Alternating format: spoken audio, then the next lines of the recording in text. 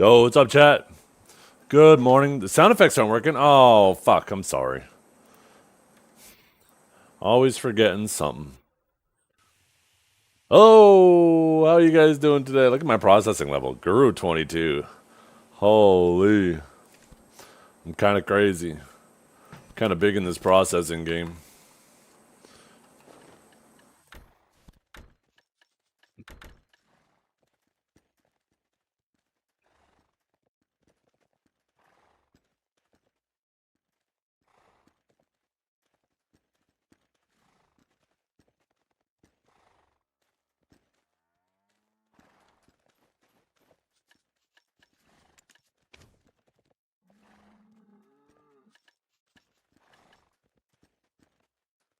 New processor.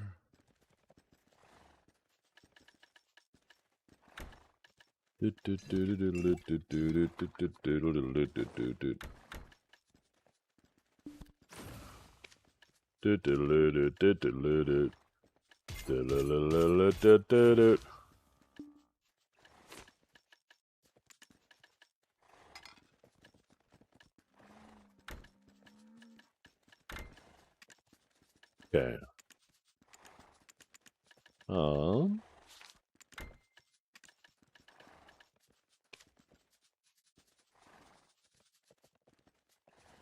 What's up, Tino?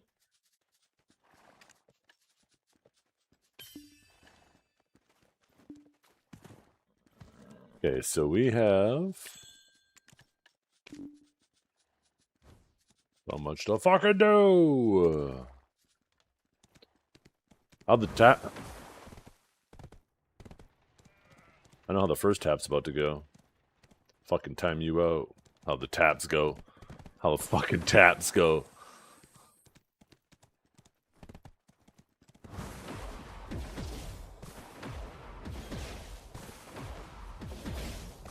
You just joined? No, the fuck did I? I just joined too. The fuck you mean?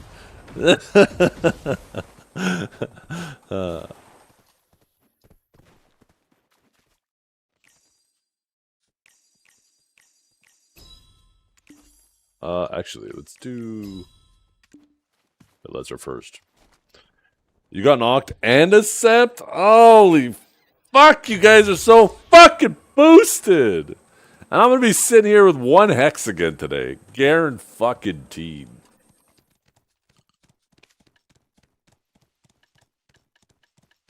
You're so fucking special.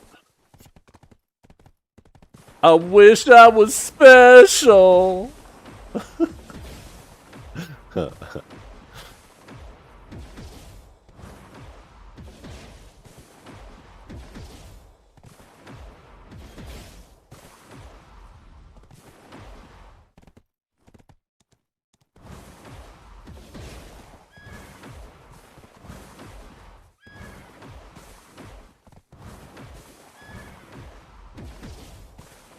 Running out the door. Let me in the fucking door!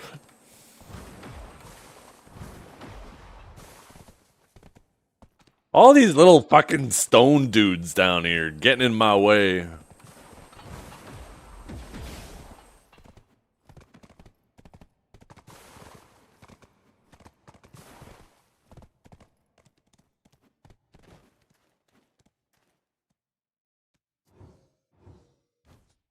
Might as well grab our house buff too. Get our extra AP. Why the fuck not? Fucking portal's loud as hell. Jesus.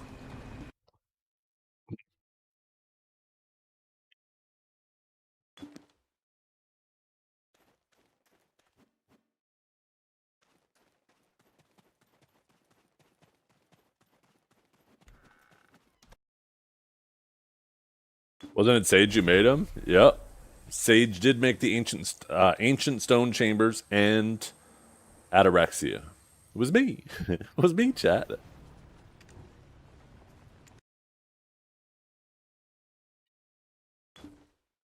Just call me Ruxmaha. I'm gonna actually get a name change IRL.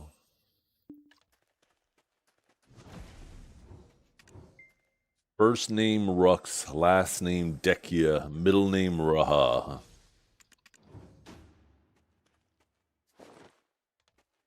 Those aren't the right accessories. It can't be used in your current state. Shut up.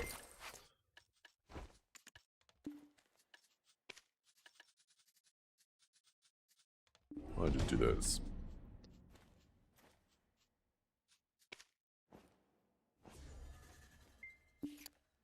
You just made 56 billion Imperium on all your T10 horses. Ban them. GMs, CMs, ban. Another cheater.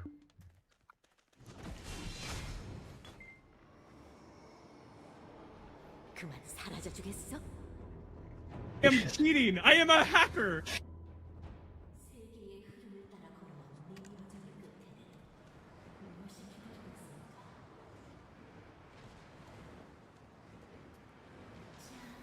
Oh, that's right, the stable.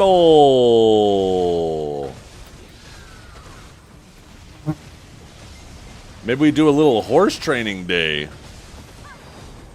Maybe we sit around and get 4 fucking horses to level 30, chat.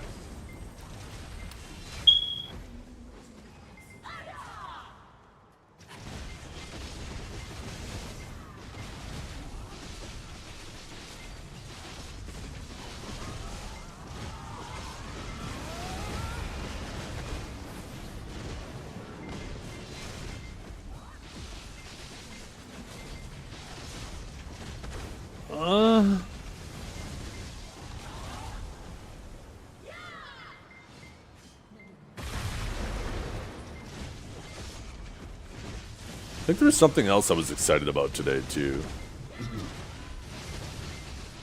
But I can't remember what.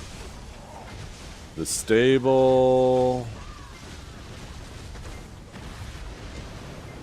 Oh yeah, there was Serapher bombs. Not really that so much, but we might fuck around with that a bit.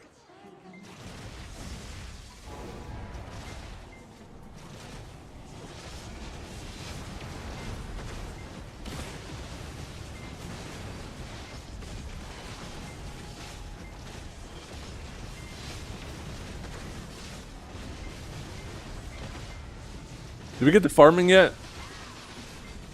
Can we do daily farming yet, or is it still like every 3-4 hours?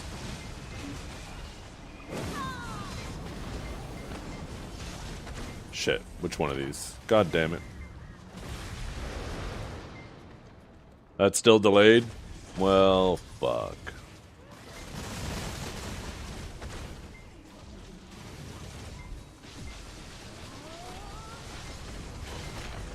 Please tell me that hit. Thank you.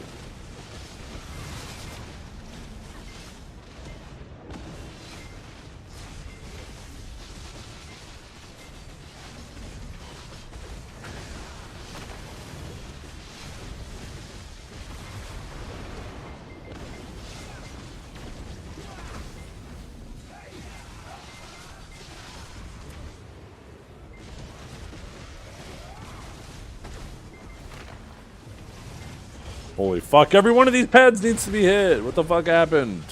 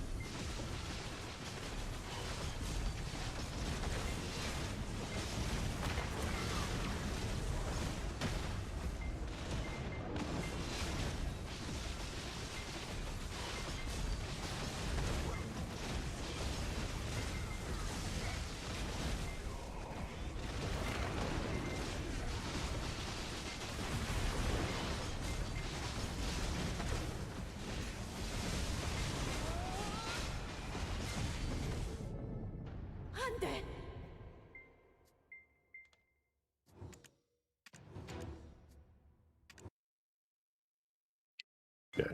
Huge. Huge monies. We gotta do it! Today's gonna be the best day ever! Take that, John! Take that! Take it! Take it! You're pissed.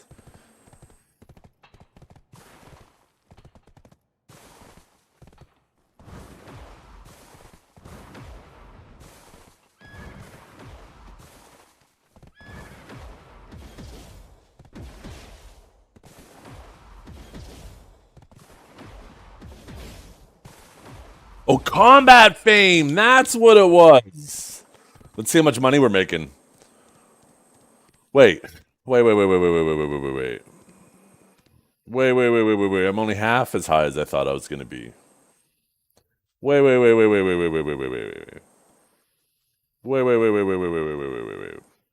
We're only gonna get 100 mil a day? That's actually still sick.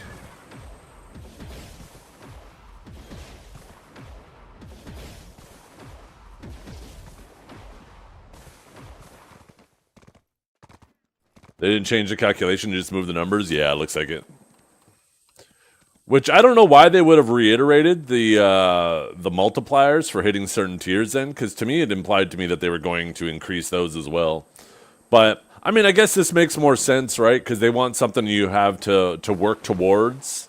If they just like tripled the money you got, tripled the points required, and tripled the points you already had, then you would have just been instantly capped, and it wouldn't have been anything you work on again, right? So now it's something to look forward to. Still impossible to hit max at the moment? Yeah, but that won't take long, right? Who knows? Maybe we're going to see like a level bump soon. All of a sudden, level 70 is going to be super obtainable. Could you imagine all those people who've just spent like the last 5 years grinding their asses off to get level 70 plus, and then all of a sudden, like overnight, they're like, "Nah, we're gonna make it so you can get up to 100 reasonably." I'd be like, ah,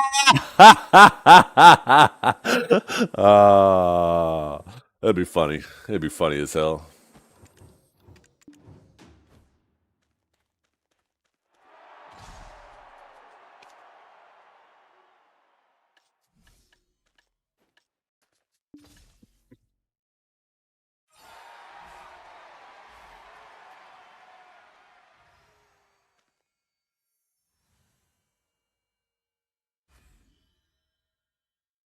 By the way, I hope you're all having a wonderful day. My foot's itchy. What does that mean when your foot's itchy? I know if like one hand's itchy, you're coming into money. If the other hand's itchy, you're gonna be given money. What happens if your foot's itchy? Stinky feet? Cancer? Shit. It means you got a scratch? Already done it. You said too much? Definitely. You should shower? I shower every second day, thank you very much. And maybe even every day if I'm feeling dirty enough, depending on what I did that day. Blood clot? Yeah, I'm dead. Shut up.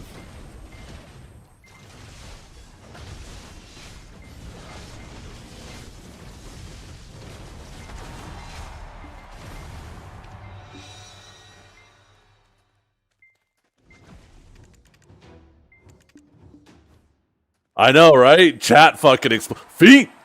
Somebody, where are they at? Where are they at? Oh, Zeth's feet? Oh, well, I guess.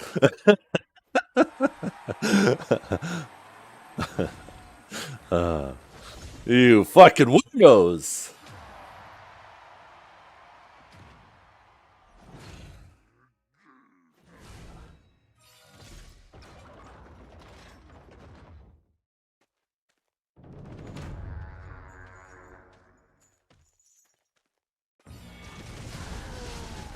Oh, that's right, I gotta do the thing. Wait, he didn't do anything.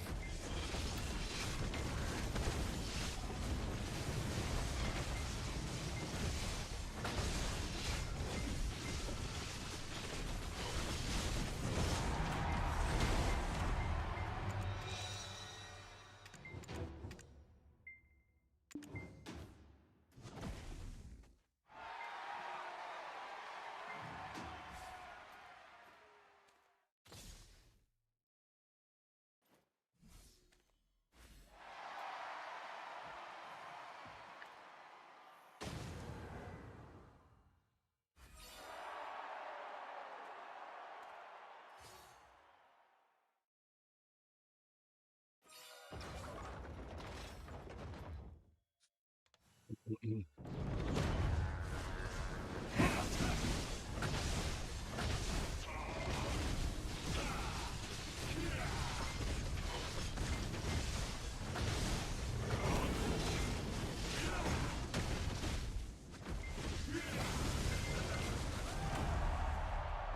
bow, bow, bow.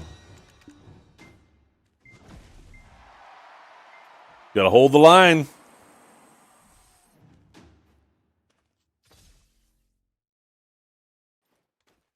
Today's gonna be such a good day. I can feel it.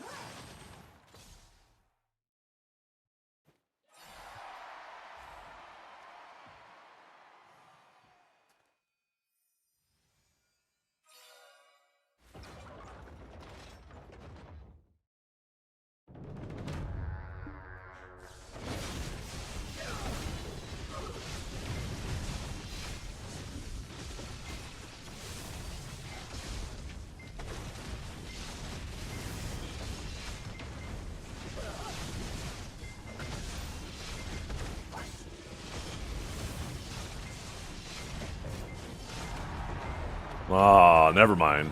Day's already ruined. Fuck!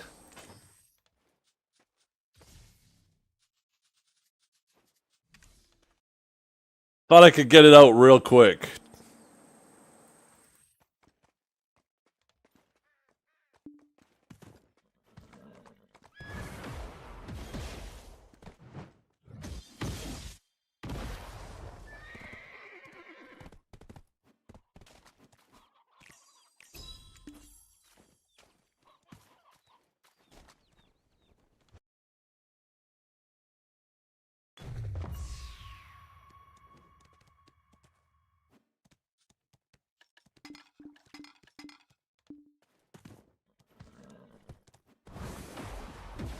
Why do you hear Pokemon opening?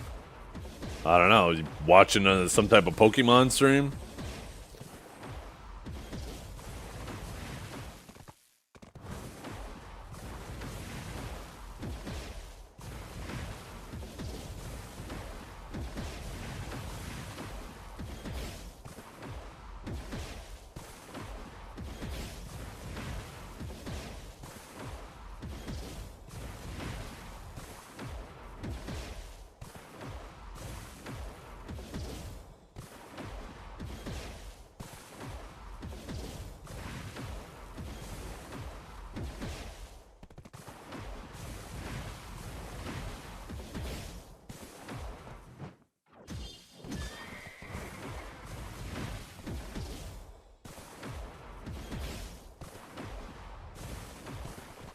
Oh, fuck. Weak pinky finger, misshift.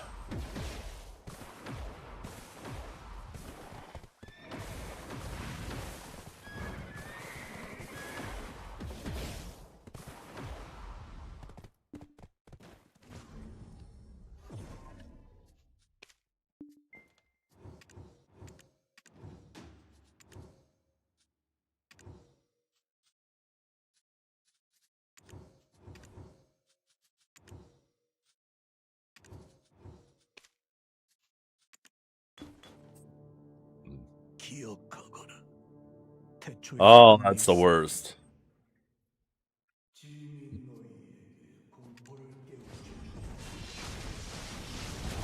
19 attempts at Oct Armor? You don't have Oct Armor. You have, like, Bry frickin' Tuvala. Ronin. Everybody knows the GMs and CMs don't play the game. Stop playing.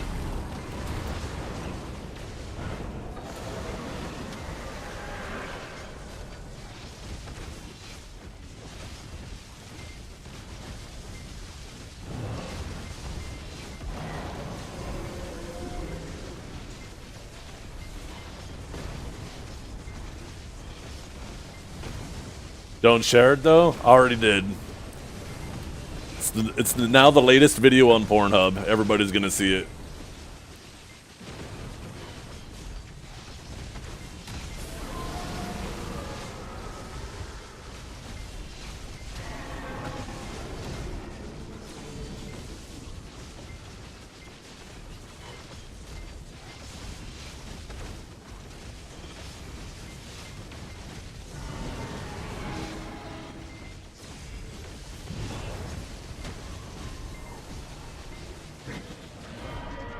See if I can take a quick little peek.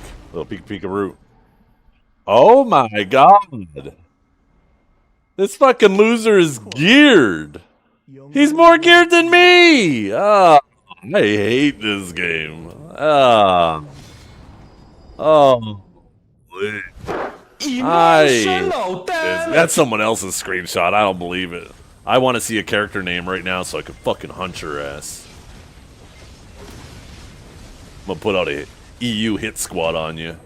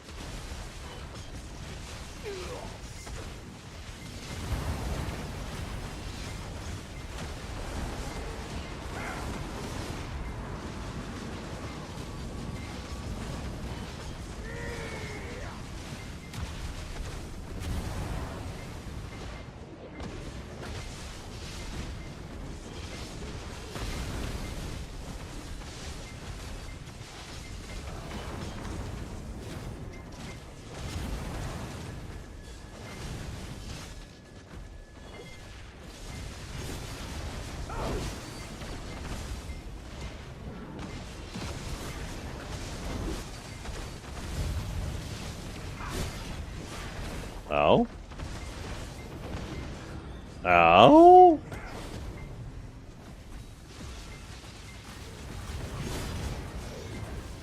Ow. Attention! Let me fucking go somewhere!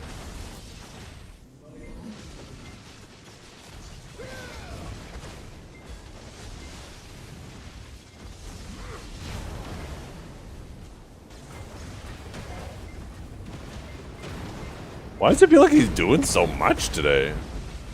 Cut that shit out.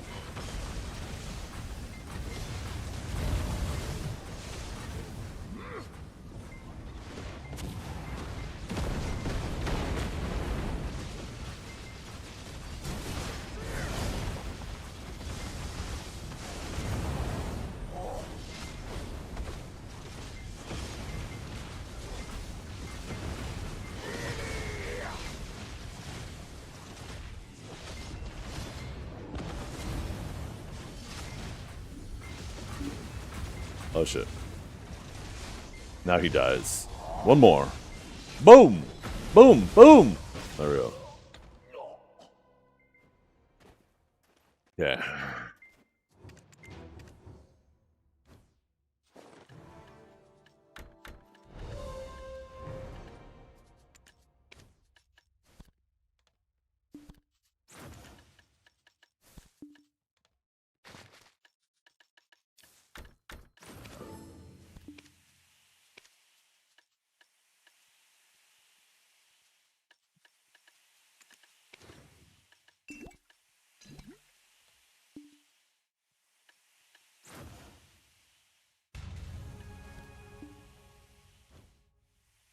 Oh, now Enlave is here too? Oh, fuck you guys.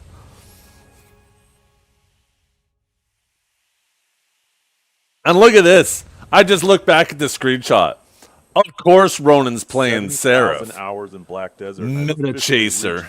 True How could you? with nothing to do, nothing to chase, and still grinding out of habit. At this point, I'm not playing the game. The game is just playing me.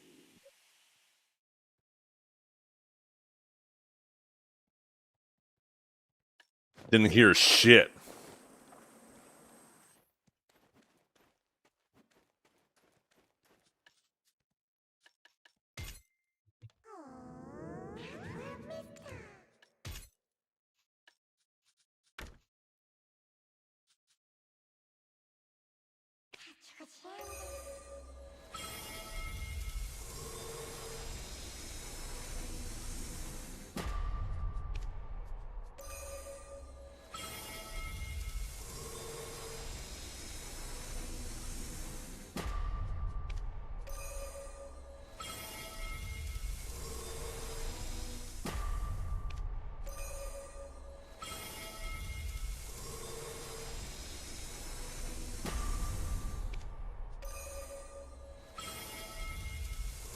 Look how much fun I'm having. Look how much fun I'm having, chat. Chat, look how much fun I'm having.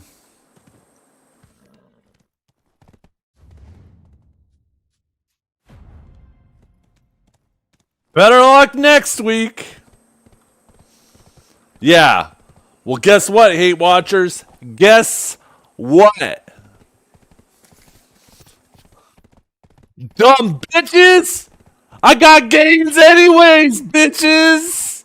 I got gains anyways!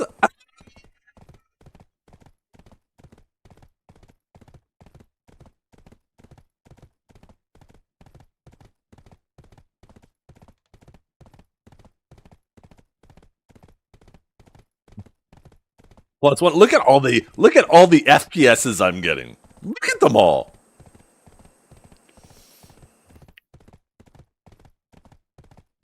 Due to shit optimization?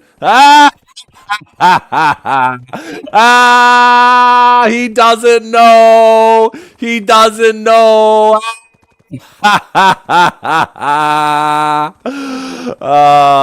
You think this game's optimization is shit? Did you watch Blue Squadron playing Ashes of Creation last night? A game that's developed on Unreal 5? This fucking engine is 15 years old. That game is on an engine that's like, what, 3 years old? Trust me. You look at what's out there, you'll realize the fucking Black Desert engine is pretty fucking good considering its age.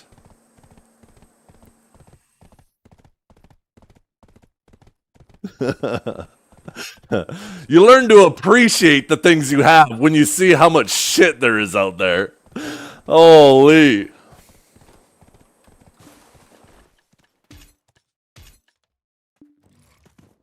Not only does BDO look way better, but it runs way better than that shit. And then people be like, well, it's in alpha. It's like, you're fucking kidding me? Do you think that's an excuse? You know what they need, though? Real talk. Ronin and Lave, stop looking at my horse's cock. You know what this game needs? DLSS 4.5 and FSR 4.5, whatever it is. Fuckers, come on!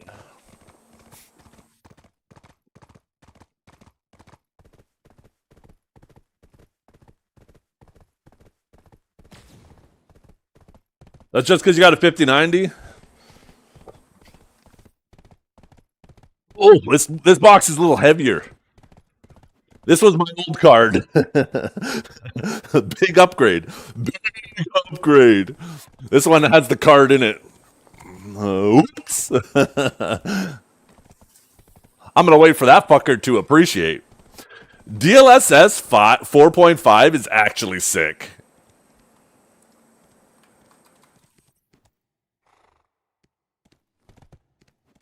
That new Transformer model they have has cleaned up a lot of... And 4.0 was already pretty goddamn good.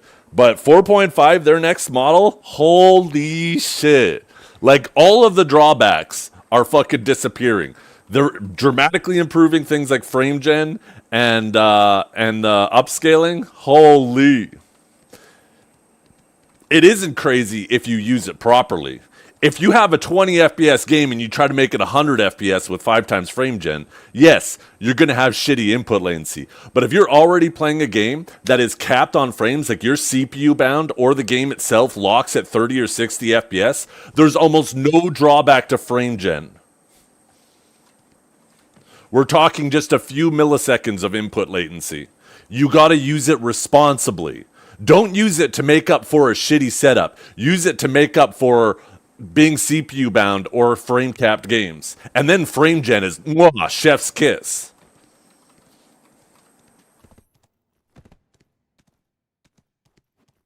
Why the hell did I run all the way back here anyways? I gotta go back out here and grind. I was too busy yelling and showing off my brand new video card. Yeah.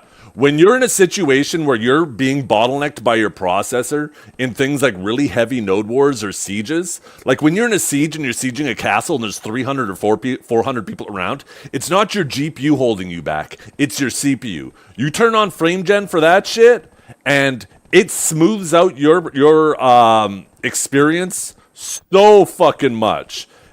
Obviously, it's not going to give you the input benefit of having like a natural 120 FPS versus a frame gen 120 FPS. You're still going to be stuck at, like, if you're at a native 60 FPS, but you're frame genning up to 120. I don't know. Would you rather have 120 visual but 60 input, or 60 input and 60 visual? Right? It's only a benefit. You got to use it properly. People, it's like everything in life. Use it fucking properly.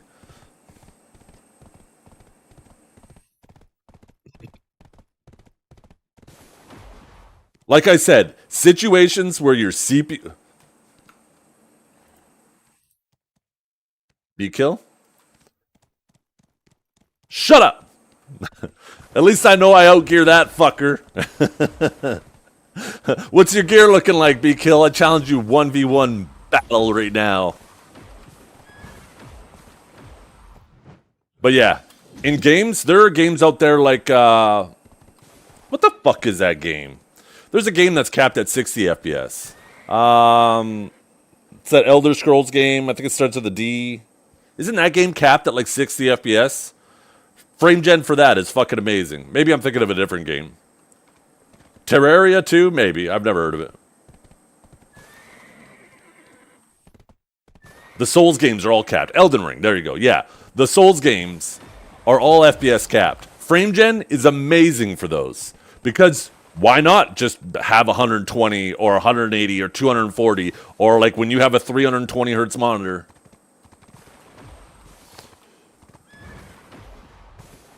Video consoles capped at 60 FPS? Yeah. I don't think that those... Actually, you know what? I could actually see frame gen kind of being huge for consoles in the future.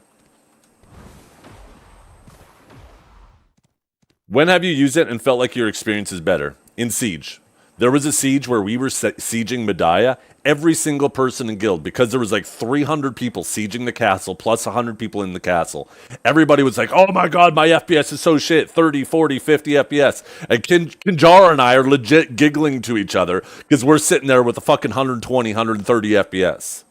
Yes, you still have the input latency of that 30 or 40 FPS, but at least the visual experience is way better, because you're bottlenecked by your processor anyways, right?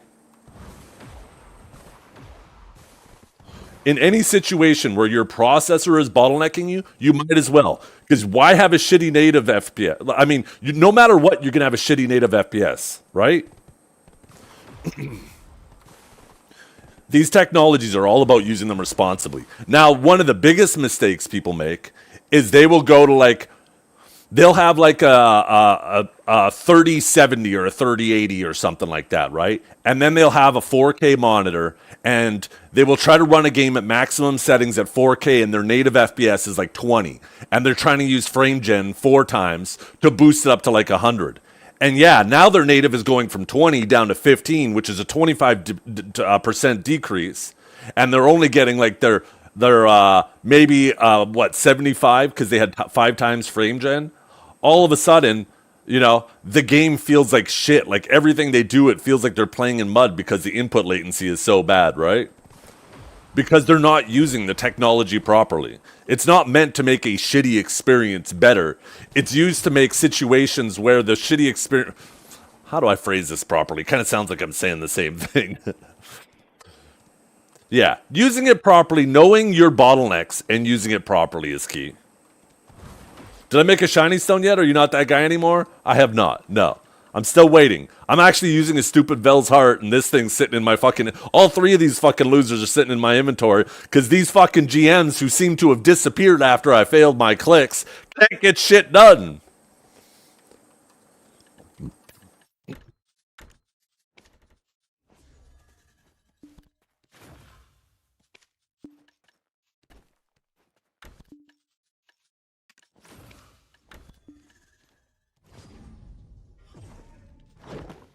Let you code real quick? Good. Good. I don't expect you to code it. I just demand that you stand behind the guy coding it and say, hurry the fuck up. Hurry the fuck up. Get that shit done right fucking now. Zethiann is fucking waiting. I want you over his shoulder, Enlave. I know you'll get it done.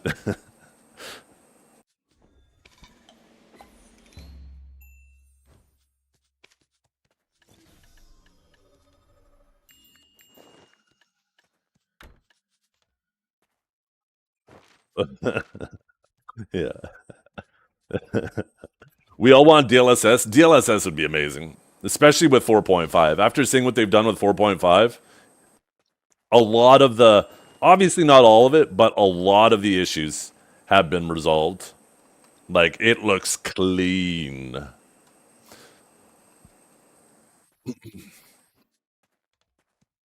Um, I feel like there was something else I wanted to do. They probably do that at like their Christmas parties and stuff. They have a little montage set up. They just put their feet up on the desk, right? And they just all fucking sitting there laughing, eating their fucking popcorn. They're like, oh, this is a good one. I remember this one. I watched this one live. Watch Zeth. Look at him fail.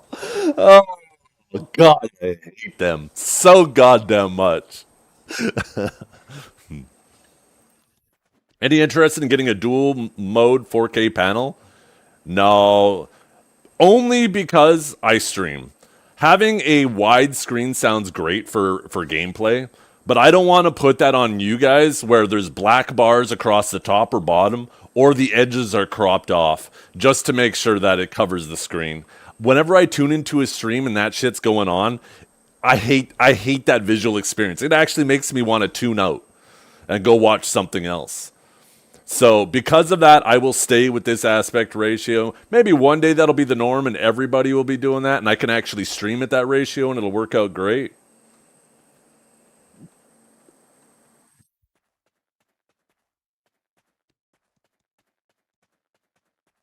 But it's weird for the streaming experience.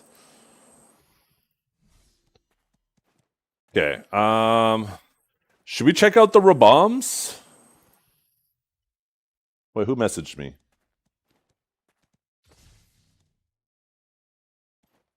Oh.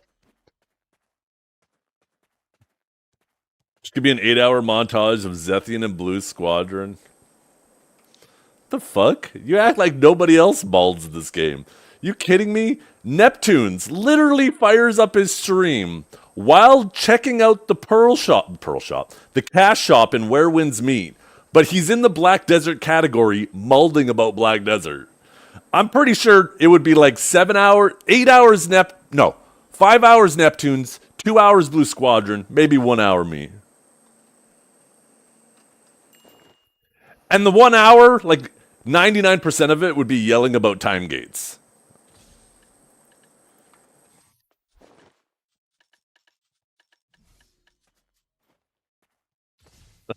Don't do the math on that.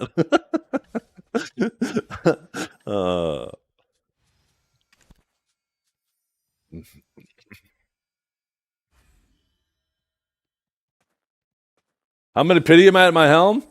I'm at 14 of 25. I'm well on my way to pitying another piece of gear.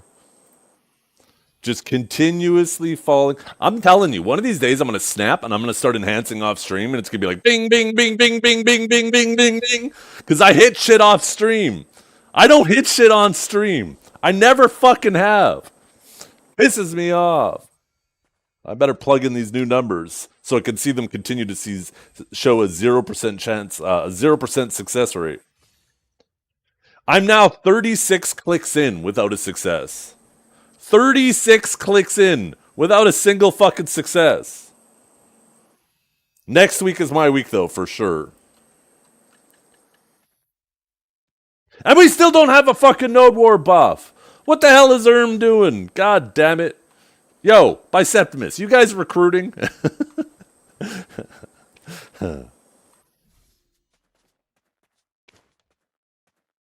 Okay. The fuck am I gonna do? You haven't had one the last 3 days earlier? That's it. You and I, we're gonna start stream guilds. We're both out of there. We're gonna start a partnership with all of these losers in chat, and we're gonna take over the siege scene. We're gonna make sure every day is bag day. We won but lost the coin toss? Oh my god, who did the coin toss?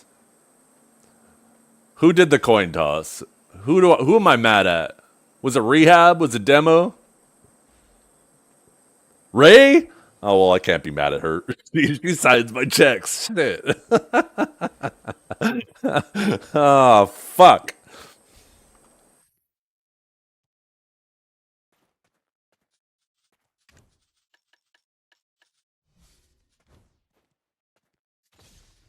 Okay, I guess we do check out the savior changes. I kind of want to check out the dark mode. Oh, I guess I don't need to swap these.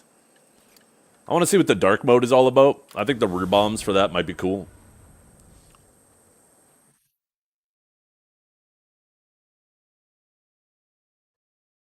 The feels when someone collects their full Thanos gauntlet of streamers and you aren't included. Yeah. That was Mr. B kill. But to be fair, if you showed remote interest, I'm sure he would have scooped you up in a heartbeat. He would have picked you up by your little bottom, sat you on the high chair, feet kicking, and he would have been like, "Here comes the airplane!" And then it's a bag of money coming into your mouth. Oh my goodness. B-Kill treated us so well. I miss those days.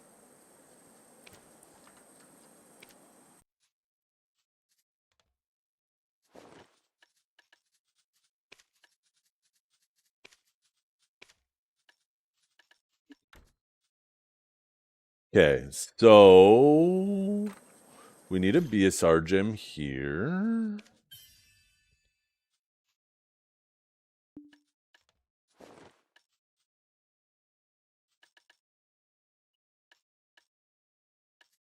Oh, that's right. I don't need the calc. Okay, good. This is also set up.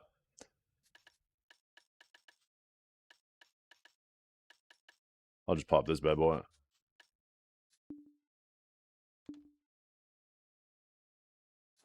Okay, and then we are going to test out. Should we do light first and then? Ooh, what do we do here? What ones look like the PvE ones? HP per hit, forward guard, 12k, and can we do a skill demo if we click on these? Okay. Okay, one does a jump, one does a little upward slice. Or downward slice. This one looks like it does way more damage, but has no HP recovery.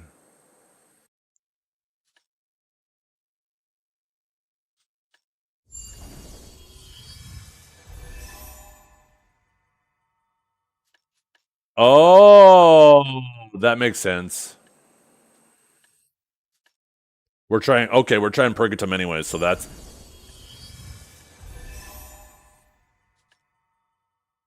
what about these? Are these available in both? I see Purga Sakura, but I see combo.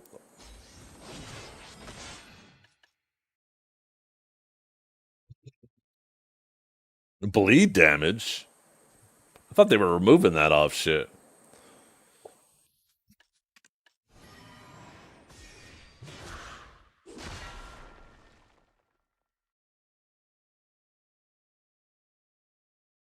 Hold Q during crossing slash or Sakura crossing slash.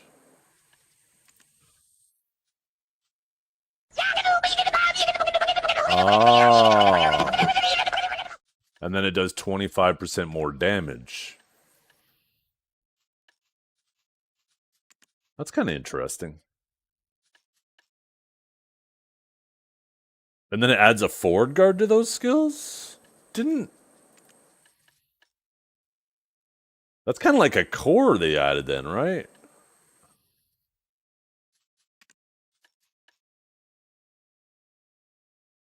And then...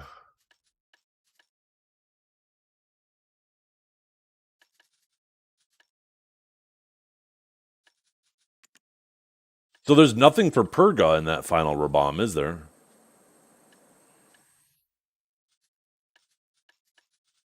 I'm pretty sure this had a crossing slash, a shift Q.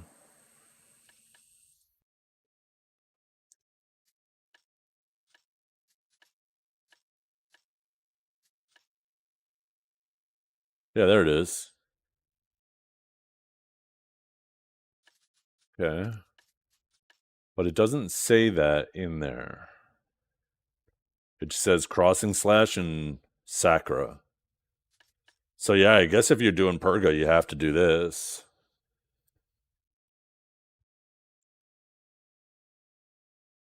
This is impelling thrust and Sakura impelling thrust. Oh yeah. Oh wait, very bottom one. Hold LMB after impelling thrust while in Purgatum.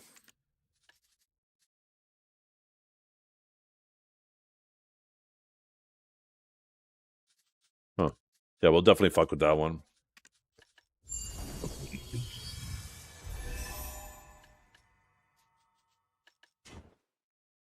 Oh, I guess I should do this.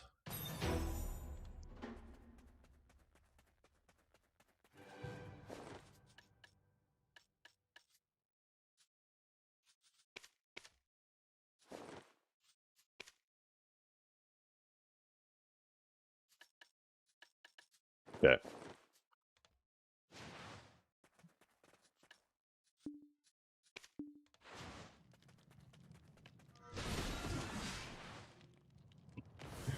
Oh shit. Do I gotta put one of these on my bar? No, hold L and B. And then shift X and shift Z, right? Okay.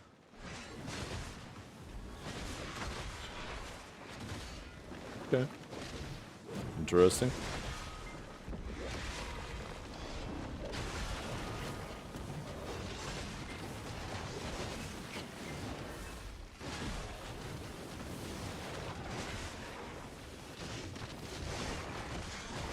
Ah, okay. Yeah, so it did work for it.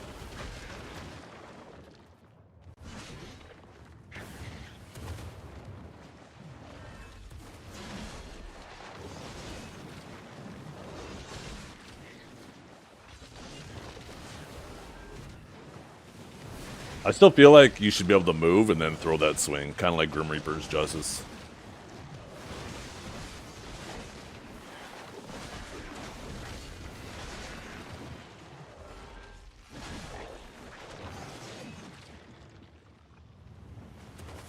Grim Reaper's Judgment, sorry. Judgment, Justice, same fucking difference, okay?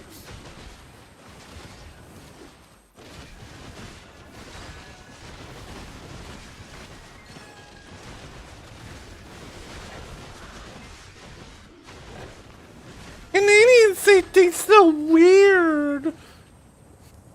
Yeah.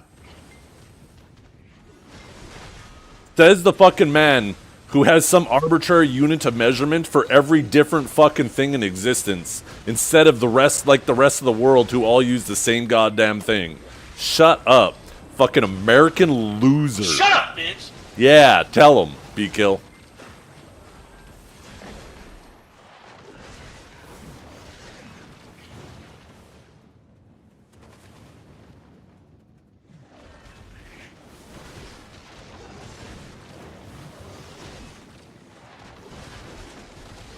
Oh, there's like a little bit of movement on the Shiv Z. That's kind of cool.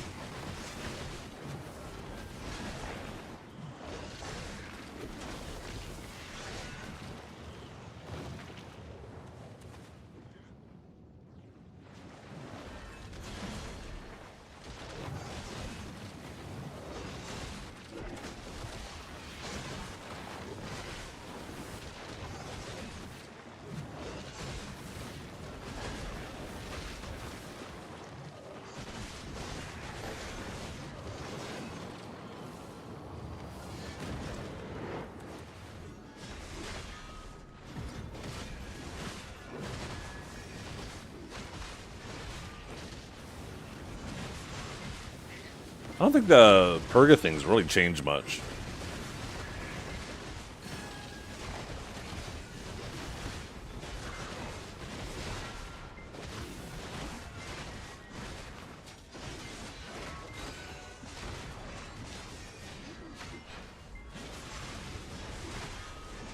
They made female awakened warrior? Yeah. They basically took so many of the changes that warriors wanted and just said, we're going to make a new class out of it.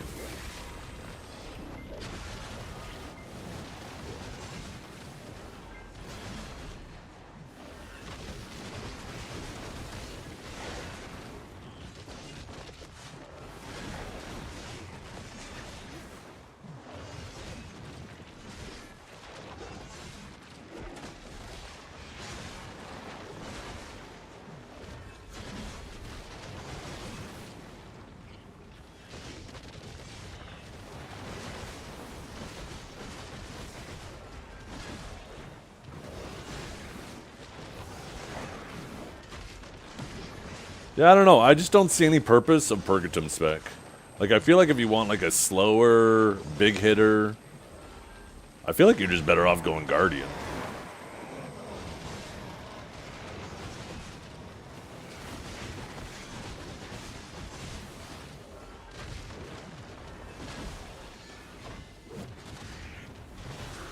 That was a pretty big iframe linger on that, though.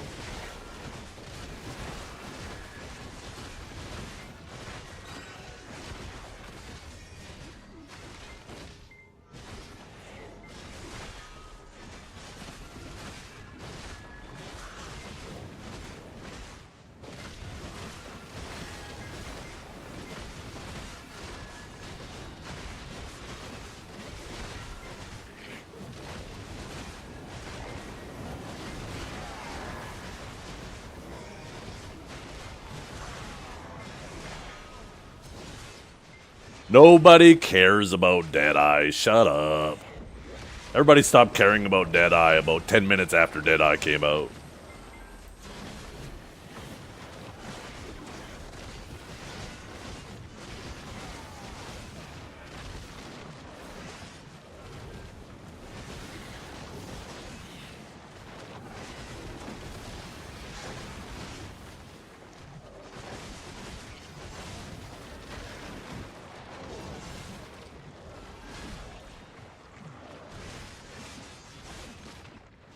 Hey, Enlave, what is the definition of, what's the translation of Zweihander, by the way, Enlave? What does Zweihander translate into English? Enlave? Enlave? Enlave? Where's my microphone at? Enlave? Enlave? Enlave? I know it's not a microphone. It's a bit different, but what is it? You didn't answer my question. You didn't answer my question. What does it translate into? I saw it mentioned in chat.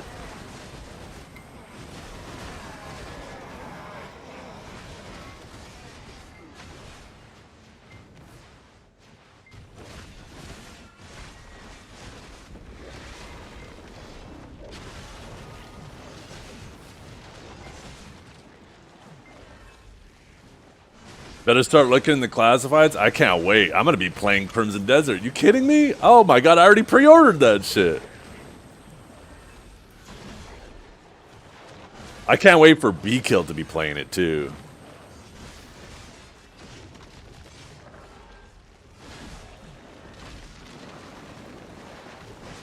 Yeah, I think I still like light form better.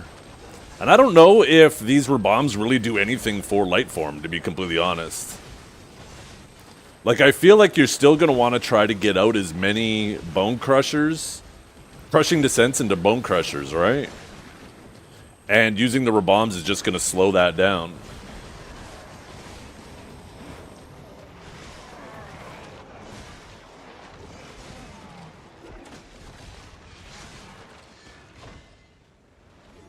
That has a crazy...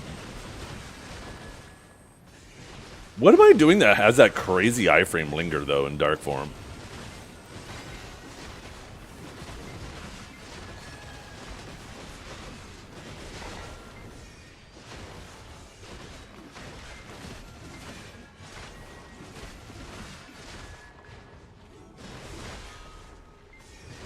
You guys think Enlave didn't know that Zweihander translated into two-hander? When he said that shit? You think he didn't know that? I think he didn't know that.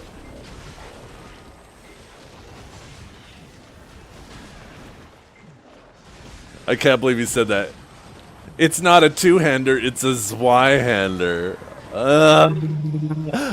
Everybody point and laugh. Oh, shit. What a good day. I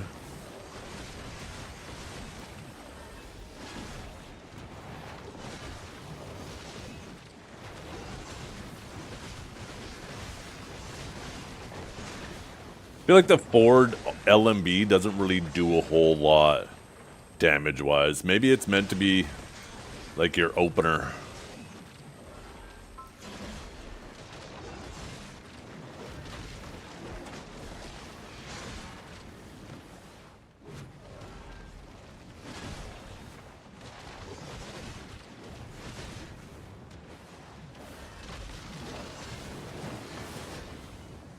No, it isn't. It's like a certain dash. Or no! Oh, that's me coming out of... That's me coming out of fucking stupid form. Purgaform. That's what's giving me that crazy iframe. They made that an iframe, I guess, so you don't die anymore.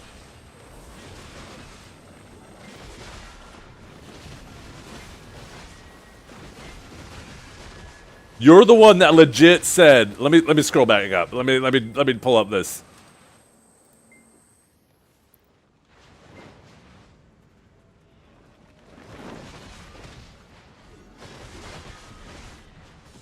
Drac has a Zweihander, not a big chunky two-handed sword. I mean, I guess technically you said not a big chunky two-handed sword, but just because you added chunky in there doesn't change the fact that Zweihander translates into two-handed sword.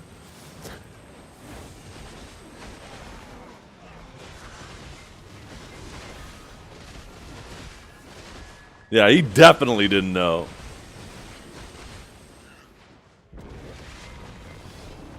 Strange? Oh, trust me. I'm already not having fun on this. I want to be back on my Sage. Or at least the light form. But this dark form still is not it. This light form. Let's fuck around with light form a bit.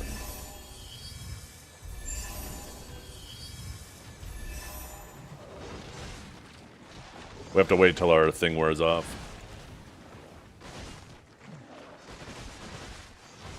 Yeah, I don't think these bombs really change a whole lot for the class. Not PvE-wise. They probably have some uses in PvP, but PvE-wise, I think, like, this doesn't really feel any better. You might as well be Guardian. And, ooh. Where'd I get so many skill points on this class? For this form, you're still going to be primarily trying to get out as many crushing descents and bone crushers, because that's where the fucking damage is. And I can't help but feel like these were bombs, even though they have like okay damage. Especially this one. Maybe this one. I guess I got to see how fast it is, but I mean 26k, 27k looks nice. But Bone Crusher's like 30k, right? But I mean, I guess in a pinch if you're repositioning. Okay, there we go.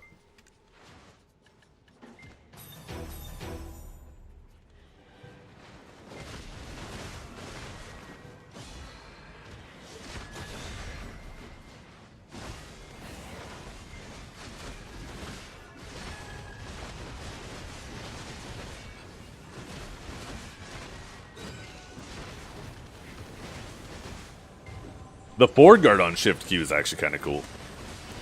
That'll definitely make her grind a lot comfier. It's almost like they gave her a core in her bombs.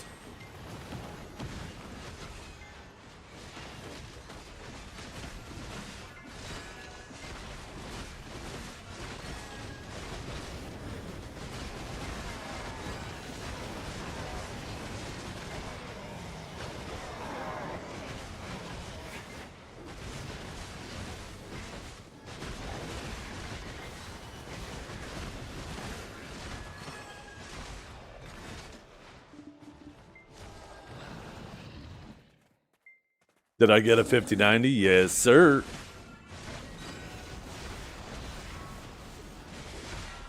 How'd the clicks go today? Fucking awful. I'm telling you, next week I'm clicking off stream. And I bet you I'll be in a fucking full deck off of 5 stones. The 5090 is sold out, especially in Canada, fucking everywhere. Everywhere. I don't know how. Yesterday, just for some reason, I decided to look up, and there was one available at my local Best Buy, ready for pickup. And I was like, huh? What the fuck? But you had to pick it up. You couldn't order it online or anything. Every other 5090 was sold out. Fucking everywhere. Unless it was like the Giga Scalped one that you get on Amazon that are already like $5,000. And yeah, it was $2,400 US. I had to drive down there immediately. I said, fuck that. I am not letting this opportunity pass, because between them reducing supply and projecting to increase the MSRP up to $5,000, this is probably my last opportunity to pick one up. So I legit went, picked up my daughter from school, brought her home, unlocked the door, and said, go feed yourself dinner tonight. I already had soup made, so all she had to do was put it in a bowl. And I fucking drove down to the Best Buy and picked it up.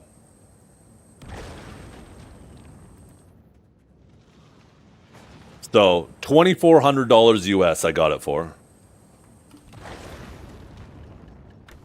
Which is a steal right now. Considering MSRP is, what, 2,000? And we are obviously never going to go back to that. Ooh. So, one thing that made me wonder is Zotac. I've seen this brand around forever. And I always considered it the budget brand. So I never, ever considered it. Ever. But, like, it's been around forever now. And I was thinking last night, I was talking with Kinjara, I was like, have you ever heard anything bad about Zotac? He's like, no, I've never heard anything bad about Zotac. I'm like, me either. I'm like, it's been around forever. I've always had this stigma with it that it's just a budget brand. So I've always avoided it and gone for, like, Asus or EVG. EVGA has been my brand forever. But since EVGA closed, I went with Asus. But I decided to pull the trigger. Well, not like I had a choice. I mean, this was the only one that was available. But, yeah, after all these years, I've never heard anything bad about them. So I was like, fuck it. I'm going to try it.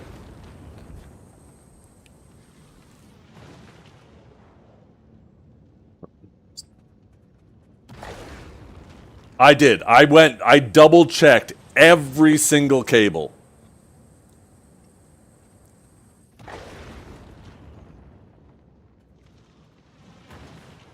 I even went online too, and I registered it online already, because the warranty goes from like a year to 3 years if you registered online immediately.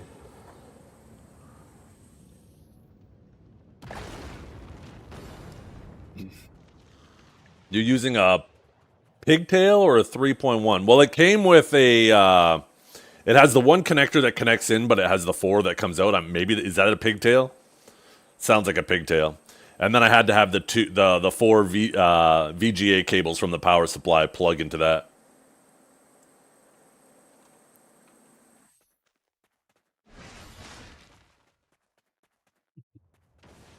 But yeah, I double checked everything. I panicked at first because when I first got it plugged in, I take my one monitor off the stand, right? And then because it gives me better access to the PC. And when I first got it plugged in, I turned it on. My one far monitor had like weird colors all over the place. I was like, no fucking shot! But it was just the DisplayPort cable. I just had to insert that actually a little bit better. Because I guess when I was moving the PC around to access it, it pulled it slightly out on the monitor side. I have a feeling, so ever since like the 2000 series, every generation of GPU is going up and up and up and up. And I feel like consumers, like your average consumers, are getting priced out of graphics cards, priced out of hardware. Take a look at how much of everything is going up. It's so fucking crazy. And like, I remember when the 30 series first came out, I didn't buy it right away because I was like, I'm going to wait for prices to come down. And then the 40 series comes out and it's even more expensive. And then the 50 series comes out, it's even more expensive. I don't see this getting better anytime soon. I'm worried it's just going to keep getting worse and worse, and you know, your average consumer is just going to be priced out of an actual PC. Everybody's going to be trying to salvage the bins of used components. So when I saw that price on the 5090, I said, you know what, this might be my last upgrade for a while. Like, I might be sitting on a card for the next 5 years. So I was like, fuck it. This is a good deal. I can't pass it up. I'm going to pick it up. And hopefully, you know, I have my 5080. If the 5090s go up as much as they're projected to, then the 5080s should follow to some degree. And I'm going to resell my 5080 to try to recoup a lot of my cost.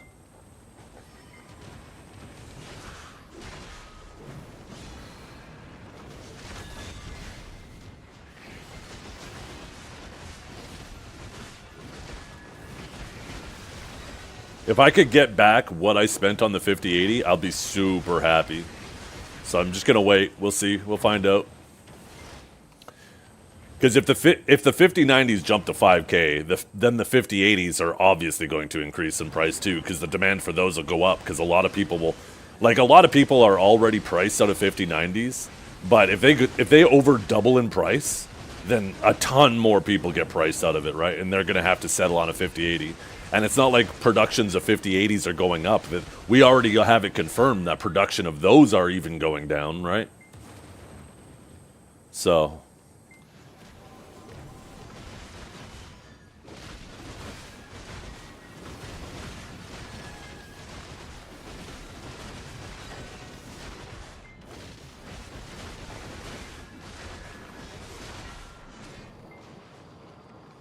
Yeah, 2027's looking bad for like getting a GPU or memory upgrade. I saw AMD just announce that they're going to ramp up production of their AM4 boards just to help with the memory issues, so people can actually still, you know, they can buy that DDR4 memory that's floating around. Which outfit is that? I don't remember. I think this is Rose Noir? No, Rosalind.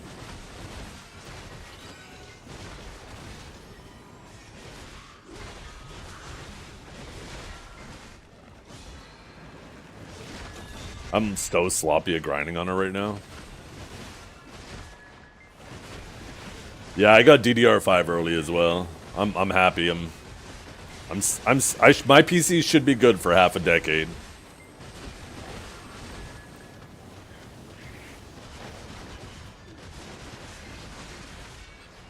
Yeah, exactly right. I was talking about that yesterday, Kinjara.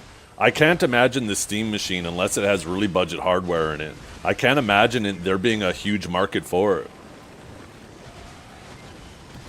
Because if you're going to have to spend $1,500 on a Steam machine, why wouldn't you just take that money and invest it in your PC, and then just like there's so many good tools now for using your PC on your television, right? And effectively turning it into a console.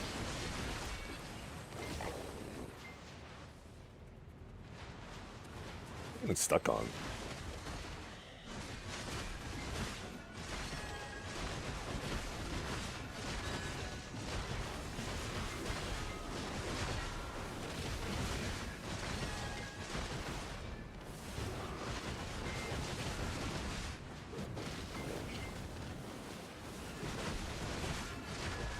You bought an Xbox specifically to use as a client?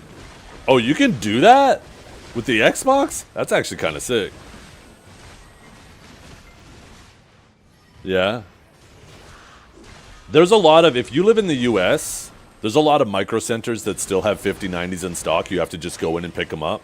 But if you're trying to order them online, you're fucked. I have no Microsofts where I'm at. Micro centers where I'm at. So I was super surprised to see the Best Buy. I don't know what it is here in Canada, but we just do not, they just do not supply us with graphics cards. Everything is just fucking picked to the bone.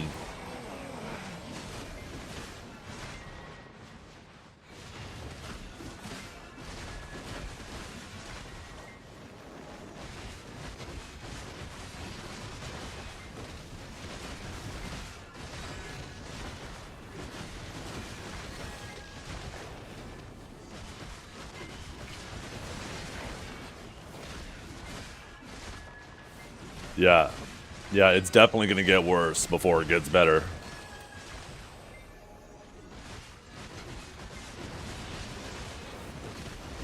I don't think AI is going away anytime soon, chat.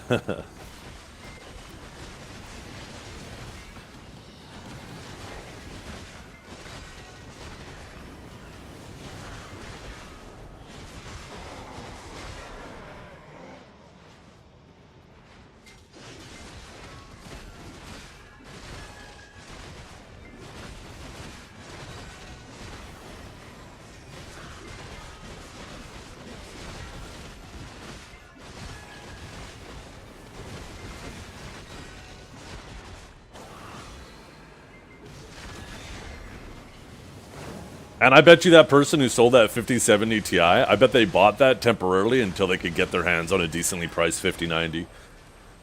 Like, that card's probably in perfect condition, right? They were just waiting until they could get one.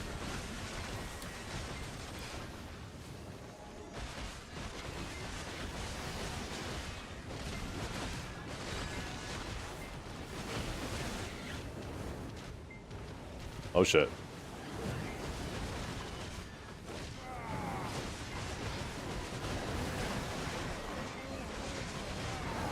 Oh, I'm not hitting Shift E at all while I'm in Angel form. I'm fucking up.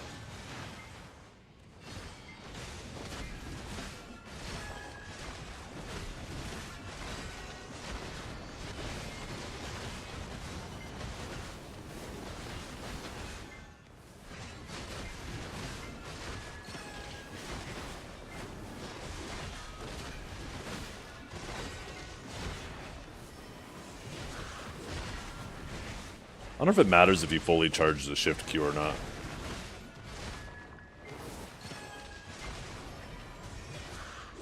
I need to read that tooltip.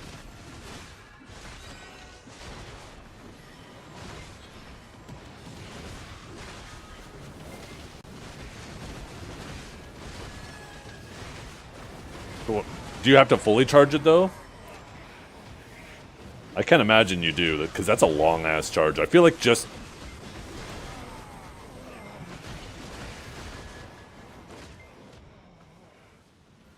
Why do I keep getting CC'd? My resist should be... Why am I at 99%? I should be at 100. Oh, my Elkstone's busted. Fuck.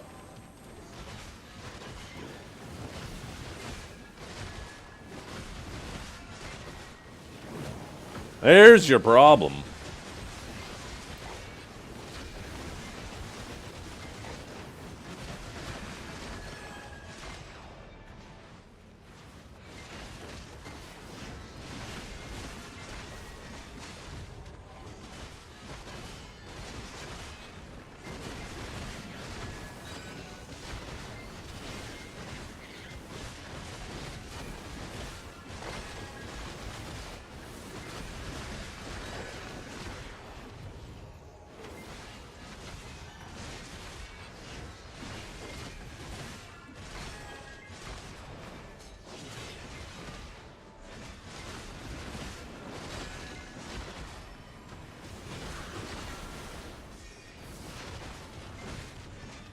Oh, shit.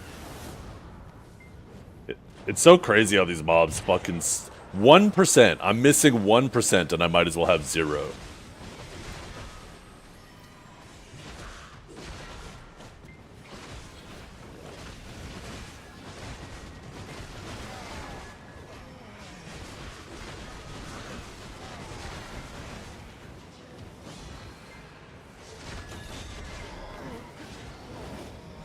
That's gonna cancel that. And now I die. Again, chain knocked down. Chain fucking knocked down!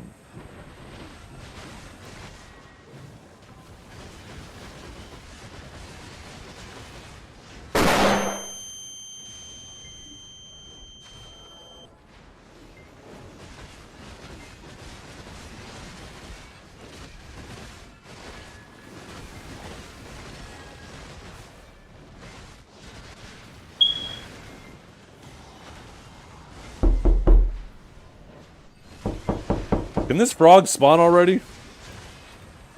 Before I fucking die?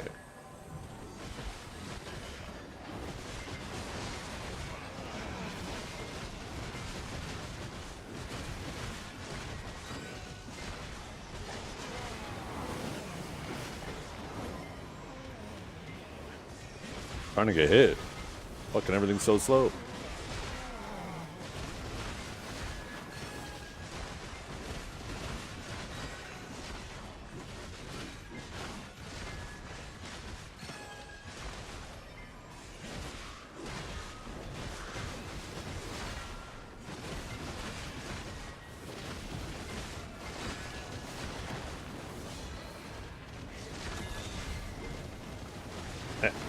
I thought I instantly got knocked down as soon as I E-buffed.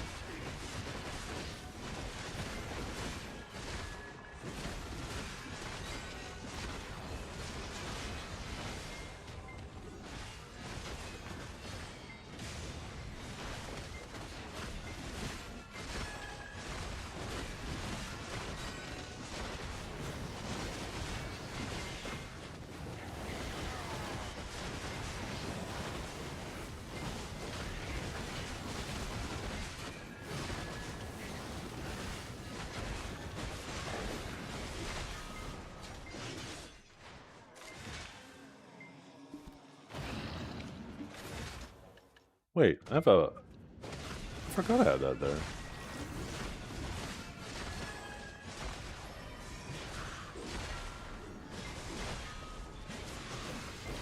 Hey, what's up, Ritskindo?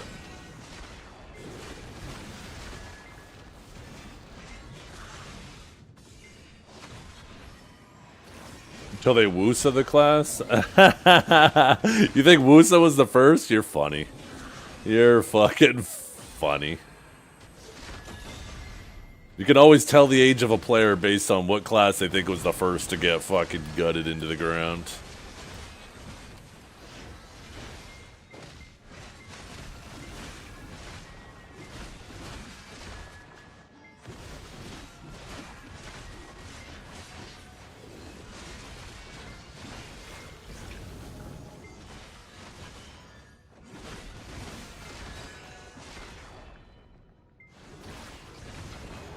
It goes back further than that, Renetics. Oh my god.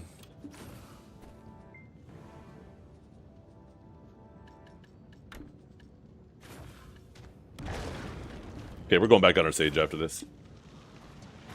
These were bombs, didn't really change shit. They didn't really change shit. I think if you're a Purgatum enjoyer, then these definitely smooth it out a bit. But I think all in all, don't really change shit. Having the forward guard on shift Q is kind of nice, and I guess you have these as a backup. Forward guard into health on hit on that one, and forward guard on this, but I don't think they're really your go-to. I think you're still going to want to try to go to these two abilities as much as possible to maximize your damage. Do I still vastly prefer Sage? I like her. I think she's cool. I think that is largely because I used to play Warrior. She does feel like a more modern Awakened Warrior. But I wanted more of like a Paladin class. I wanted some more utility, some more heals. I didn't want her just focused on being like a ratty Awakened Warrior. And they didn't do that with her.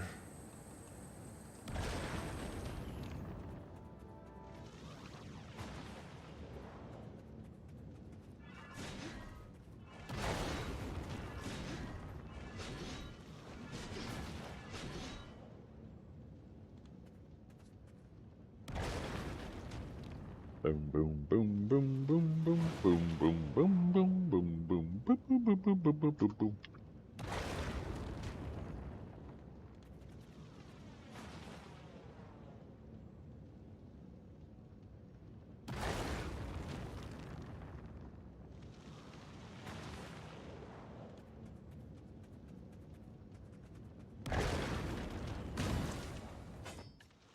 Yeah. These things just don't really change much at all.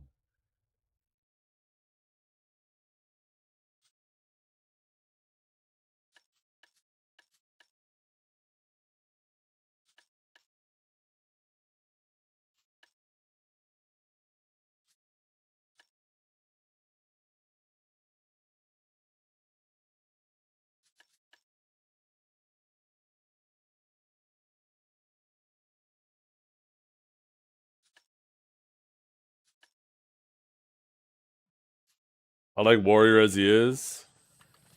Yeah, Warrior. I mean, the charging thrust super armor was kind of huge. That goes definitely a long way for Warrior. I think one advantage Warrior also has is it's tankier. Two advantages: it's tankier, and Q canceling goes crazy. If they ever gave her Q canceling the way Warrior can Q cancel, that would be a massive insult. That would be a spit directly into the face of Awakened Warriors. Because that's one of the main key features Warrior has over this. If they ended up giving the instant Q canceling to her too, that would be a hawk and a loogie straight into Warrior's eyeball.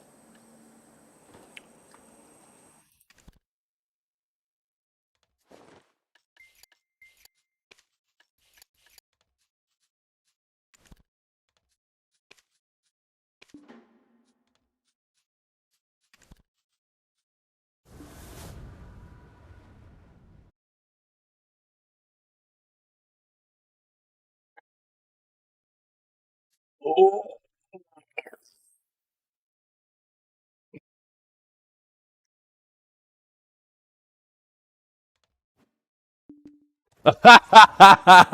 They end up removing it from Warrior.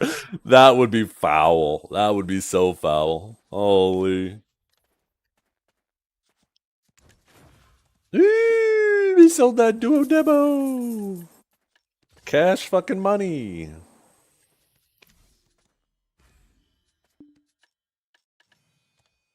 Okay, let's see. Dania. Oh, I didn't even realize we got buffs on this channel. Hell yeah. Choco Lussy and Sinui.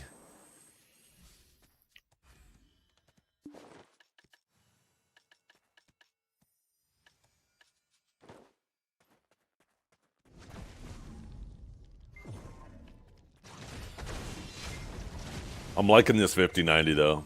Doing the remastered grind, it actually has a pretty big difference on my FPS compared to yesterday.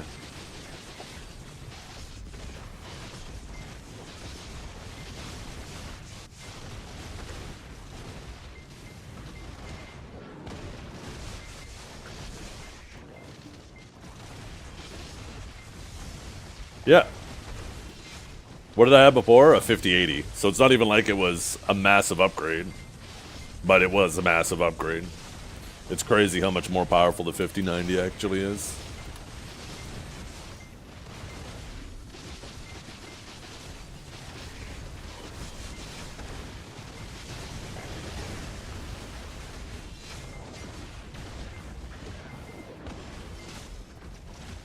Whatever this Magnus quest is, I need to fucking do that. I'm gonna go do that right now, because that shit's annoying me. It's been annoying me. I don't know why they added some type of new Magnus quest to the game. Where's the start NPC for that?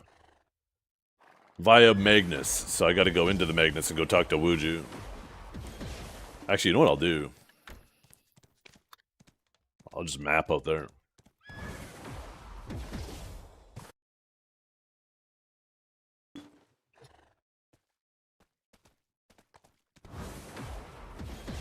I can't imagine this will take long.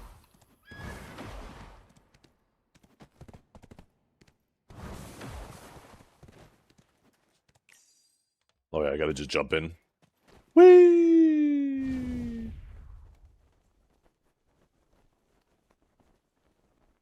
I'm gonna land right on your nuts, chat. Right on your nuts. Holy, yo, whoa, what was that with the colors? Goddamn, went all disco mode.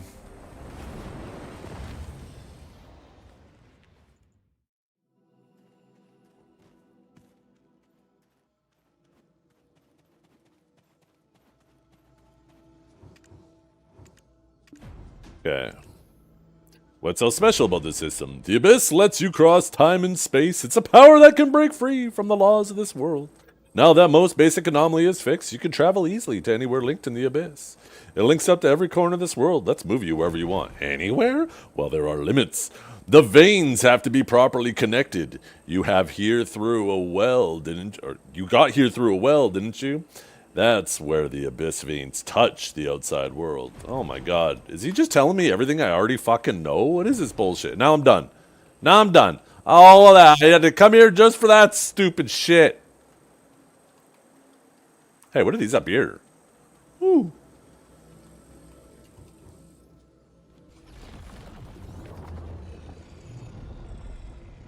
You should send this look. Oh, oh my god. Looking like I could be related to Zethiann. Shit.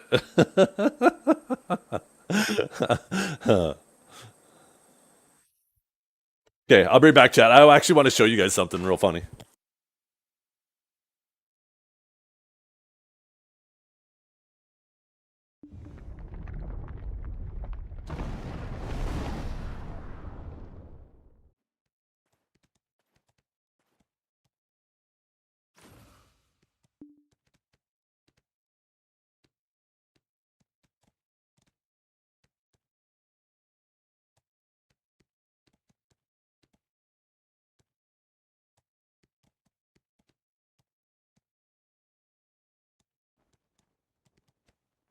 So, my daughter, as you guys know, loves drawing. Loves drawing. Here we go. So she drew a picture of handsome Squidward, but all dressed up. His name's Billy Bob Jones. He's got a little frog buddy. Look at it. So I asked her, I said, hey, you wanna... I can't remember how it came up. I'm like, you should draw a picture of me one time. And she burst out laughing. This is what she fucking drew. So with the handsome Squidward face, the fucking little hairy ass legs, like what the fuck is that shit? The fuck is that? Even my own kids roasting me. God damn, I can't even claim this as AI. Fucking little brat.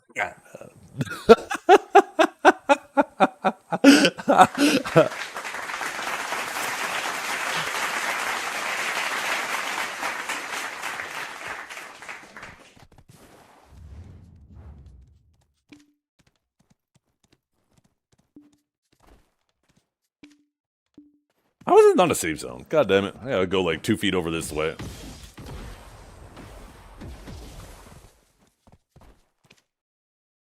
See, now I don't have that stupid quest there on the side of my screen.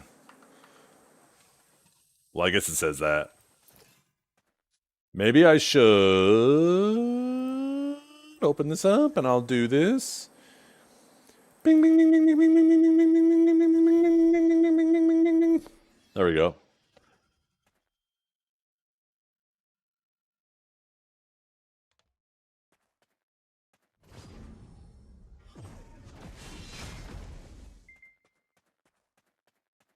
Yeah. Oh, speaking of superhero, here's another funny thing I saw. I had to take a little screenshot of this. And then I sent it to my wife. All the parents out there will definitely relate to this.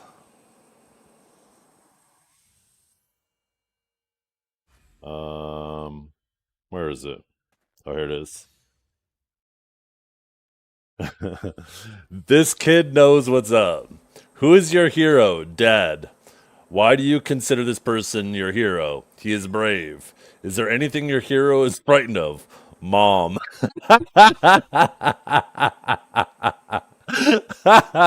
Oh, fuck. This shit cracked me up.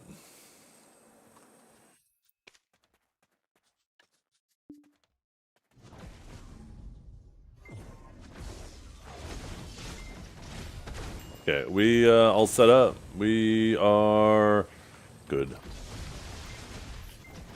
Oh, we should horse buff. Where my horse at? Stop horsing around.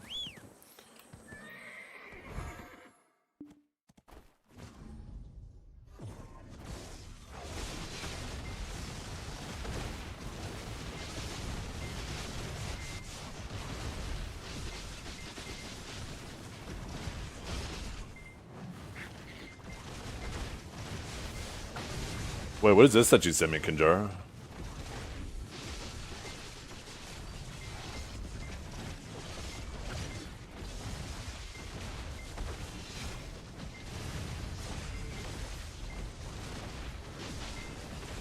That was from earlier? What are you playing there? I think you're playing at 2K or 4K.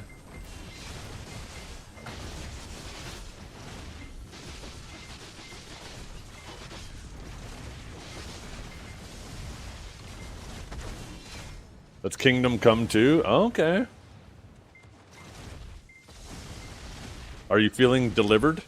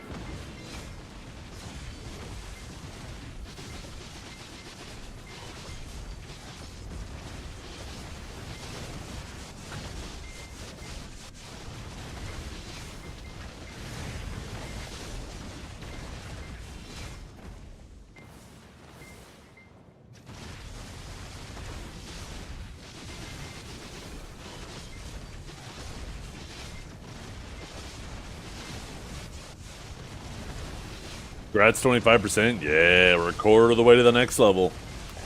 A quarter of the way. We just got big XP on our Seraph. Boom! Look at that. We got almost 1/100th of a percentage.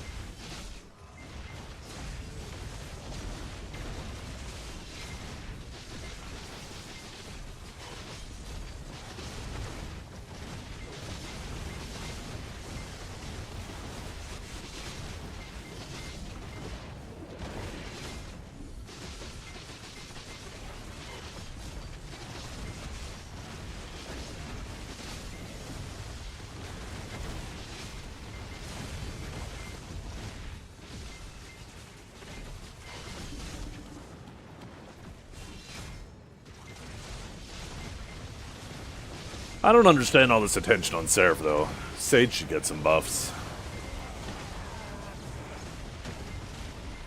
Right, chat? I agree.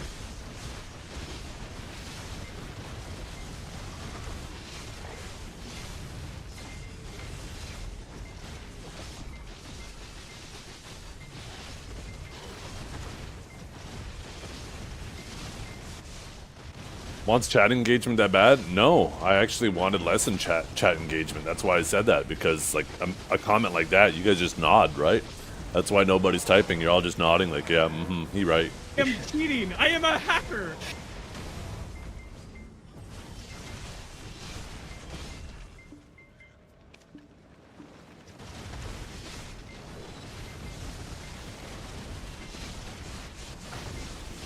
Let's talk about what you did to Warrior last year. I didn't do shit.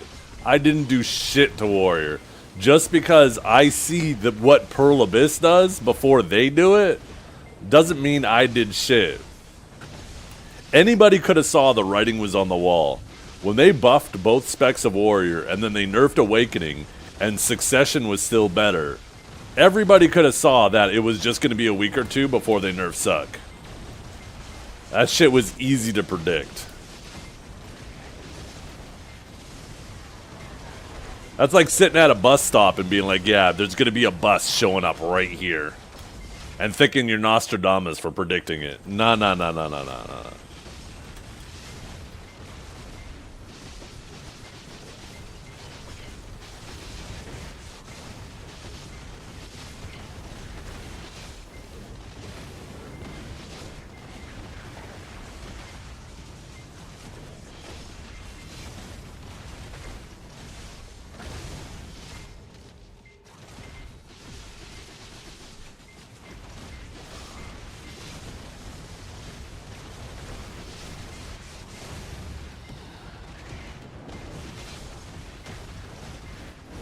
Basically, no. Pretty damn close. I mean, it was still technically buffed, but a good, like, the majority of how they buffed it was reduced.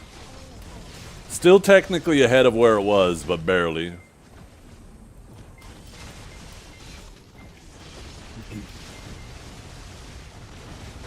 I think they just have PTSD. I think whoever the devs are that are responsible for keeping Warrior in check have PTSD of when Awakening was first released.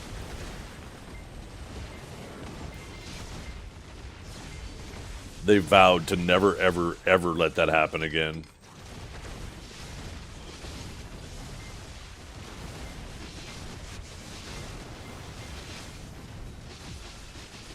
Yeah, Ranger did get it too, right? Lots of classes got overbuffed. I think even Wizard too got overbuffed and then nerfed.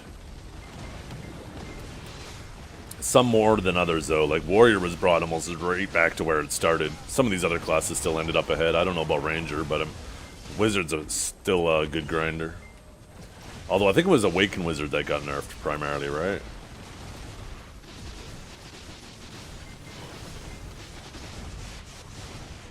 Do you agree with Quindaya that Awakened Sage is S plus in PvE? I don't know. I don't do tier lists.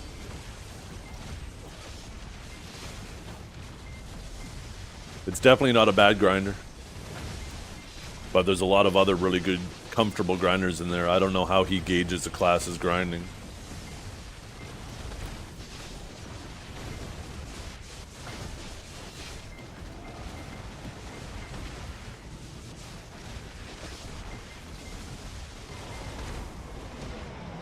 I think that there is very, very, very, very rarely tier lists that are properly informed and properly consider all the variables and the benefits that come with those variables. Because some of them are also more difficult to account for.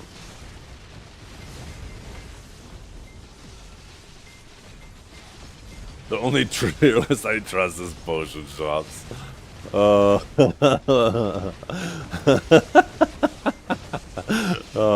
You're funny. I like that.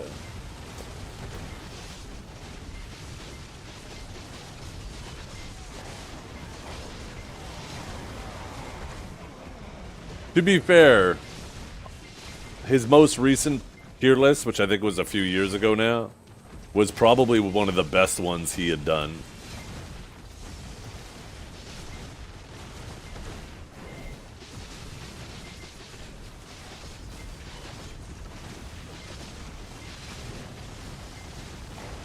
But yeah, everybody's tier list is littered with bias. So it's tough to filter through the bias.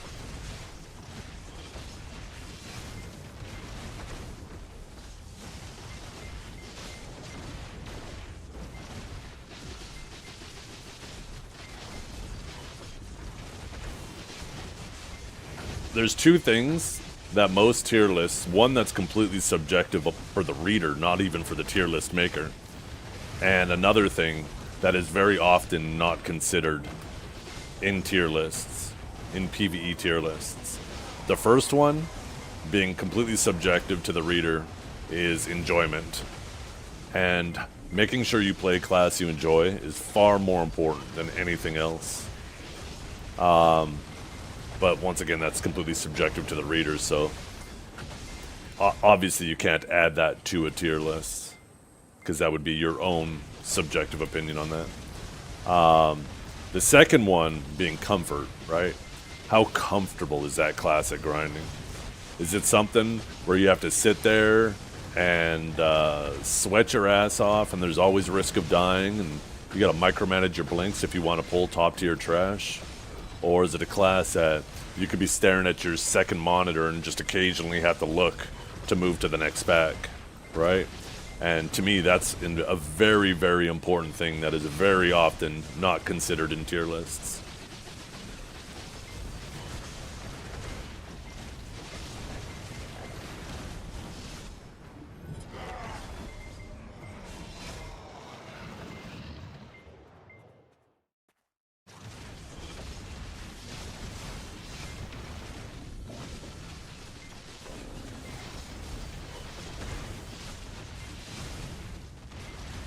Yo, what's up, Leshish? Leshies?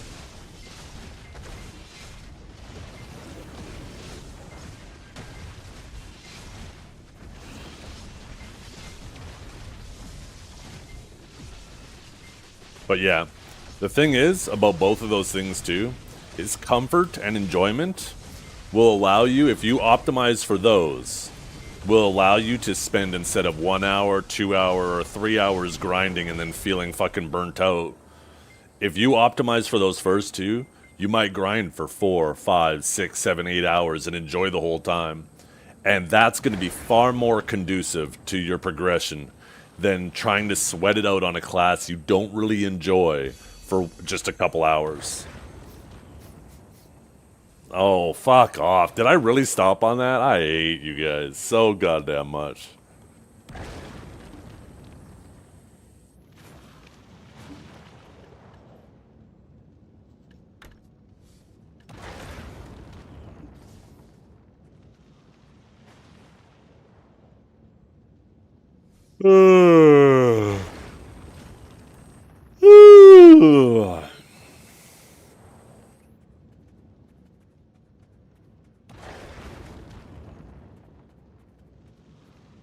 You guys want to see some quick maths?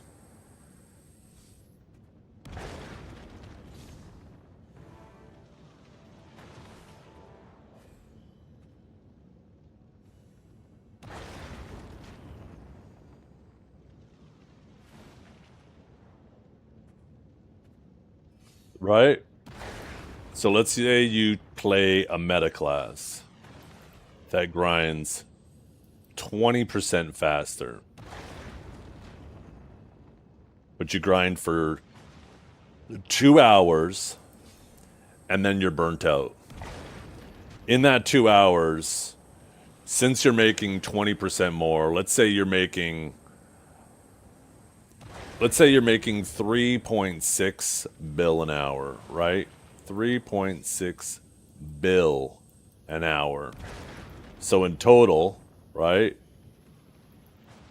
You end up making 7.2 bill in those 4 hours. Now, if you play what you enjoy,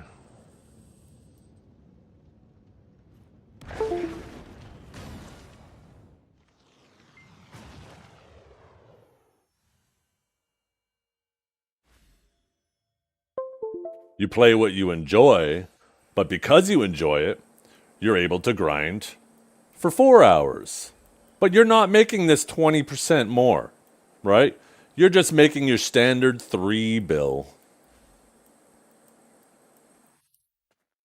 But guess what? At the end of the day, you walk away with 12 billion silver, plus you had fun!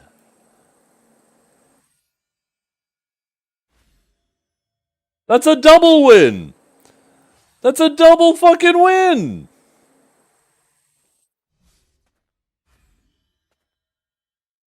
Double win! So why chase this and burn yourself out when you could chase this and have fun? Because it's a fucking video game!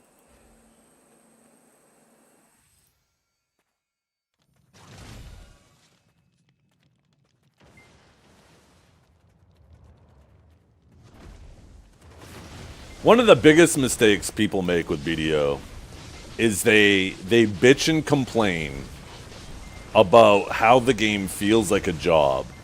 And then you ask them, what's your favorite class? And they'll be like, oh, my favorite class is Warrior. Oh, what class do you, what do you primarily do in the game?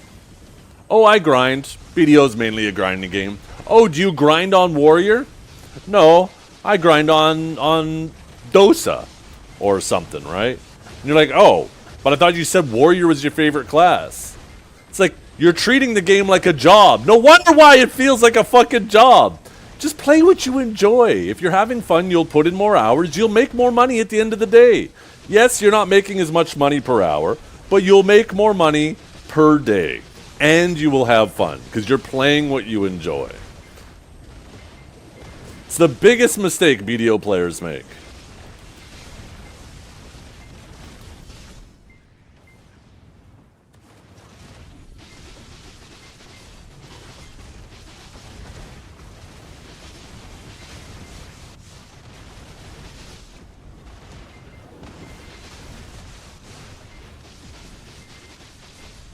And any game? Really? Any game, for sure.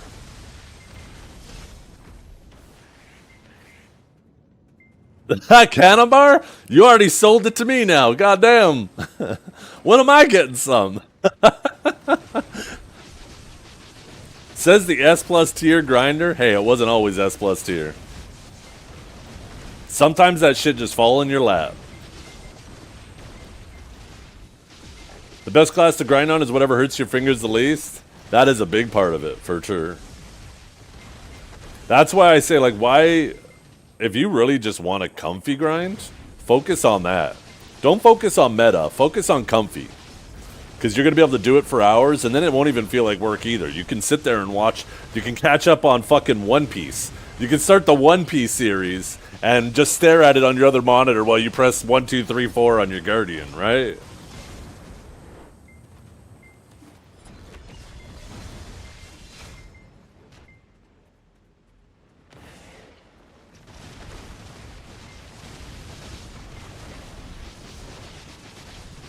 What was the class I played before Sage? Guardian and Warrior. Warrior for like 4 years, Guardian for a year, because there was no tag system and I wanted to be more useful to my guild. And then as soon as Sage came out, it was, you know, like the best of both. It brought what I liked about Warrior into a class, but also had like a big bomber, like Suck Sage.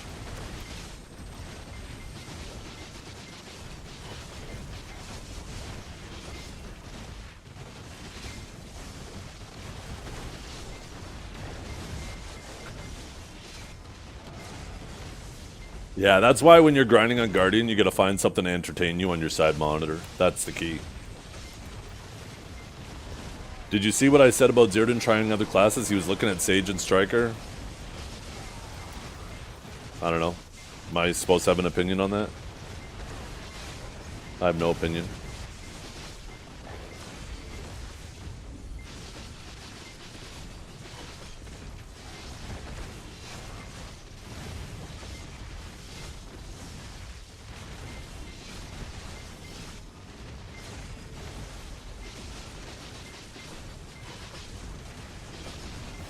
I could give tips. I mean, you could type Sage Guide. It's full of tips. I don't even give tips to my own viewers. I ain't gonna fucking take time out of my day to hold his hand.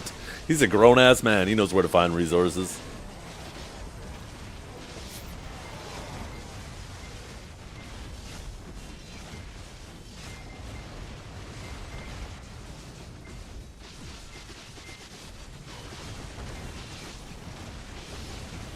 It's called Calcium Ball, produced by PA. I think I saw an episode of that. That was kind of sick.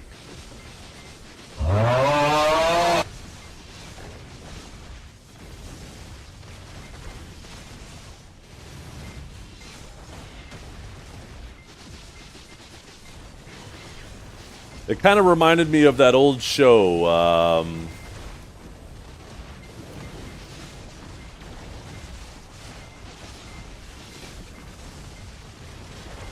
Are You Being Served? I think that's what it was called.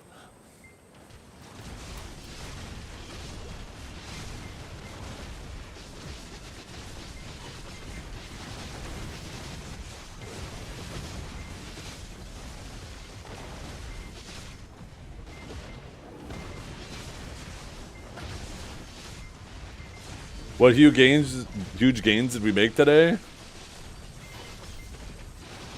We got ourselves a 5090, baby.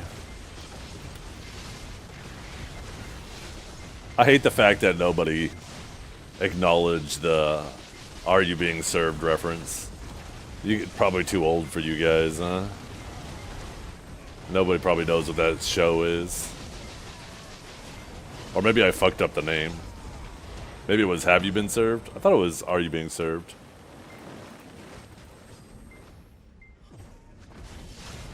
Maybe I fucked up the name of it.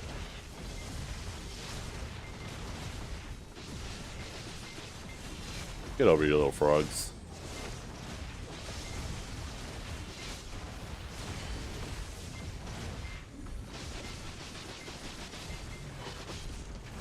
We aren't British, for one. It didn't have to be British. I'm not fucking British. I know the show. A good show is just a good show.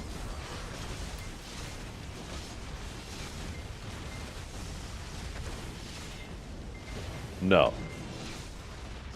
No. Like I said, I guess my audience is just too young.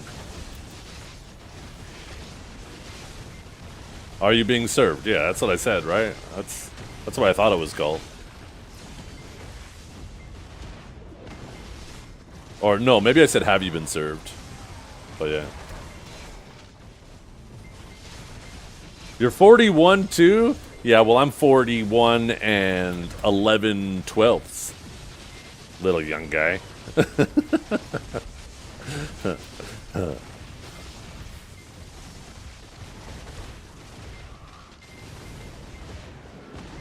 Beat me by 4 months, yeah. That's half a baby being formed. What the hell?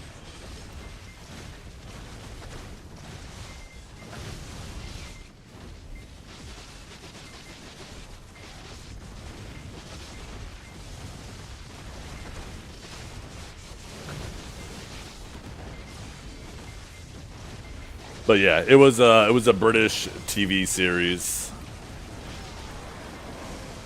Just real basic humor. I found it entertaining.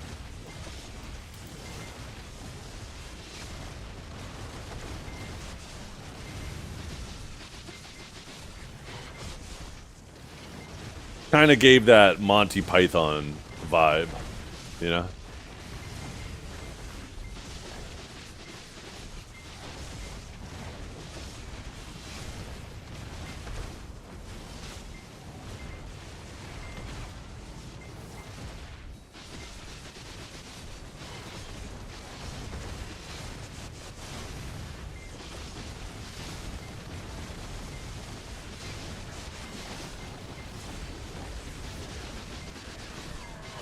"41 doesn't sound that old anymore? No.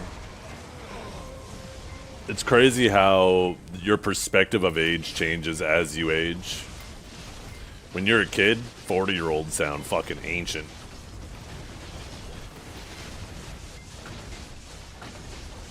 When you're in your late 20s, you start to realize you're friends with some 40-year-olds. It's not actually that old. Then when you're 40, you're like, fuck. Why does my back hurt? Did I sleep? Did I sleep wrong?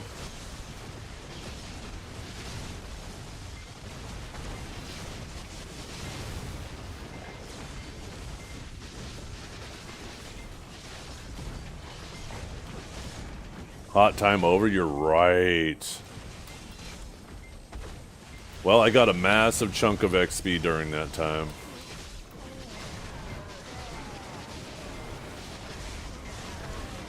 A backectomy? Yeah. Well, luckily I have a backup spine. If something ever happens to my back, we're just gonna replace it with my cock and I'll have a new spine injection.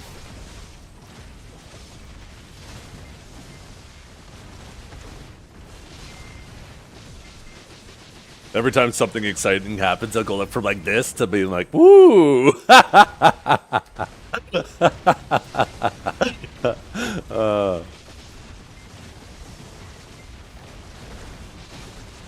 My wife will be like, are you getting turned on again? And I'll be like, no.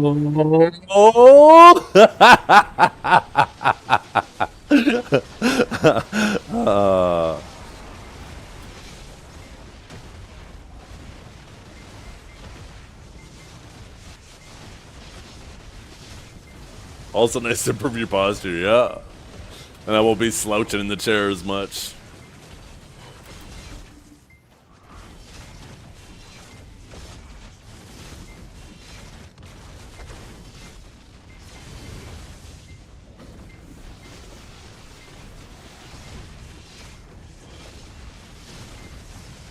No.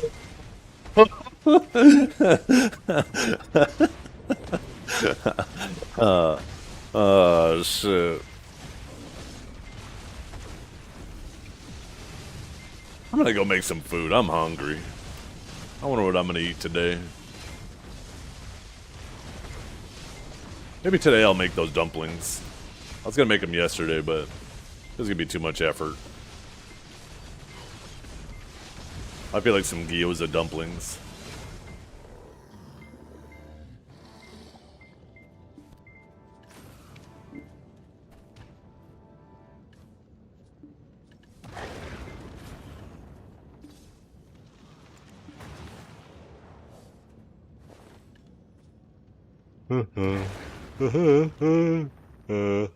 Yeah.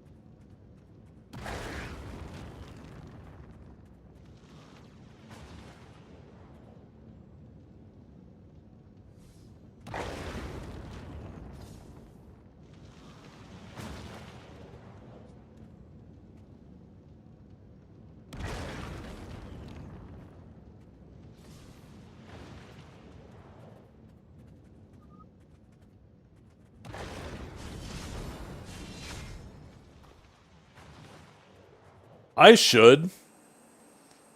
I should go like potato mode and see how crazy I could get my FPS. You know what would be cool? Having like 1080p but using DLSS 4.5 to scale it up to 2K. Uncap your FPS and just let that shit rip. See how many fucking frames you could get on this card. Oh my god.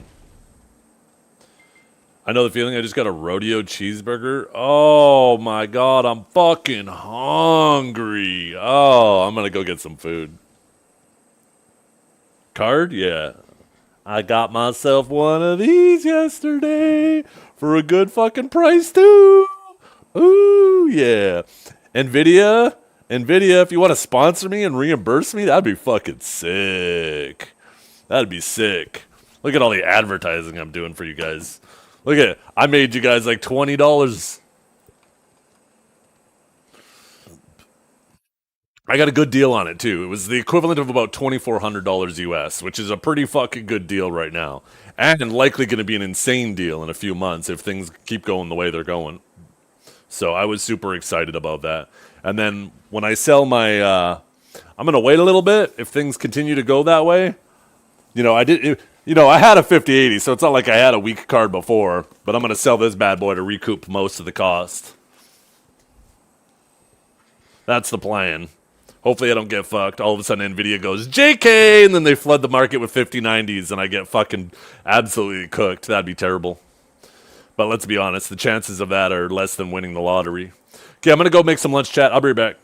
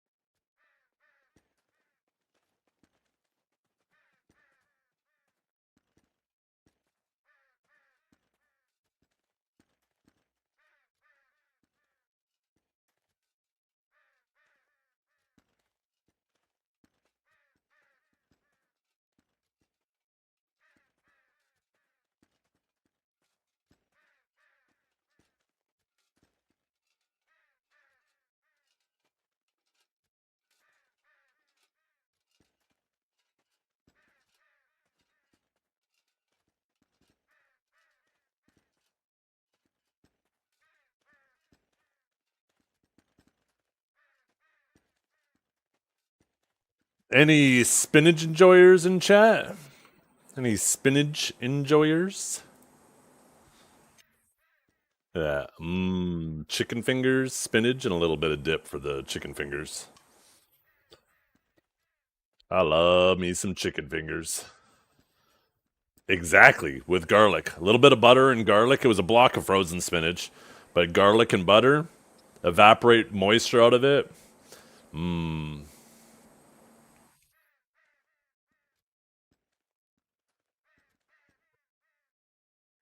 Green stuff bad, yeah. I love green stuff.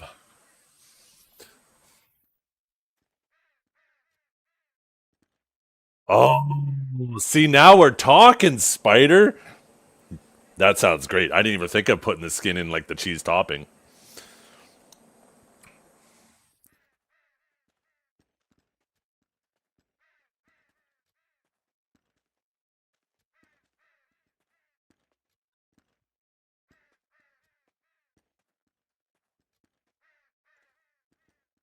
Yeah, that sounds fantastic now.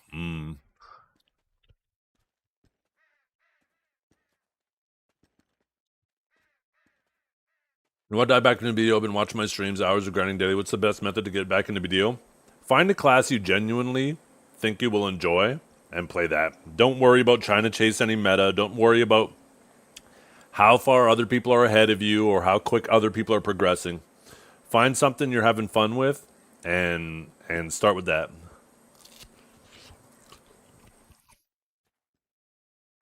I'm gonna see the games.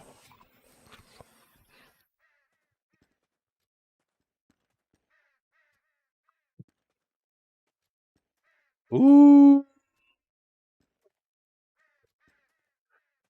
I don't know how. Getting a 5090 is fucking horrible in Canada. But my local Best Buy managed to get one in stock and it was just sitting in the back room. I saw it on their website and I drove my ass down there and picked it up. $2,400 US, which is a pretty damn good price and a potentially about to be an insane price. Pearl Abyss should reimburse me since I use it to make their game look better.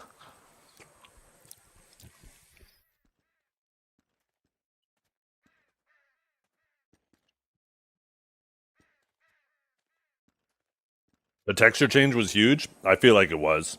Any type of meat boiled, I don't know, it loses something. I always prefer roasting any type of meat, or searing, or braising.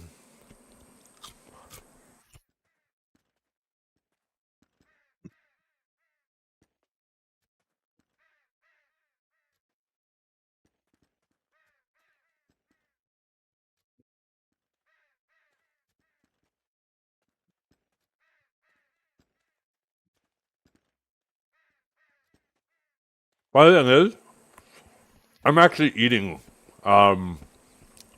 chicken fingers right now, Vert. By the way, Vert, last night I was watching Blue Squadron play Ashes of Creation, and I've been watching you play it too. He's got a pretty solid PC. That shit was stuttering like fucking crazy. I don't know what he's got going on, but I don't think I've ever seen your game stutter the way his did. What's that man doing wrong? Because his showcase definitely made the game look real bad. I have a theory it works better on X3Ds. That's possible because he has a 12th gen Intel. And I know Vert has X3D. All the furry shit on his PC. Hey, you know what? When you're missing hair on your head, you're trying to search other places for fur, okay? Don't blame the guy. One day we might be there too, Vert.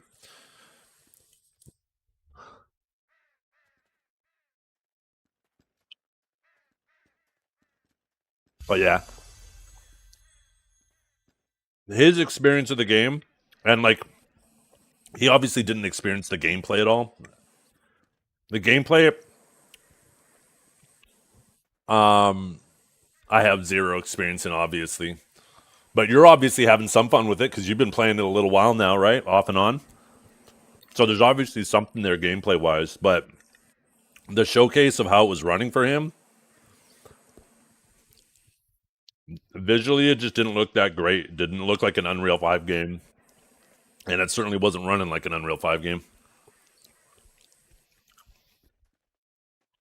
How is the gameplay though, Vert? You been enjoying it? Or is it just kind of something different that you've been vibing with? A lot of people forget that. I mean, take a look at World of Warcraft. I think is a perfect example. When World of Warcraft first came out, everybody was like, what are these graphics? Why is it so cartoony and blocky, right? Yet every game trying to go for more realism, and all of a sudden World of Warcraft came out, and so many people were just turned off by the graphics. But it grew on people. Turned out the gameplay is more important, right? So I think people need to keep that in mind with Ashes of Creation, even though it may not be the most visually pleasing game. And in case the Blue Squadron wasn't running very good, that doesn't mean it's a bad game. The gameplay might be great.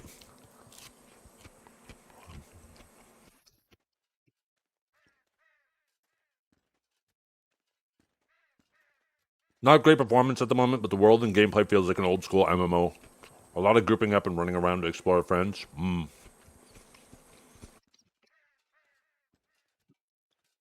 That's one thing you got to worry about, right? With games. When you start adding fast travel and faster mounts, it shrinks your world. I'm an older gamer, as you guys might have noticed. One thing maybe I'm looking at the past through rose-tinted glasses, but like EverQuest, just getting to the dungeon you want to grind was an adventure in itself. Having to spend 30 minutes running to the dock, sitting there waiting for a boat and fishing while you're waiting for the boat. The boat shows up, you spend another 30 minutes on the boat, crossing the ocean. Then you finally get across the ocean, now you still have to spend another 30 minutes running to your spot. So you end up spending like 2 hours just travel time to get to your grind spot. You didn't travel there with friends. You run all the way out there and you try to find a group that has a party member that's planning on leaving soon. You ask them, hey, anybody planning on leaving soon? Usually there's somebody who like doesn't want to let their party down and leave them like down a man. So they're like, yeah, actually I could go right now. And then you hop in and take their place. That shit felt, that whole shit was like an adventure. Now all of a sudden you're vibing with a whole new group of people that you never knew prior. Before you know it, you realize most of them are in the same guild. They invite you to the guild. Now you got a whole group of homies you're raiding with. Man, that was the old school MMO vibe. We just don't have that these days.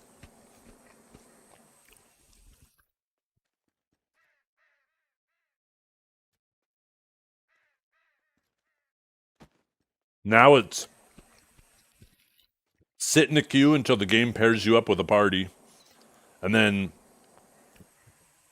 you try to run through the dungeon as quickly as possible. People get mad at people who have been, it's their first time in that dungeon, and then you have the tank and healer being like, oh, for fuck's sakes, these fucking noobs. I don't understand why they don't give us an option to make sure we filter out first timers and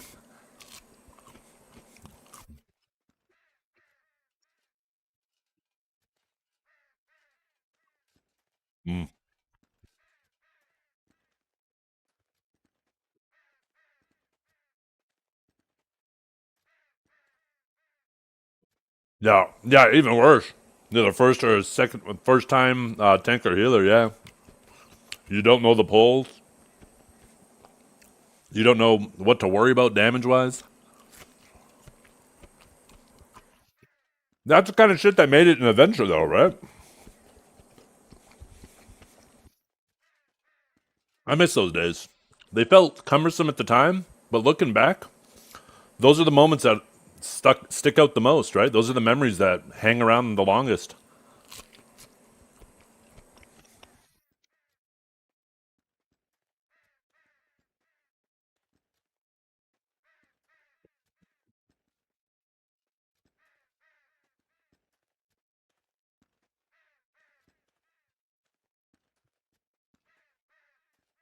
I remember the very first time in EverQuest when I was already in a guild at this point, and they're like, yo, you want to go kill frost giants?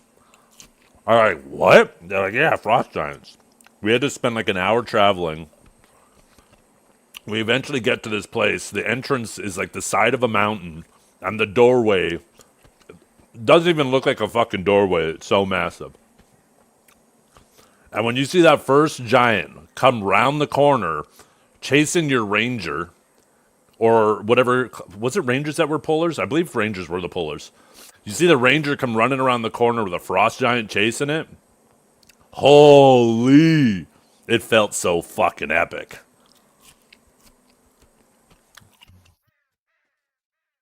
Monks! That's what it was, monks, because they could fiend death. If they had a bad pull, they could pretend to die and then the mobs would reset. That's right.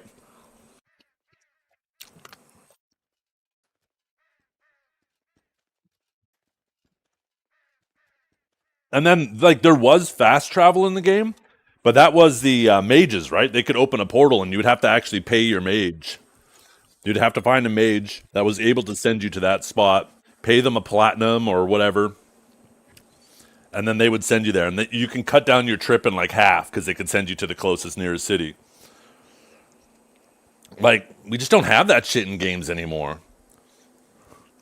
Imagine if there was no Magnus and only sages could send you guys around. You would all have to pay me money. But then I guess you introduce a new problem, right? As soon as you add player-to-player trading, all of a sudden bots start flooding your game because they can sell silver for real money. So I don't know.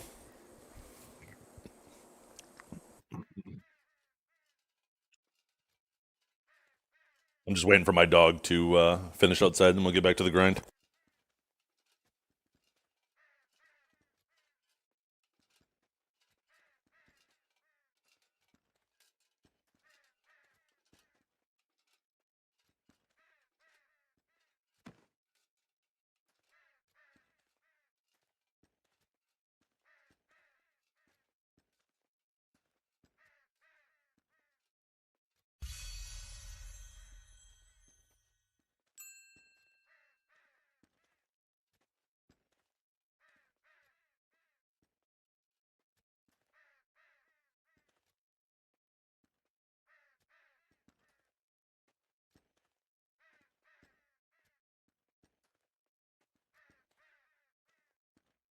You ever think your dog's finished outside and you go to open the door to let him in?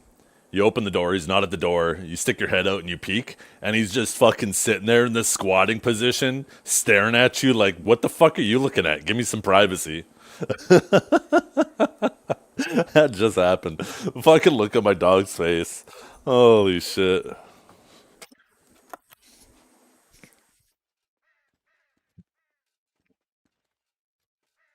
Gotta rely on Zeth for transport? I'll take the horse. What the fuck is that supposed to mean? What was Blue saying about the world? I didn't watch. I mean, some of it was fair criticism, some of it was just over the top dramatic, right?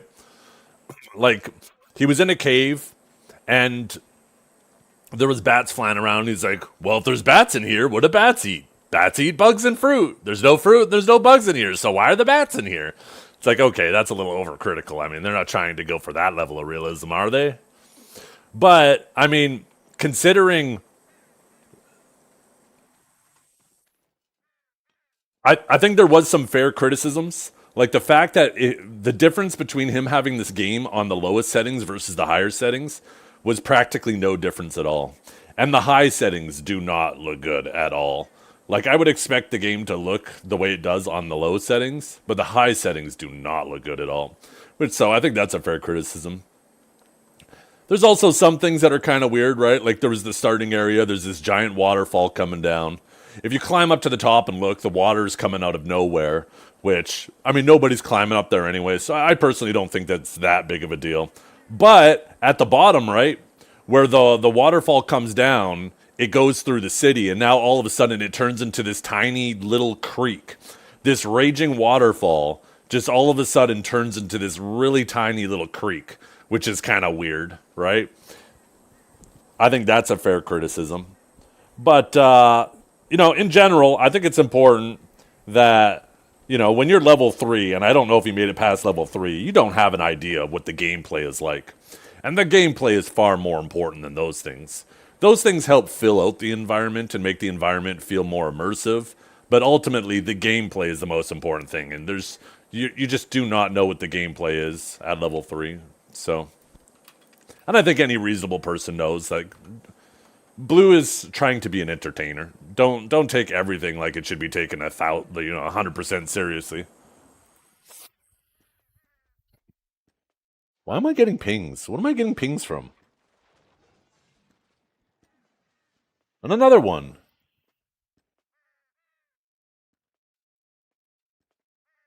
Oh, is it this Discord? Oh, yeah, that's the one.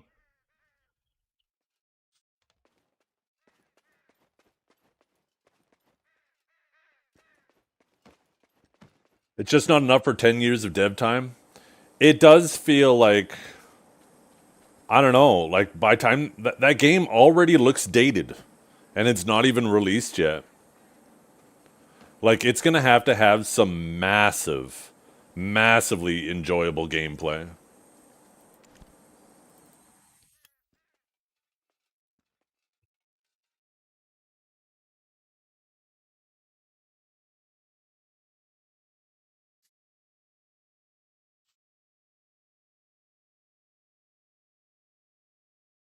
I wonder if that's part of the reason for the performance issues. Maybe when they ported it over from... You would think, considering it's the same engine, porting over from Unreal 4 to 5 should be a reasonable transition. But maybe some of their performance issues are revolving around that. And it could potentially get resolved, right? I don't know how much the game stutters for Vert. It definitely didn't look like it stutters remotely as much as it did for Blue Squadron. And yeah, maybe that's just an X3D thing. Maybe Intel is just awful with Unreal 5. But, I mean, there's other Unreal 5 games out there that don't run that bad on Intel, so... I don't think that's necessarily an issue with the engine in Intel. Maybe just something they are doing with the game and the engine and Intel.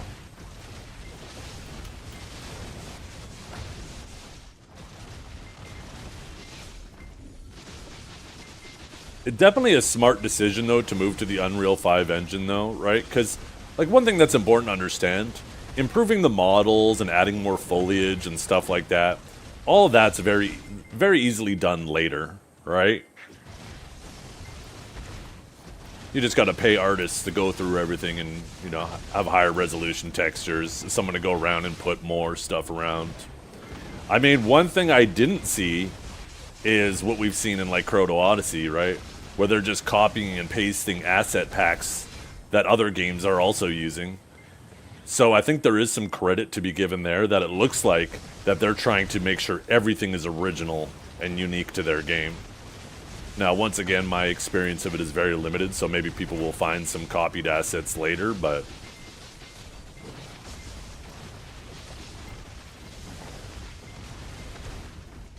I guess we'll see as time goes on. Yeah, wasn't it Chrono Odyssey that just copied and pasted, like, a whole camp that New World used, but just rotated it or some shit? I think that was Chrono Odyssey. I had to turn the camera back on.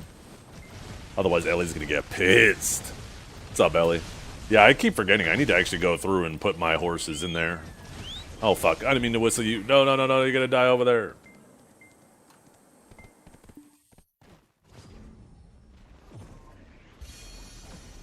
Oh my god, wait a fucking minute. I was able to do it just like that?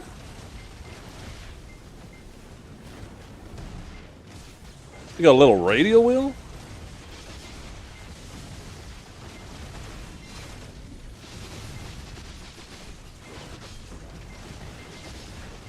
Yeah, how buggy do the systems feel? Do they feel, like, even though, like, I mean, we've already talked about cosmetics enough, but do the systems actually feel like they're not fucking up and... Because I think that's important, and that's only something, unfortunately, a lot of people are very superficial gamers. They expect to get, like, the full feel of a game within the first, like, 5 hours of playing it. And maybe that's true for, like, more, like, arena shooters and stuff like that. But anybody who's anybody that's ever played an MMO knows that the first 5 hours is not even your toes in the water when it comes to an MMO, right? Understanding the systems and the end game and all that, you truly don't get a feel of that until you're Like, once you start getting around 100 hours in, you could start saying, okay, I'm starting to see what they're aiming for.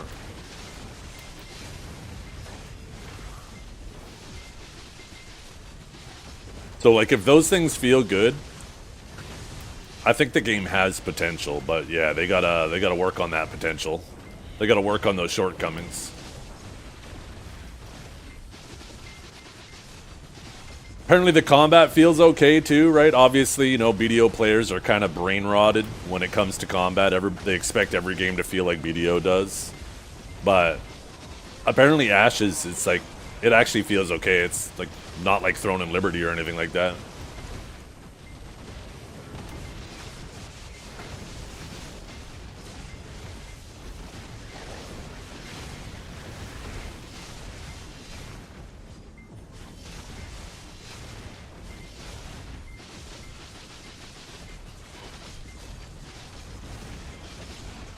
I know Throne and Liberty might be kind of a low bar, but I like Chrono more as a melee player. Yeah, I didn't look into that a whole lot. I just remember seeing the whole thing about a base being copied and pasted and turned like 90 degrees, and that's about my whole impression of that game. Although I'm already really disconnected from Chrono Odyssey because of its attachment with Cacao. I have not seen a single product Cacao has touched that has done better. Cacao seems fantastic at running things into the ground, which makes me very, very, very pessimistic about that game.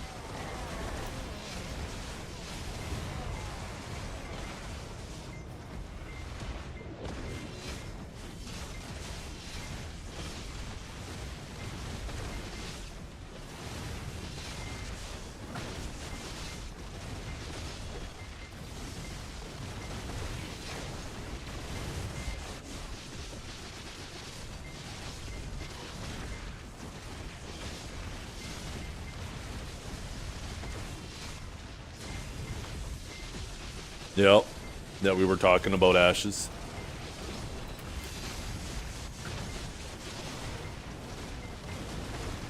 Maybe Ashes will actually grow into something that'll take me away from BDO and I'll finally be free.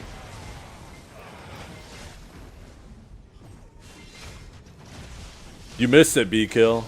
About 15 minutes ago, I was AFK in Velia while I was eating some chicken fingers and some spinach.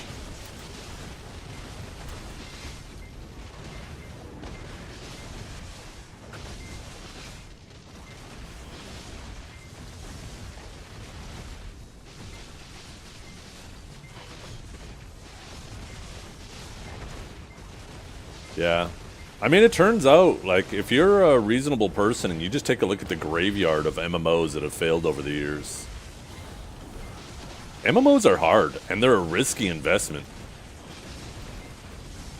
MMO players, their expectations are super high, too. And the thing about MMOs is it's all about community, right? You might have one person in a friend group that is interested in your game, but they might never try it because they want to play with their friends, right?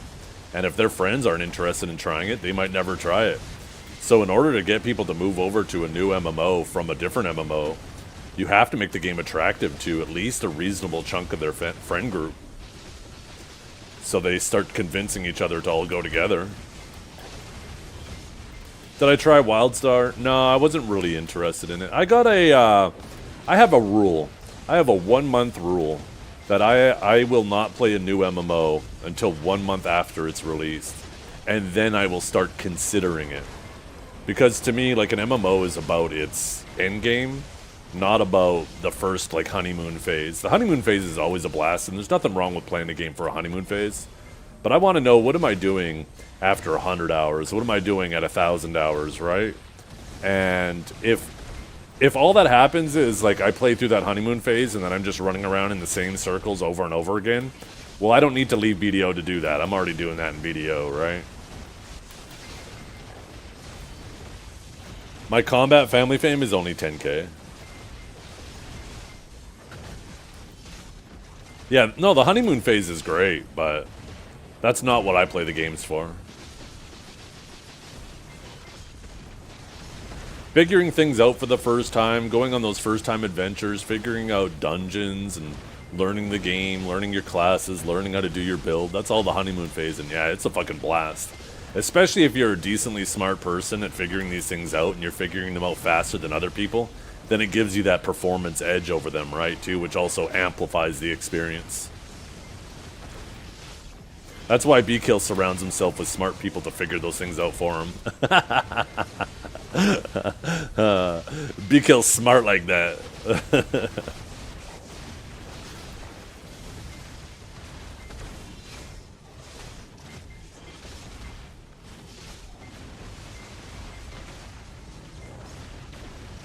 Okay, fuck you guys. I found it funny. Nobody else laughing. Just fucking crickets in chat. My chat must be broken. I probably need to reconnect or some shit. There we go. We got a follow. Somebody appreciated it. Thanks, Peekaboo. All bots, yeah. Bleep, bloop, bleep, bleep, bleep, bloop, bleep. Sorry, I gotta talk their language.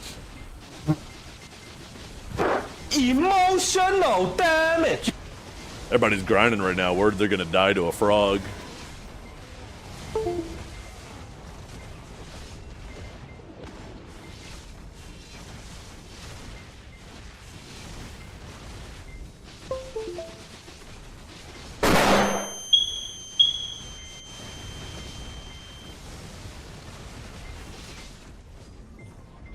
Damn, 2 smoke detectors at once? 3? I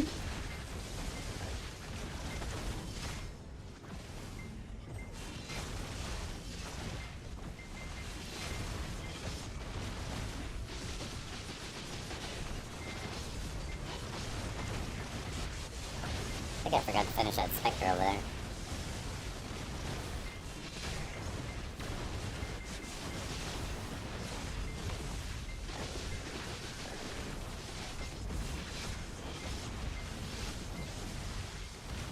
It's a nice lunch though. Spinach and chicken fingers. I wish I had the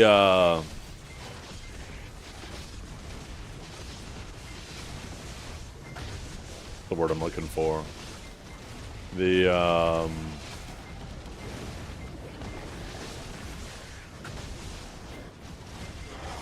don't know, I can't think of the word I'm looking for, but I wish I would have like pulled out some chicken breasts last night and chopped them in, then I could have just grilled the chicken fingers instead of having a breading on them. The forethought? Is that the word I'm looking for? But I'm trying to get back on my diet. I think I did a good job at moderating myself to make sure I don't go too crazy over the holidays. Foresight, that's the word I'm looking for. Thank you very much.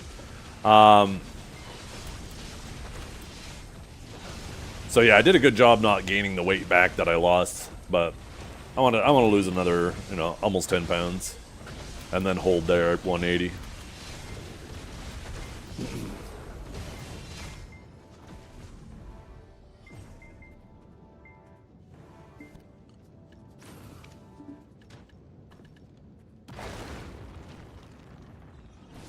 I'm cooking while watching you in the background. Unlike you, Mr. Streamer, eating chicken fingers and spinach. Yeah. Stuck the chicken fingers in the air fryer while I cook the spinach. How many costumes do you have? Where's the big well flex? I have a whole pile in here. The biggest pile is 878.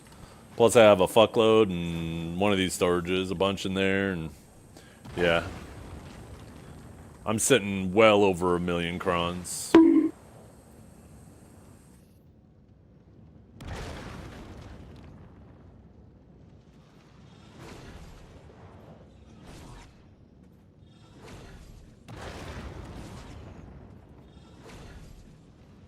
Funny, people will say NA things too, and they think that I got all those costumes like in short time. But there's a clip from 2 years ago where that stack is almost at 700. So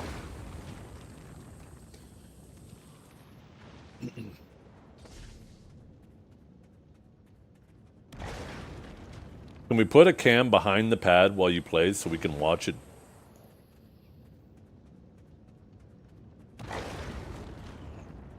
Still not enough for the shiny stone? Shame on you. Well, it is now. Did you see that they actually decided to go back And instead of making the Shining Stone like 12, 13 trillion silver on average, or 15 trillion, they're actually bringing it down to like 3 trillion. So, I'm back again, just waiting on time gates. Here, how about I do this? Is this better? Just get rid of the background entirely. Is that better, chat? Look at that. Ooh, background, no background. Background, no background. Like fucking magic. Just Thanos snapped it.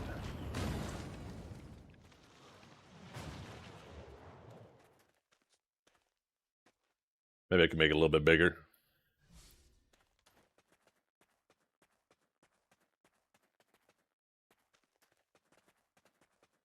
Yeah. I occasionally like to show off my stuff on my shelf, but the background, the no background definitely does look cleaner. So cool that you can do this without a green screen. I remember way back in the day trying to do this shit with a green screen, and you know, you initially just get a green screen. You're like, okay, let's do this. Let's chroma key it. And then you realize that the green screen itself isn't what's important. It's actually the lighting with the green screen. And you realize you need to have multiple lights that are at different angles on the background to make sure there's no shadows being cast. And then you also have to make sure that you have a good light on your subject. And then you realize that you have all these fucking lamps and furniture and shit around you that you're tripping over shit every time you're trying to get up and move. And you're like, fuck this. I'll just go back to having a background. But now, look at this. Fucking AI. Boom. Instantly. Background, no background. No equipment needed.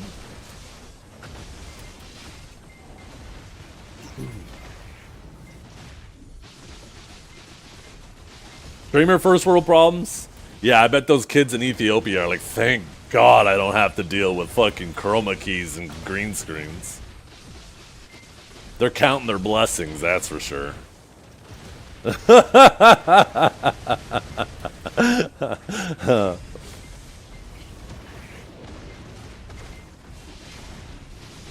Yeah, and the heat rate. I mean, the heat's not as bad these days because LEDs are really good like that. But yeah, at once upon a time, that would be a major issue. Having all those incandescent light bulbs just fucking blasting heat on you.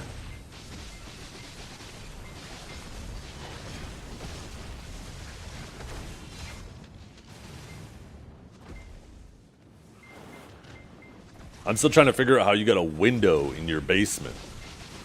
Because I live on a hill. So even though coming into the front of my house, you're on like the top floor, when you walk out of the basement, you're walking out into the backyard because it's on a hill, right? So when you're looking at the back of my house, it looks like a 2-story house, but when you look at the front, it looks like a bungalow. So it's kind of like this weird in between of like a bi-level, but it's actually really nice too, because the side that has the lower profile faces the east. So it's almost like we have a natural air conditioning in the house. Because the back is always in the shade, and that's where the largest surface area is, the back in the basement stays cool. And the front, as long as you keep the front window blinds closed so the sun isn't shining in them, and you turn on the furnace to just circulate air throughout the house, it keeps things relatively cool considering no air conditioning.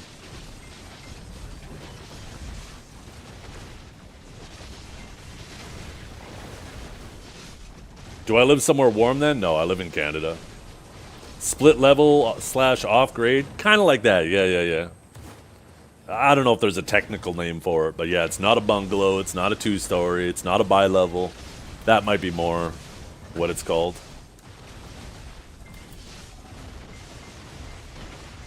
But it's nice, because the basement doesn't feel like a basement, right? It actually just feels like you're on the bottom floor. I got giant windows all around me. Sound like you live in Hobbiton? What the hell?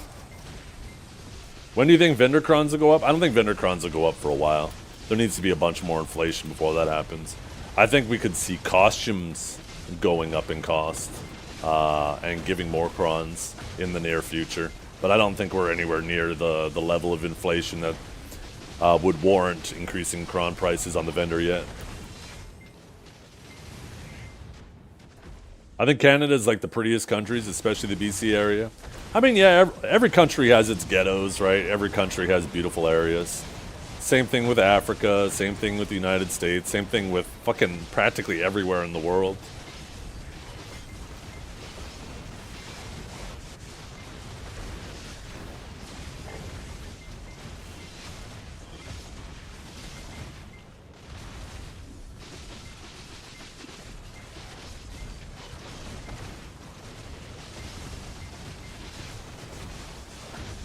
I heard Canadian women look like goddesses. Ooh. Depends where you're at in Canada. In my city, if you're looking to get a boner, don't go to the strippers here.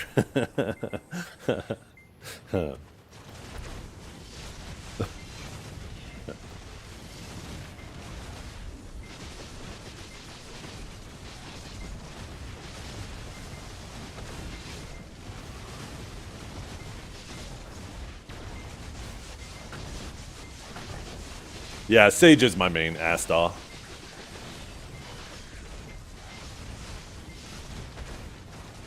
What if you already got a boner? Where do you go? You go fucking home. You go home. Is my wife watching Blink Twice? No, she doesn't watch the stream, and she's not home, so I can act like a fool.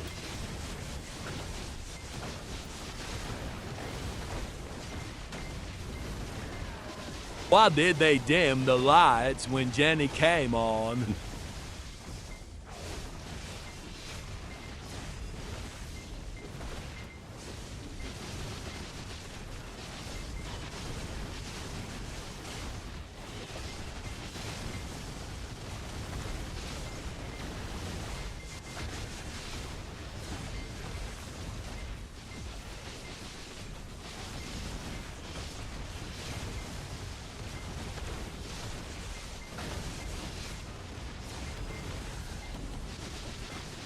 Oh, I just realized I still have that BSR crystal equipped, eh? That's not as important for Sage.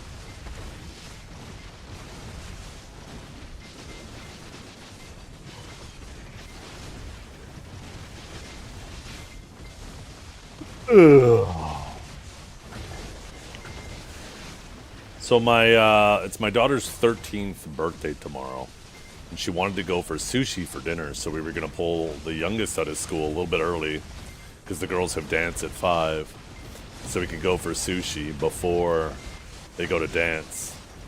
But it turns out the sushi place is actually it closes between the hours of 2 to 4.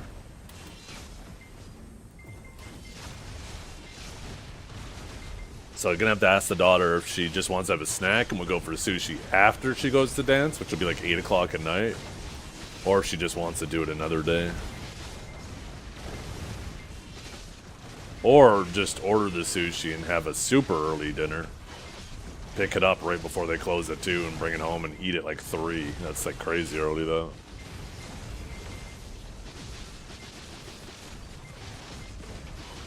Yeah, I guess they do something between the hours of 2 and 4. I don't know. Most of the other sushi places are closed right till 4 or 5 o'clock as well. So it really makes me wonder, what are they serving in the morning? Do people go for... Oh, maybe they open like 12 to 2 for lunch. Because the sushi place is kind of near the hospital. Maybe people go there for lunch.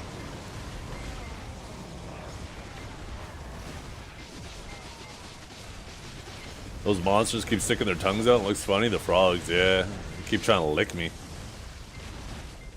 Look at when he dies, too.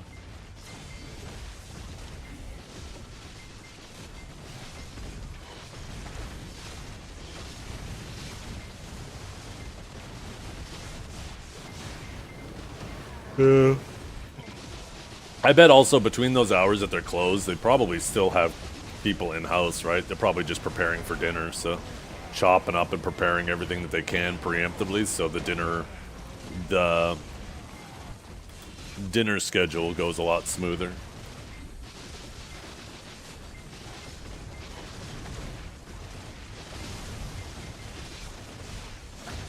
They're not trying to prep and serve at the exact same time.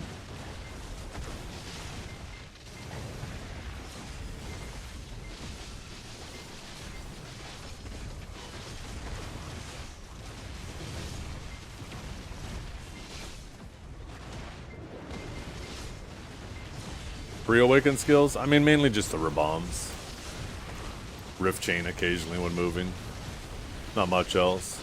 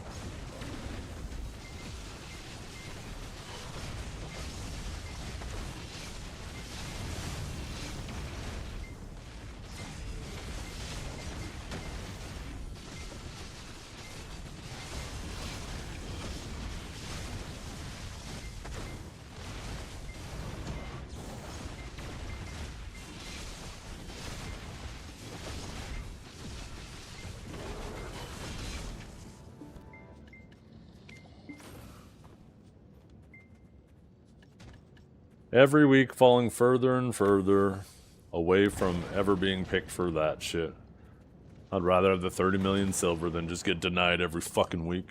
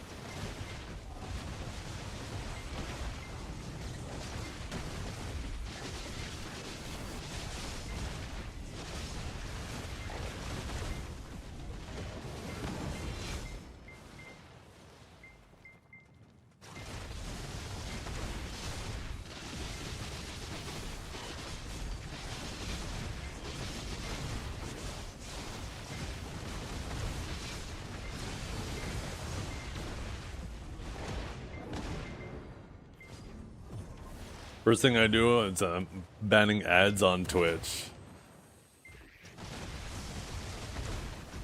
Yeah, I don't think Twitch will last very long.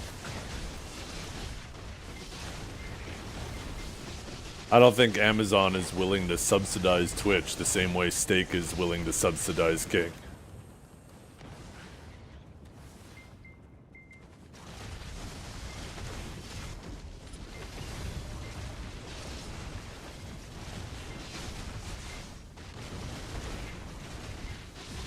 I also don't think your voter base would be very happy about you taxing them and putting their tax dollars towards paying streamers to keep the platform alive. I think you'd have more success opening a Minnesota daycare than doing that.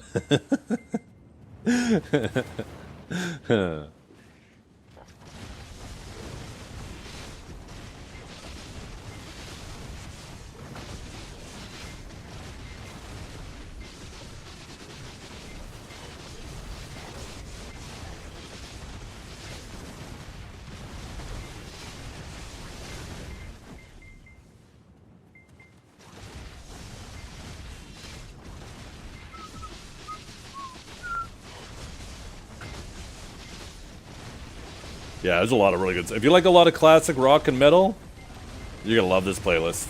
It's almost 13-hour long playlist. If you want to listen to it yourself, even when the stream's offline, I don't try to gatekeep my music or anything. I have a playlist command. It's on Spotify. You can listen to it on your own too. If you ever want to vibe to the stream and listen to your own music too, I'm streaming on other platforms. If you want to listen on like YouTube, for example, there's no music on YouTube. If you don't want to deal with ads, I'm also streaming on Kick. You can watch on Kick. I'm streaming on all 3 platforms, same handle on all 3. But if you want that primo chat interaction, Twitch is the place to be. I've also dramatically reduced the latency, the delay, on the YouTube side of the stream. Didn't Kick say they were going to start doing ads? I remember hearing something like that. I don't know the specifics behind it. But I think the platform is growing enough now that they can't afford to just keep paying streamers for views without those views generating any revenue.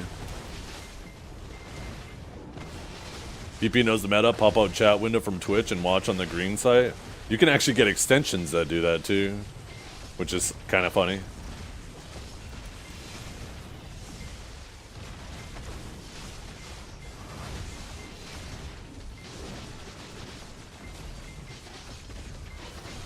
Does it matter which chat you miss reading our messages in? I'm a lot less likely to miss them in Twitch. I try my best not to miss them in other places, but sometimes I do miss them on YouTube and Twitch.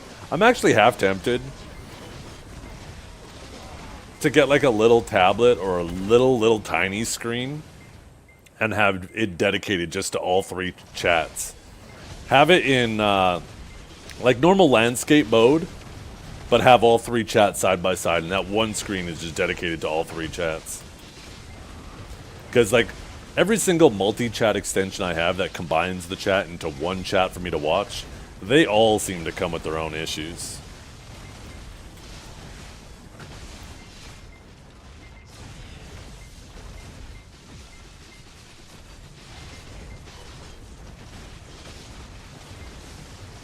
Prog dollar change is so nice. It is, yeah.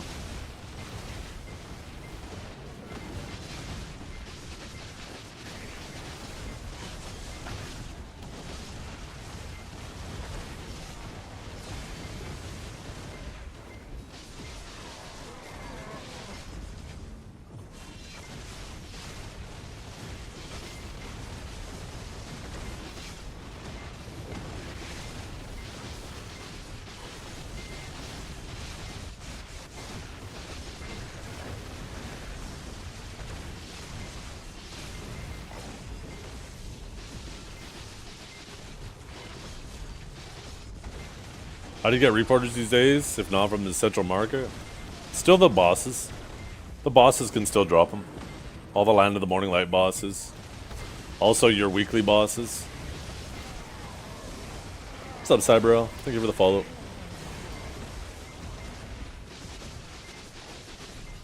Yeah.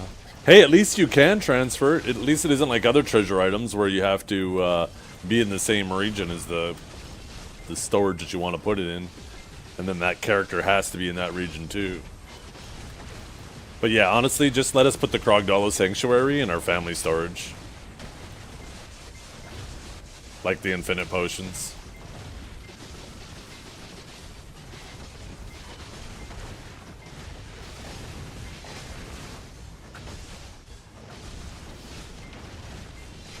Well,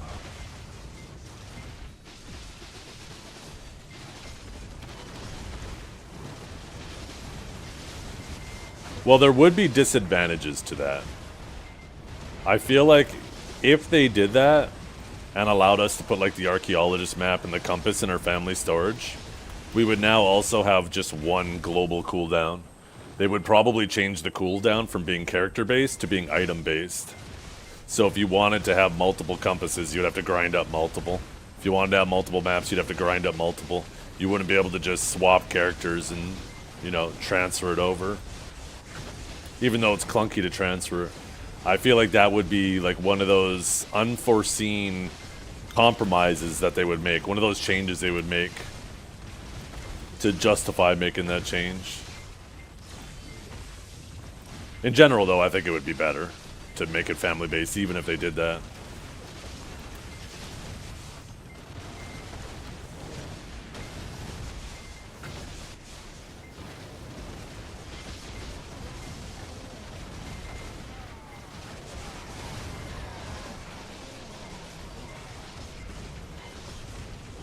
Well, that would be really weird coding-wise, because then they would have to have the item interact differently depending on whether it's your inventory or in your family inventory. And then that would also create even more issues, because then people would use it on the character and then put in their family inventory and use it again, right? I think it would have to be one way or the other. I don't think it would be capable of making it both without it having adding a much more complexity to the change, to the point where Pearl Abyss would say fuck it and just not do it at all. Not everyone has the space for it. I mean, it's easy to get space in your family inventory. That's not a big deal. Family inventory is one of the best investments you can actually make. Family inventory and maids. Juicing up your family inventory makes it very feasible to grind on a brand new class without having to invest in any weight or storage. Just being able to put all your consumables in one spot that's accessible from all of them.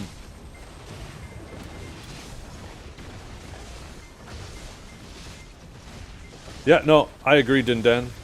Like I said, in general, I would support that change. I think it would be good. I know there's some people out there who definitely do not have any interest of grinding out multiple treasure items. But it would certainly add more incentive to do that, right? If you could potentially have 2 archaeologists, 3, 4, 5 archaeologist maps on your main character, if you grinded up 5 and you could use them all separately, because it was an item-based cooldown instead of a character-based cooldown, I think that'd be cool.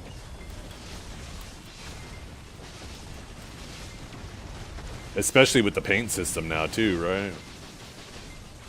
Makes it more feasible to grind out these other items if you want to grind out multiples.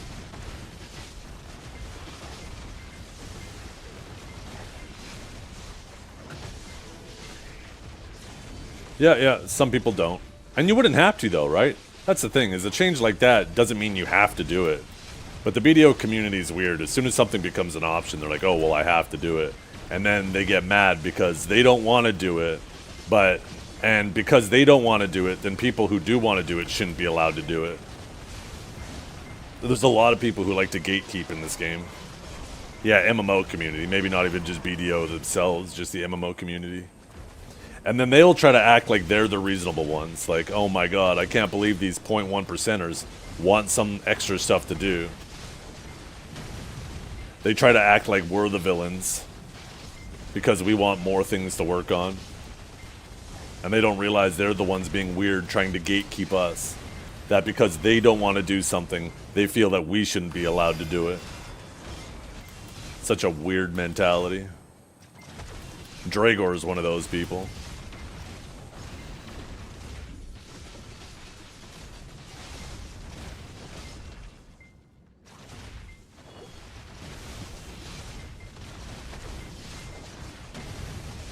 I guess he's not in the vicinity.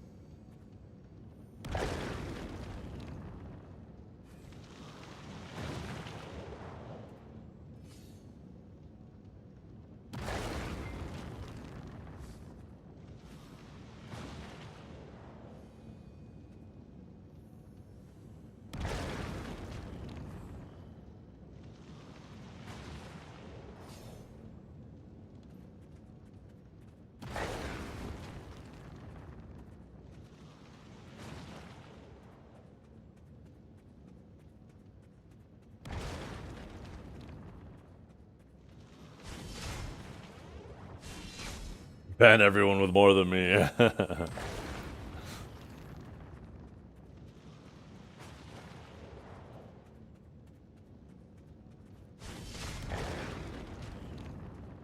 If PA reset everybody, woo, I would have a heyday. You know how awesome that would be for me? With all the know-how and the grind hours that I have, I would go back to being an absolute gear loader over you guys. There's so many of you guys would just be a bug under my thumb again.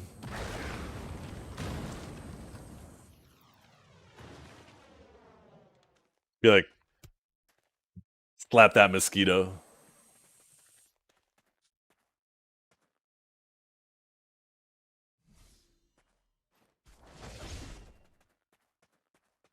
No, you wouldn't stop lying? What are you talking about?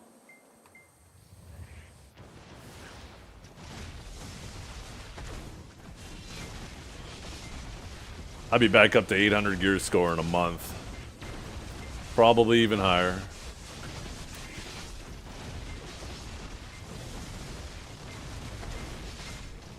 You would one-tap everything, surely? True. You would have those people who do get lucky.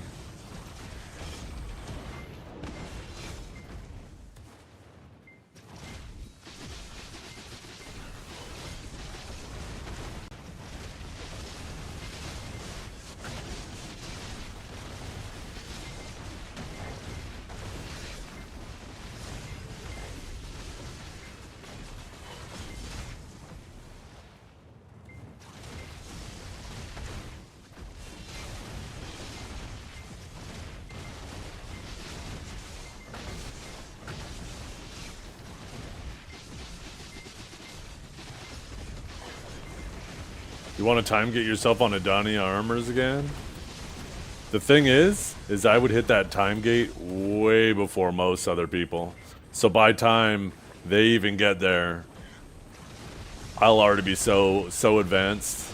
Like, you don't realize that's one of the main things that makes the honeymoon phase of a new MMO so enjoyable, is the advantage you can get from making smart decisions and figuring things out first and playing harder at first, right? And you know, obviously everybody would be able to retain their knowledge that they have, but, you know, there's no doubt that I have a lot of time to play. I would speedrun that shit so fast, and, you know, instead of having like 30, 40 gear score over some people, I'd be back to having like 200 gear score over them. Like, quite literally, they would be bugs to me.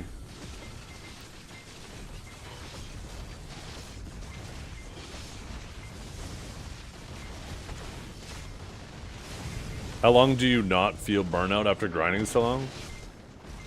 Because I grind on what I enjoy, where I enjoy, with people who I enjoy, which is you guys. I get to sit here and chat and just shoot the shit with you guys. I'm doing it on a class that's comfortable to me. I'm not having to sweat it out, right? I enjoy the class. I think it looks cool. I enjoy this grind spot.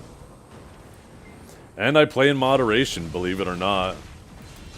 No, I don't play 12, 16 hours a day like some people. I just play while my kids are in school from the hours of 9 a.m. to 3 p.m. So the evenings I have off and I do other things. I've been playing a lot of Diablo 4 in the evenings when the kids are at dance.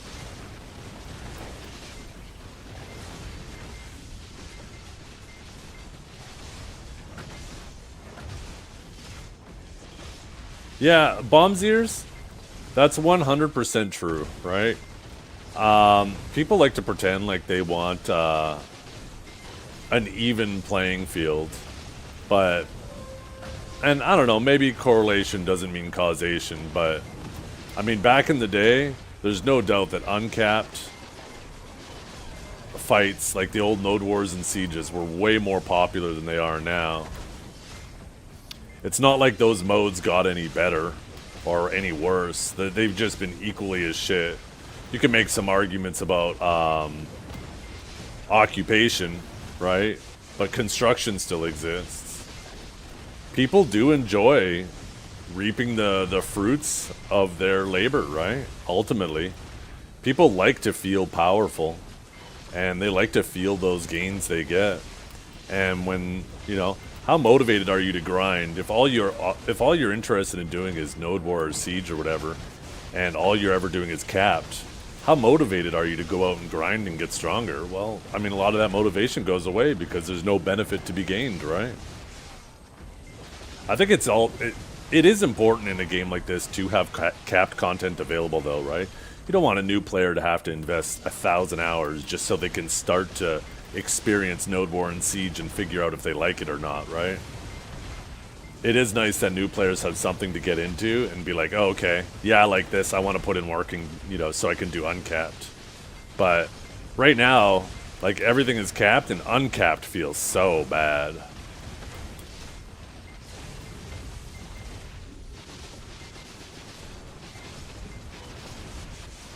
Pirates was peak, I'm assuming you mean to say?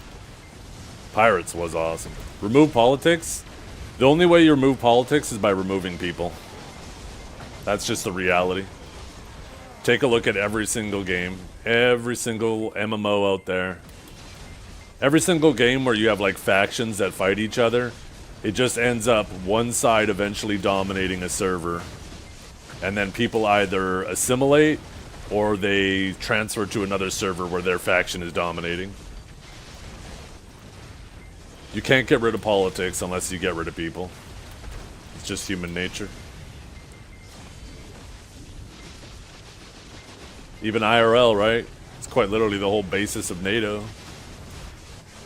Strength in numbers.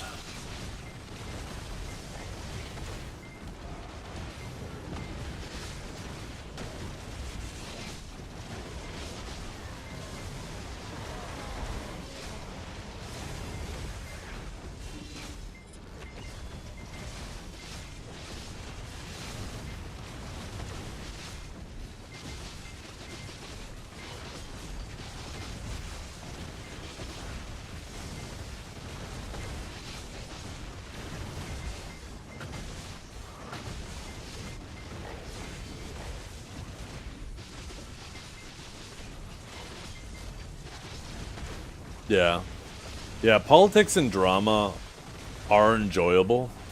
The biggest issue with the politics and drama right now is there's so few guilds that it's so tough to have true drama with the politics. Because if you burn your bridges, then you just don't get involved in fights. People just zerg you down, right? And it becomes very unfun. But back in the day, we had lots of politics and drama. Like right after the servers merged on NA, there was so many guilds on each region that every single week there was drama and politics going on, and alliances were always shifting because there were so many different guilds involved. And that made it way more interesting, right? But now it's like the politics are done to just try to make sure that they're somewhat fun fights, because if you don't do the politics and try to arrange fights, they just end up always being super one-sided and boring and ending super quick.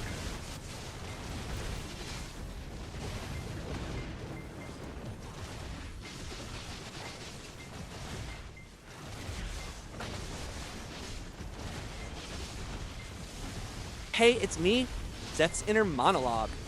Ah yes, the Black Desert Twitch category once a noble oasis of grinders and sleep-deprived life skillers. Now it's a botanical garden of embedded streams and mysteriously popular channels growing at exactly 1,200 viewers. Incredible. Truly. Somewhere wallpaper is drying, and somehow it has more real viewers than this entire category. 1 second.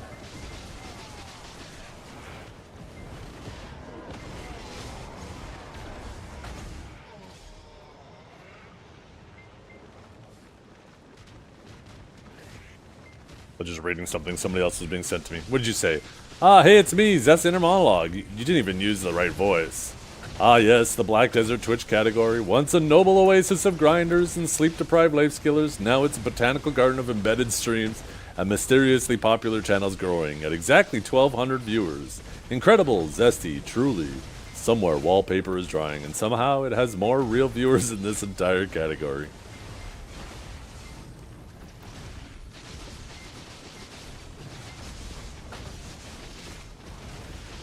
Yeah, no, there are times where I look at the category and I'm like, this doesn't make sense.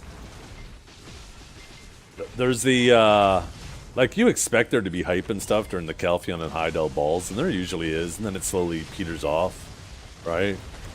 But, I don't know, maybe I'm just disconnected. You know, there's obviously no doubt for you guys, if you've been watching my stream, I was really, you know, opposed to this ball. I thought it was very boring, not really much to offer. But, I mean, there does seem to be some excitement revolving around the game. It does seem odd when you take a look at the Steam charts and you don't see a really big jump for the players playing the game. But then you look at the category and there's a big jump for people watching the game. You think that those would increase proportionally, right? That if there's 25% more people watching the game, you would think there'd be 25% more people playing the game, right? And you definitely don't see that correlation between those numbers, which makes you scratch your head. Like, there are times where I wonder, is Pearl Abyss botting their own game to try to make it look more popular than it is? I mean, and obviously, in a sense, drops are kind of that, right? When people are excited, or sorry, when you have activities, when you have drops in a game, you know, you have people who are going to go to work and just hop in a category or hop in a stream just to collect their drops while they're at work. So obviously drops accomplish that to some degree.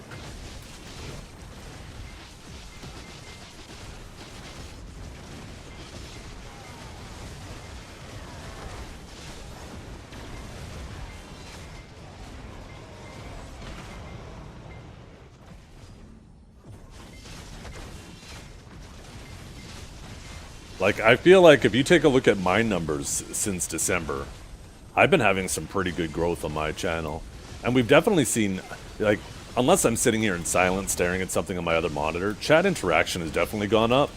So seeing those both go up together seem nice. But I don't feel like I'm doing anything different. Like, I don't understand what would warrant a potential increase in popularity. I'm still just beating frogs. Sounds kind of dirty saying it like that.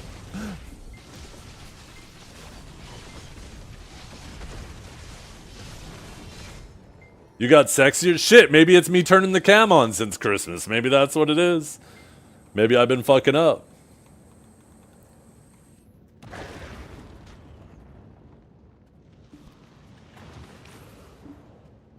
Maybe this is like a freak show. It's like going to a circus and you guys are looking at the three-armed idiot. The three-legged idiot sitting there.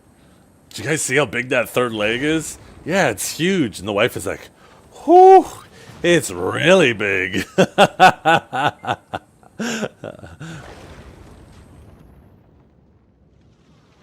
Definitely not at work right now. I don't know what you're talking about. Beep boop. Yeah. Definitely a lot of drop collectors. Definitely a lot of drop collectors.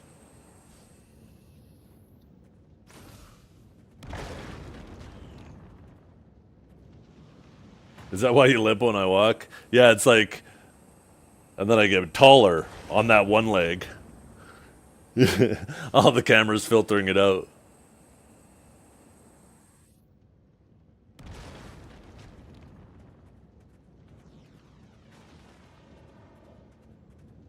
I honestly think the cam is helping since the category is full of YouTubers. Feels nice seeing an actual human or Canadian. Yo, I'm. God damn, that's a double win. Yeah, maybe it is helping, right? I mean, I think most people in general like you know, this feels like a more of a connection when you can actually see the body language of the person. And some VTube avatars are really good at showing some body language and facial interactions, like our facial expression. Like Ellie's VTube models are really good. Some VTube models are a static image going like this. Hello, how you doing? Looking like a fucking Muppet. Yep.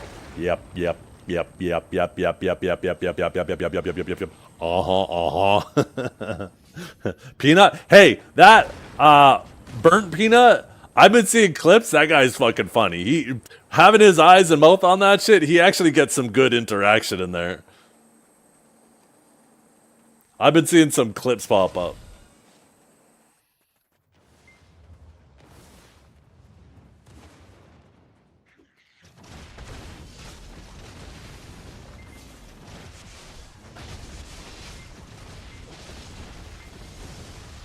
He had 100K last night on YouTube? Damn. Man, I wish I had 100K on YouTube. I would feel so much more secure in terms of, like, career-wise in this space if I had more popularity on YouTube versus Twitch. The way Twitch enforces their rules, there are some times where you're like, huh? And, like, the way the platforms run, like, I swear, one of these days I'm going to wake up and there's going to be an announcement that Twitch is throwing in the towel and the platform's closing down. And I'm going to be like, well, fuck. And then, obviously, everybody's going to move somewhere else, so I just got to make sure that it's known where I'm going. But it'd still be a very bumpy transition. Where YouTube doesn't feel like it's going anywhere.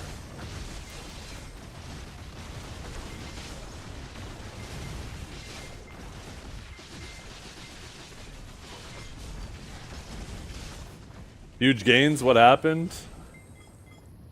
I got myself a 5090.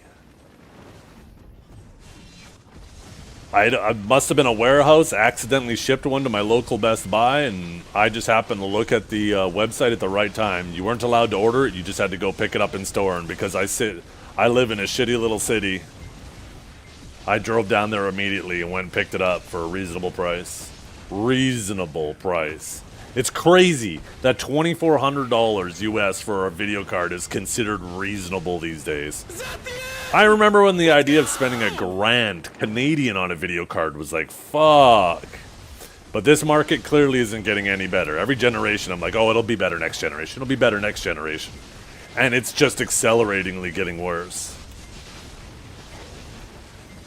Yeah, that's kind of the crazy thing. You know what? I kind of fucked up. Instead of getting that graphics card, I could have got LASIK. I could have improved the visual quality of the whole fucking world. But instead I bought a fucking video card. That's fucking crazy. Maybe I should take it back.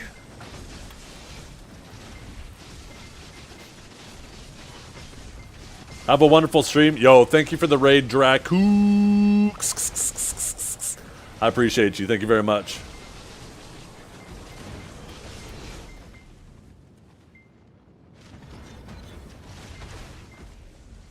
How would Suck Guardian be for 1v1s and ganking? Typically not a very great PvP. Not a great 1v1 class. Who are you ganking? True. If you're only ganking grinders, you can one-shot them before they realize what happened, because Suck Guardian hits hard. But as soon as they swap and they're ready to fight back,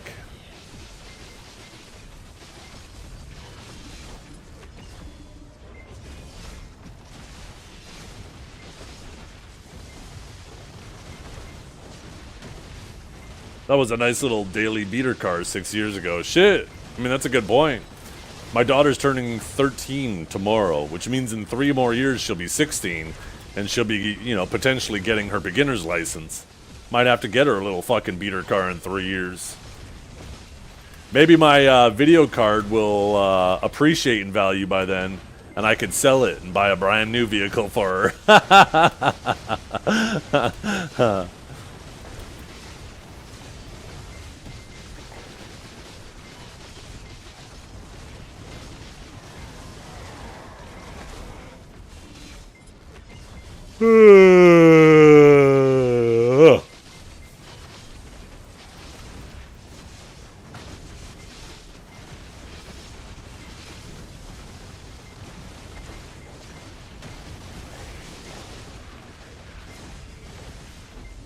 Don't say this, it will be true. Unfortunately, it's looking like the reality.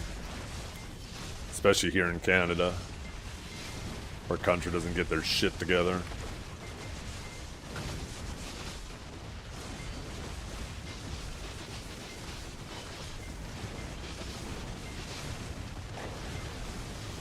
I'm still waiting for my GTX 760 to appreciate. God damn. God damn. That's an old card. I remember the first time I tried SLI. I got 2, instead of buying a 570, I bought 2 560s and hooked them up in SLI. And it was great for benchmarks, but, you know, in general, SLI was a novelty.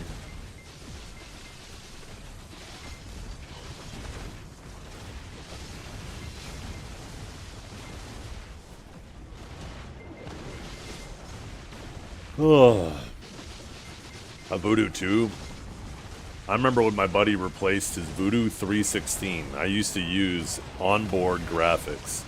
Motherboards used to, well, yeah, onboard graphics. I was gonna digress into something else, but I'll cut the weave out of it. But I was playing with onboard graphics, and I would have to play Unreal Tournament. My monitor was only at 720p. Which was a big deal back then. I had a nice CRT monitor.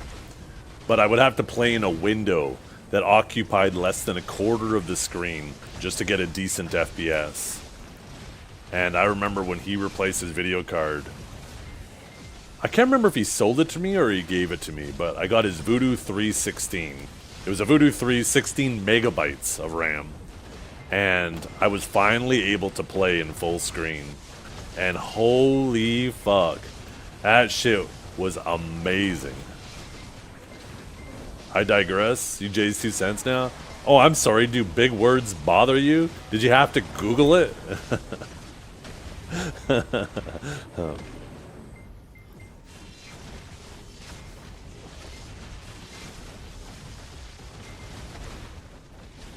But yeah. During that little SLI time, I realized you're always better off, instead of trying to compromise and get 2 shittier cards to equal a better card, you're better off just getting the better card. Now, if you're absolutely trying to destroy benchmarks, and you're into that sort of thing, then you get 2 of the best card, hook that shit up in SLI.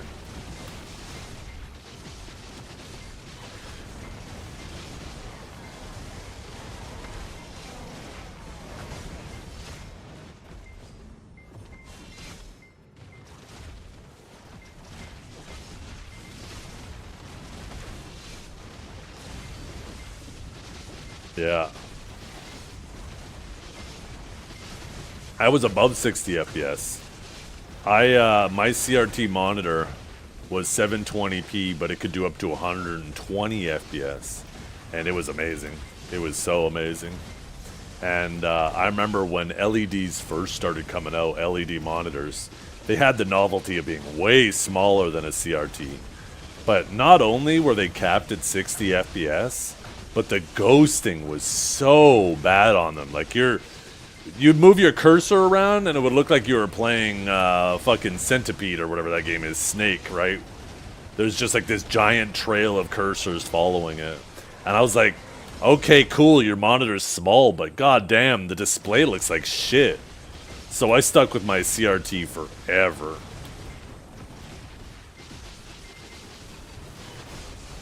And then eventually the LED technology caught up.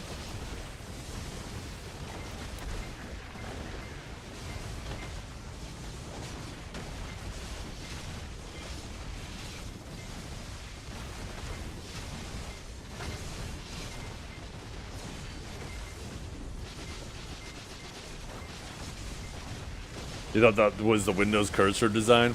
The funny thing is you could actually turn that on. I don't know if you still can, but you used to be able to add like a tracers. I don't know what they called it, but oh my god, it's raining Debos. You used to be able to add like a trail behind your cursor.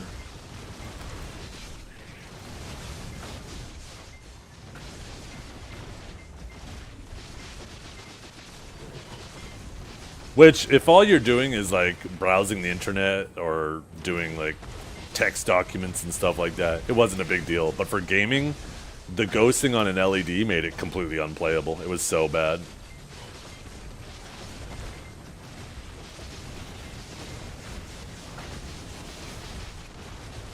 Is it possible to hotkey the Krog stable? It's a good question. I wonder.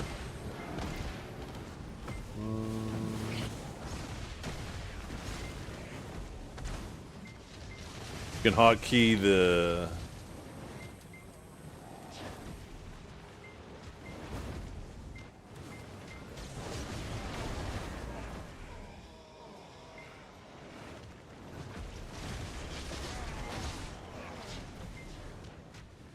No, it doesn't look like it.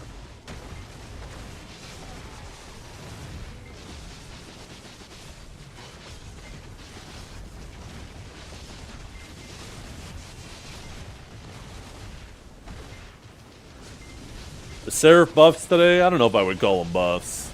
I was pretty unimpressed with the Raboms.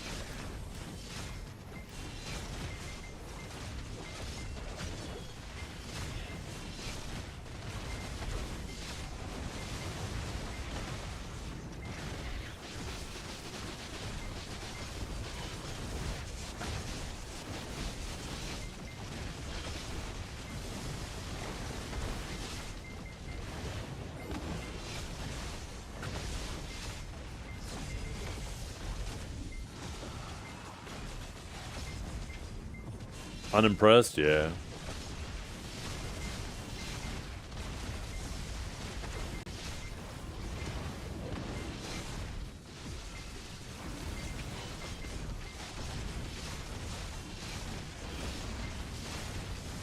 What more you want? I mean, it's always good to have Raboms that at least have some use to them.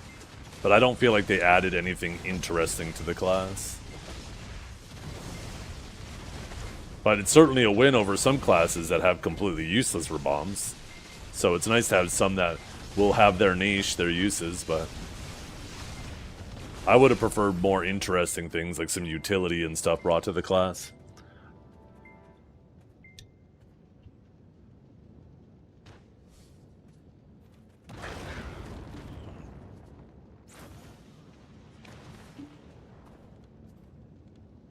Yeah, I do prefer my Sage. As soon as I saw that Seraph was, you know, 90% warrior and like no paladin real feel to her at all, it was kind of over for me. It was nice because it scratched the old warrior itch, right? I used to main warrior, so it's kind of nostalgic to a degree.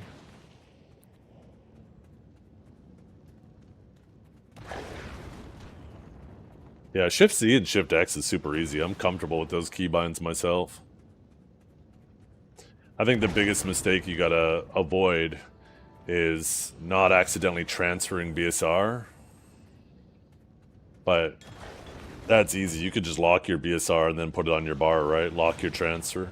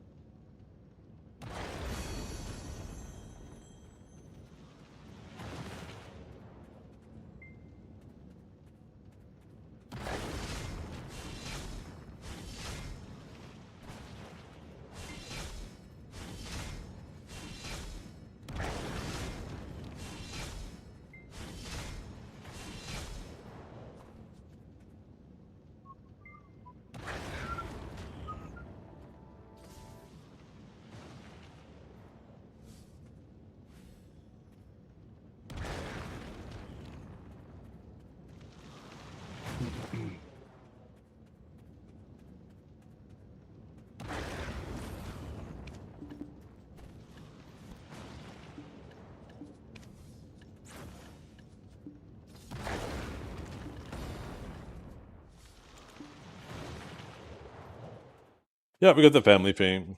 Gonna start getting 100 mil a day. Which is kind of nice. 700 mil a week.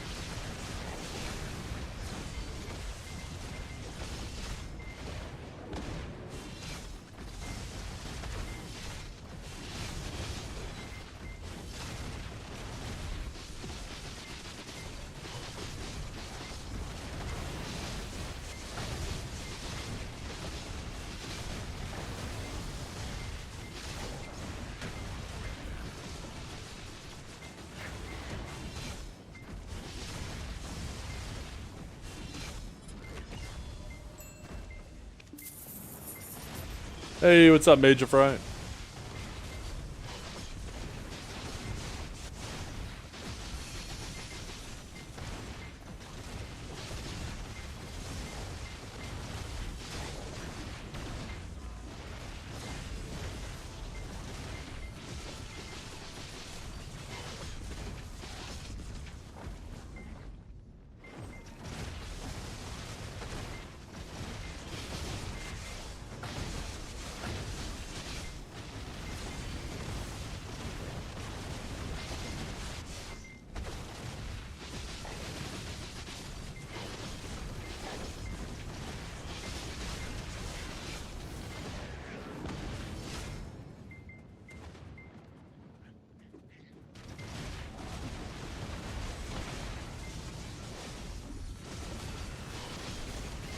God, that grab is so crazy.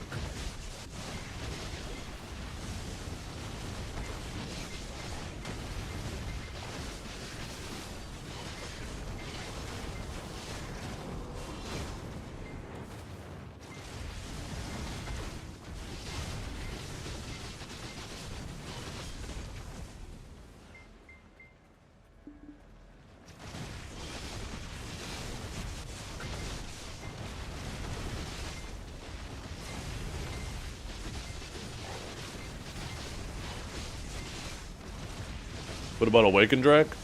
Awakened Drac could be a good 1v1 class, yeah. It falls off a little bit in, like, as the fights get bigger, because it is a pretty forward guard heavy class these days. And then, it, you know, because you're a melee class that's forward guard heavy, you know, it becomes difficult to make sure people are not around your forward guard and at your back. But for 1v1, like open world ganking, yeah, Awakened Drac's pretty good.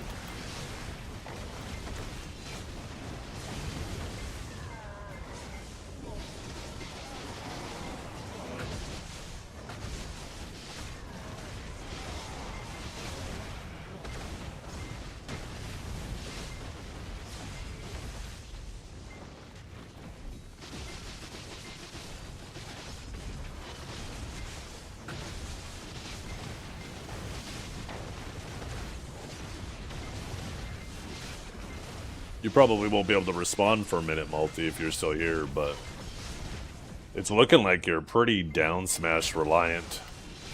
Looks like you're just constantly sitting there hoping you get the down smashes. Oh, never mind. There you go. You finished him. You're just asset combos? Oh, okay. That's fair. It's a new class, too. I don't know if I've seen you playing it a whole lot yet.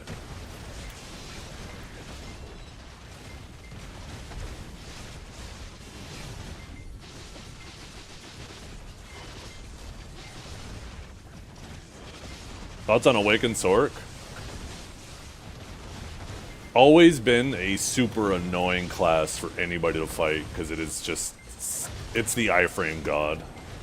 And it does really good damage. Traditionally in the past, it would struggle to chase people, so you could always like a Sork by just walking away, right? But these days, Sorks can chase pretty good. They're kind of scary. I'm surprised more people don't play him, to be honest.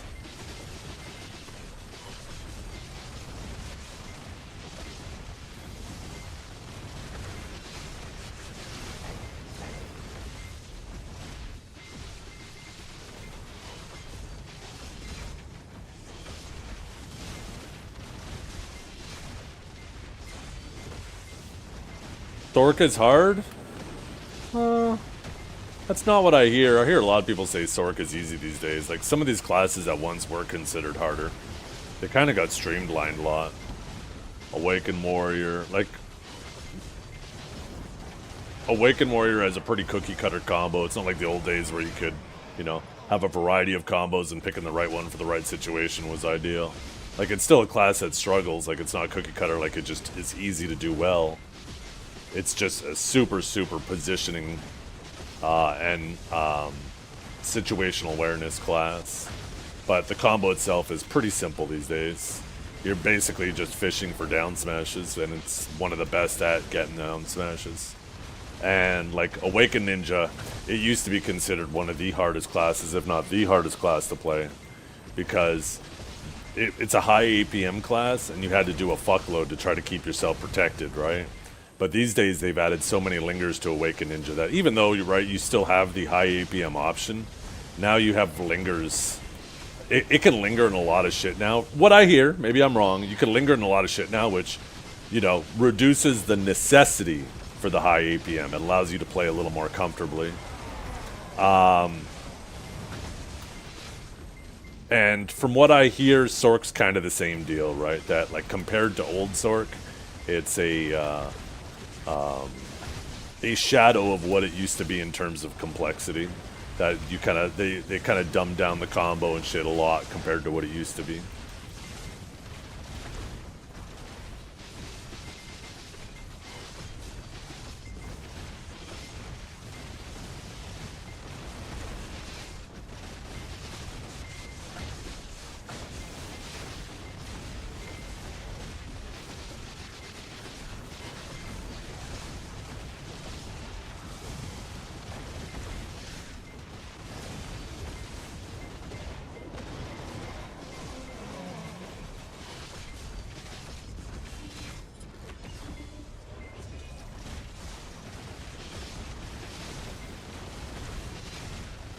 Yeah, Warrior back in the day, not only would you have to use the right combo for the right situation, like you'd have your evasion busting combos, you'd have your DR busting combos, you'd have your fully protected combo, and you'd have to choose the option for the situation. But on top of that, like even that aside, there was a lot of manual shit you had to do. With like manual C-swapping to grab, manual C-swapping to use your charging thrust, manual, like almost any time you wanted to swap between kits, you had to know when to C-swap. Because only C-swapping in one direction has a forward guard, but in the other direction was unprotected. So knowing when to swap through the gap to keep yourself protected was part of the skill of Warrior. But then they'd also later changed it, right? So when you swapped to main hand, like you could just hit WF and a charging thrust straight into it, right? Or you hit Shift F and it immediately ground smashes. You don't even have to manually swap and open yourself up to potentially getting caught, right? You just go straight from a Q block into your ground smash.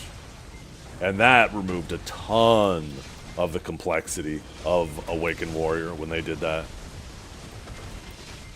Because that was where some of the biggest gaps were for Warrior. Is catching them when they're swapping between their two kits.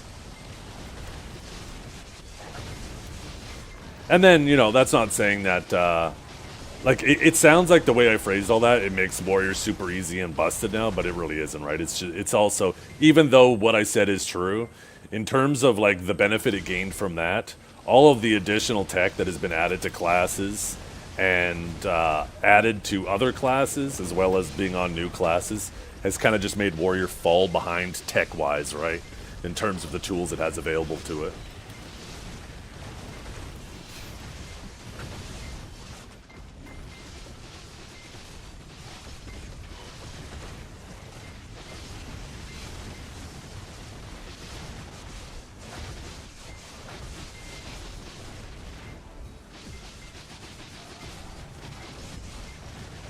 Sork didn't fall behind. It did for a while there. It did for a while. Sork was in a really rough spot for a couple of years. It was really strong after reboots, and then, I don't know, it just kind of got forgotten about. And everybody else was constantly getting buffs. They weren't really doing shit to Sork, and just over time it fell behind. But as of lately, it's doing pretty good. I don't know the specifics of what they did to it. I know they did some stuff a little while ago, but definitely had a pretty good impact on the class. It's definitely one of the stronger, at least Guild League classes, and like it does really well in Node War and Siege when the right people are playing it. Why no Seraph today? I played it very briefly, but you know, the Raboms didn't really change a whole lot for like PvE wise, and that's all I'm interested in doing on it, right? For somebody who doesn't know combos though, Multi, you're kind of cooking somebody who's been pretty like balls deep in that class since it was they hit Global Lab.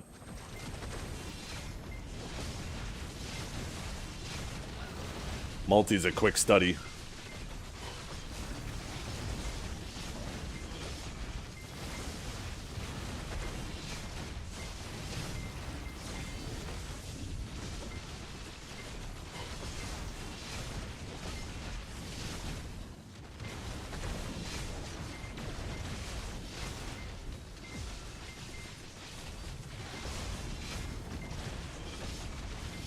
Ugh.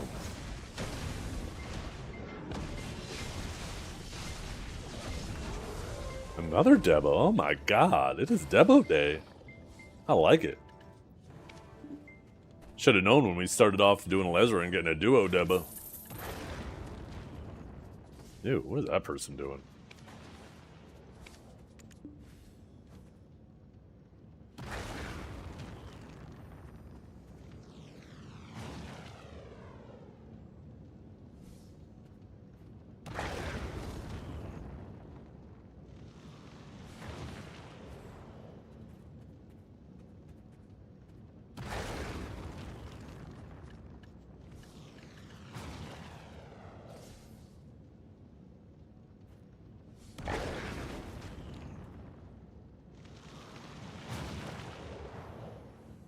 I don't know why Liger's malding right now. He's got 2 Oct weapons and like full deck accessories.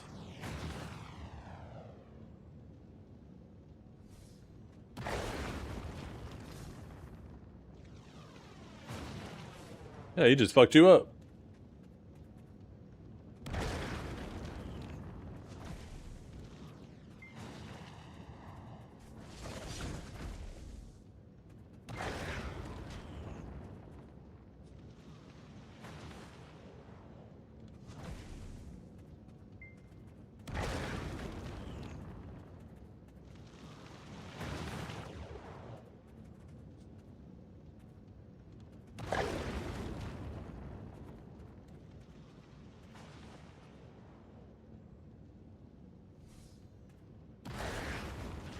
You don't find it helpful? I thought it was cool that they added those little effects. I didn't hear anything. Maybe my music's too loud. But I think the visual effect is kind of cool to tell you where you're at in your combo. If you get selected to fight for the Adania, the little purple hash icon, not little, a pretty large purple hash icon appears right there. The night before, I don't know the exact time, but I think you almost have, I think it's like a 20 hours notice or something.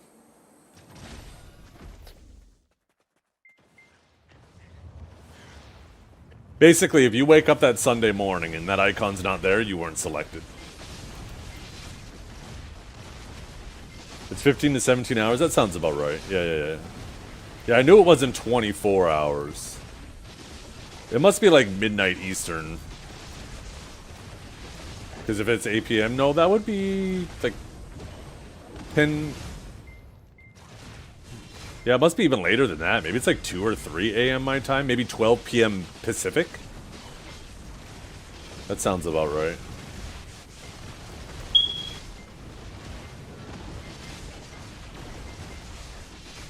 People get banned for how long if they don't show up for the fight? If they don't show up, aren't they ineligible for like 3 weeks now or something? So that means it'll be the 4th week? Like a month later that it can start again?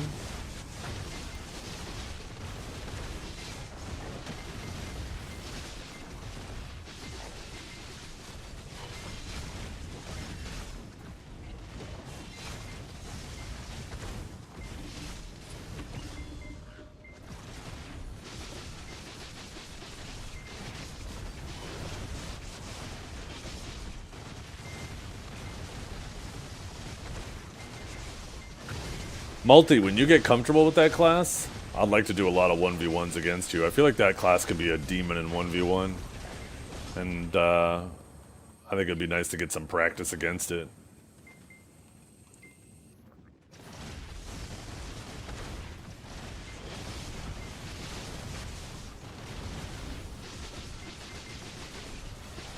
That grab. Just having that grab on an SAQ block class just seems insane. Just that pairing in general.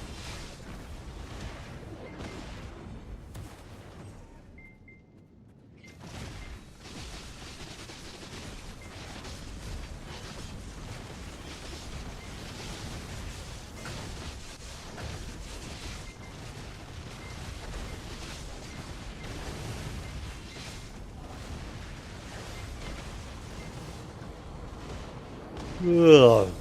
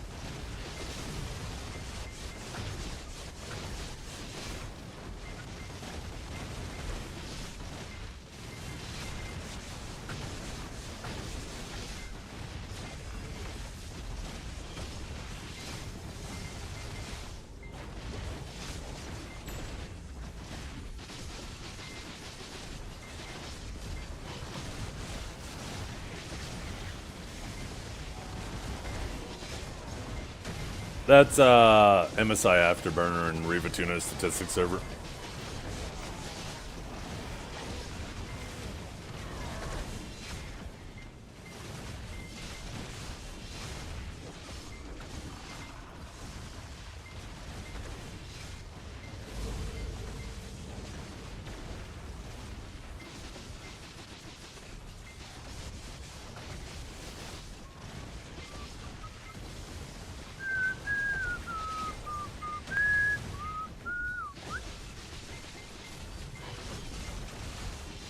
Yeah, my armors are just every week falling further and further behind.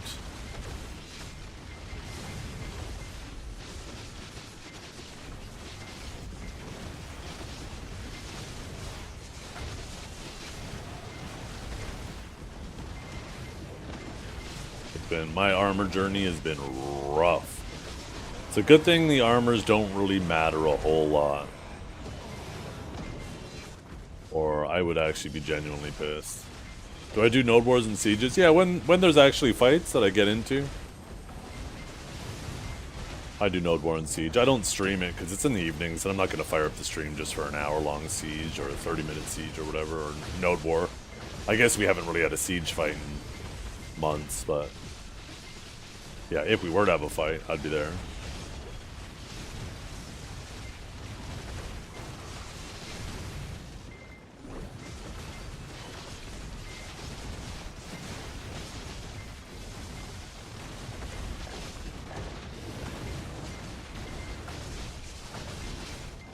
Oh.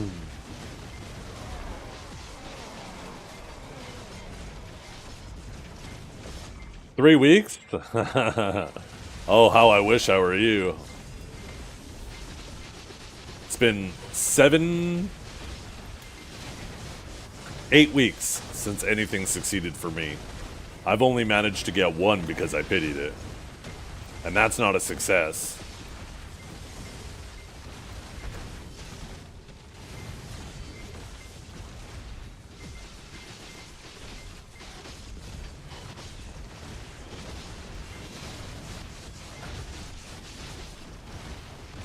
That was what? 23 stones plus we're 14 stones in. So 27 clicks now. No, sorry, 37 clicks since I've had 37 stones since I've had a success.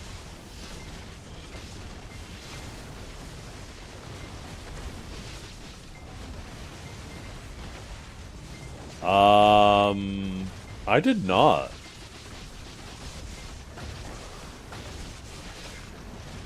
I legit left everything intact in the case like I normally do. I just pulled out the one power supply connector I needed.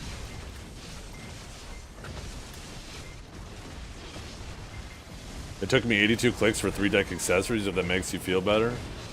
I would rather have that, to be completely honest.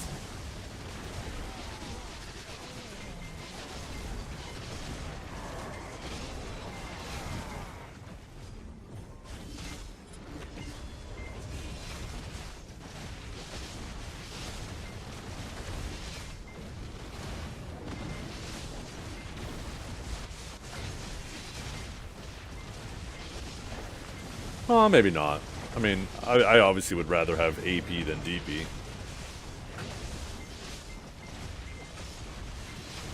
My gear? This is my gear.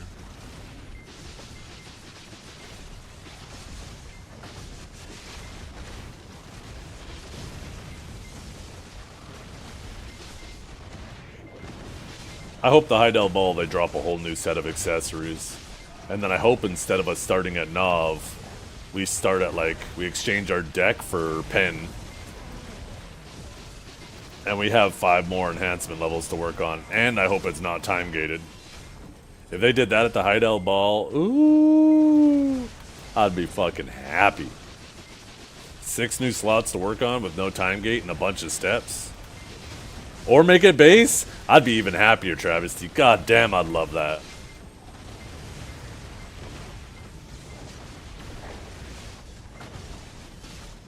Knob to base, deck to try. Ooh, now we're talking.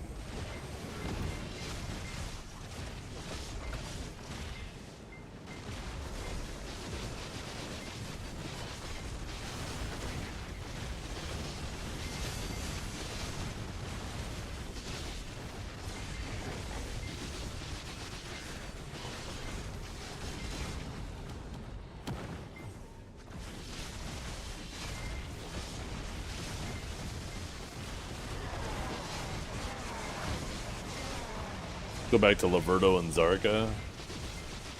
Could you imagine if, like, when they decide to do the next set of accessories, they decide to add variation again? They actually add DP, accuracy, like DR accuracy, evasion, and AP accessories. And then they eventually phase out the crystal slots. Remove them from the UI once everybody's done in Auto Karazhan.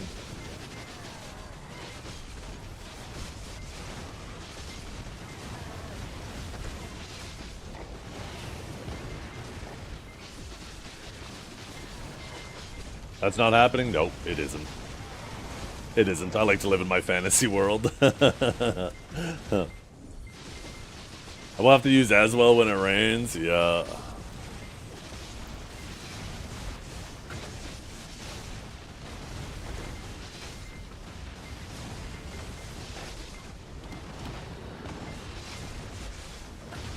Have weapons like the old ones that have demi-human and all those different species on it, right? Yuria had human damage.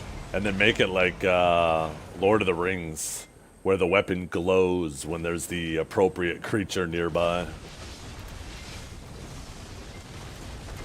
That'd be kind of sick.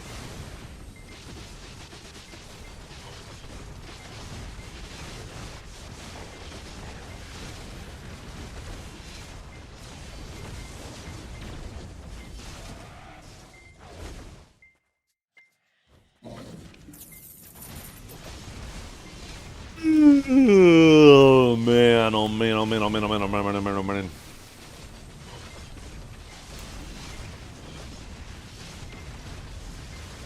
I gained like 15 processing levels over the last 3 days. If the new gear had no pities, oh my god. People would lose their minds.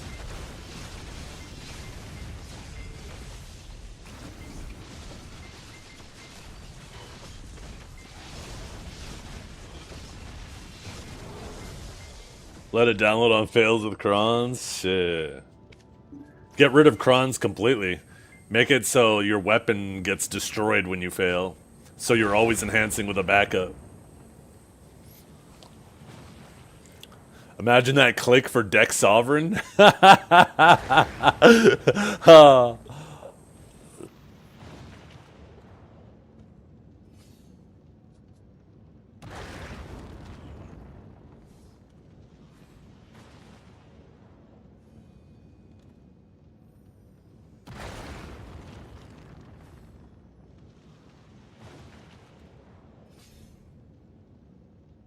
By the way, you guys all like the no background camera? Get out of my fucking pocket.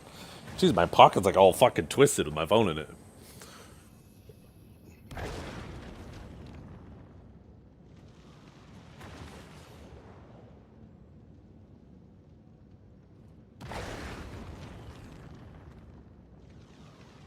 All that extra GPU headroom now. I know, right? I'm on remastered and I'm just going crazy. Mean, lean, green screen. What the fuck? Dr. Seuss in the house.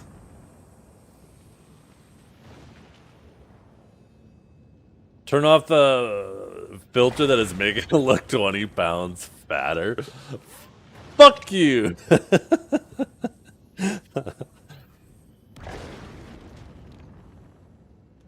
You kidding me though?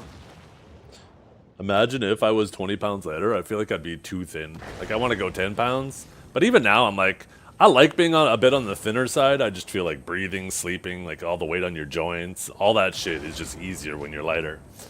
But I couldn't imagine being back down to like 170, 160 pounds. I remember out of high school, I was like the same height, but 140 pounds. God damn. I was like a fucking Mr. Jack Skeleton.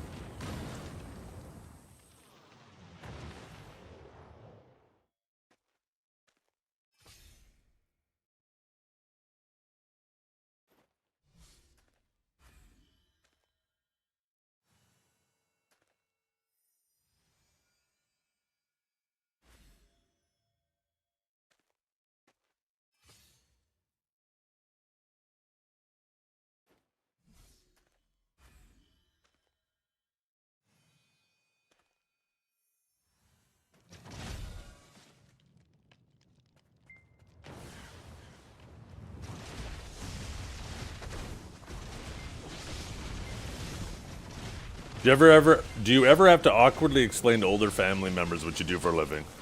You just gotta know how to explain it. I just say, I do multimedia production for a subsidiary of Amazon. Boom. You throw a whole bunch of words at them, they're like, oh, sounds important.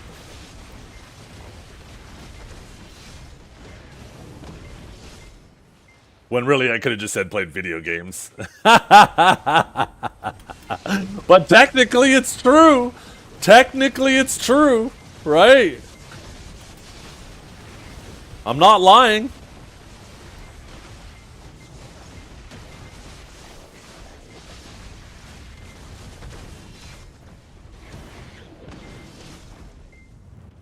Sandwich artist type talk? That's exactly right. You know what they say, right? Dress for the job you want. That's kind of what it's like, right? You're just dressing up your job description.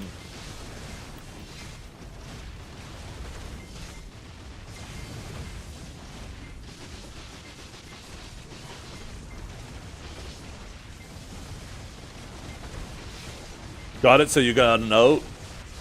Sometimes you have people be like, oh, what does that mean?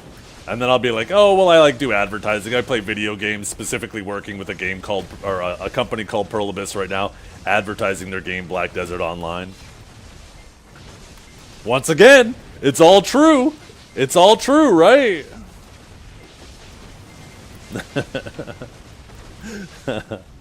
You just gotta have a way with words, man. You can dress everything up. It might still be a pig, but at least it's got a dress on it. Oh, shit.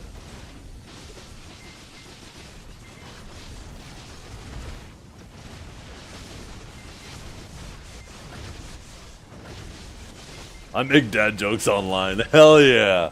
Hell yeah. That's a noble job right there.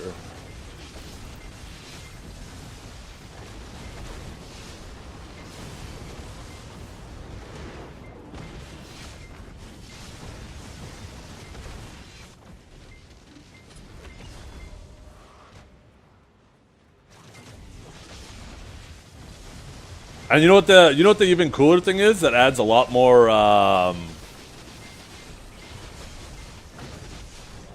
value to all those words I say is if they want to like continue the conversation on it, that I just be like, oh yeah, last year they actually flew me down to LA to test out one of their new products.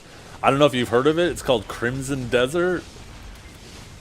It's built on their brand new proprietary engine called the Black Space Engine. They're like, wait, they flew you down to LA? Damn, you must be a big deal. Yep. All in all, just dressing up a pig. I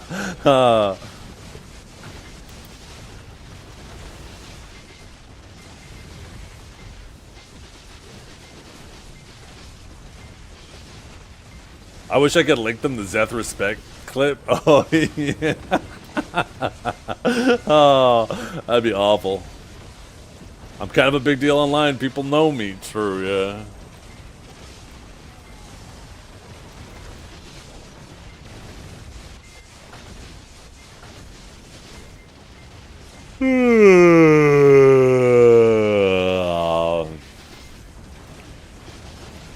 The difference between people that make like 60K and 120K was just explained.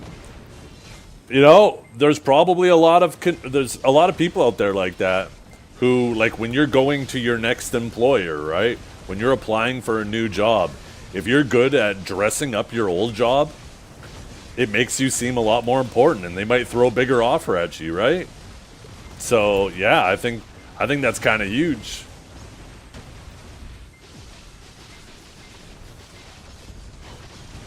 How do you advertise for them? Oh, like this. I gotta watch this again. I know this clip. This is a good one.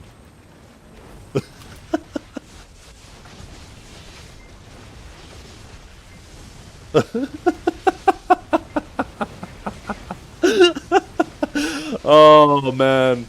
If that wasn't potentially TOS, I would make that a sound effect.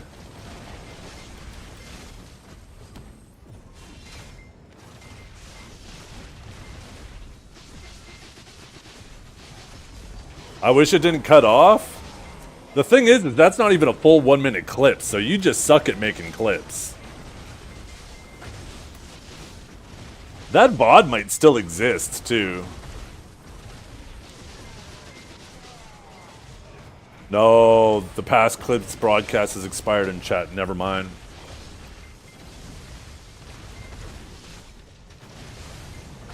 Yeah, I'm a freak for real.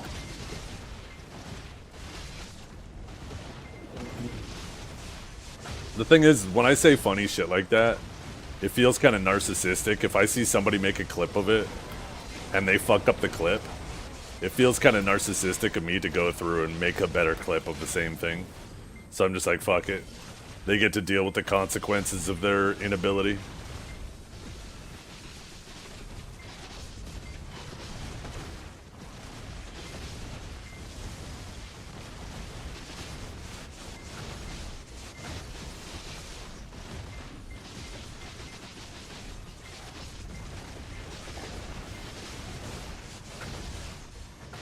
No, I believe you, but you could still go back and try again, right? You didn't have to go, oh, it didn't work. Oh, no. You could have been like, okay, so it's cutting off an extra second or 2 seconds, so I'm going to remake the clip and make sure it's 2 seconds longer. So when it cuts off that 2 seconds, it lines up perfectly.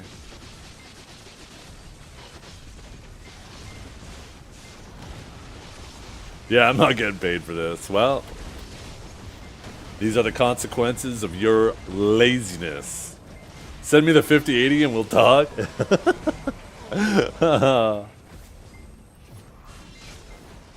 Just give me a cool $2,000 or $2,000 Canadian. So what is that like?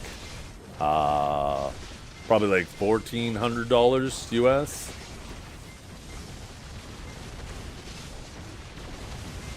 I'll take what I paid for it because that's what I'm aiming for.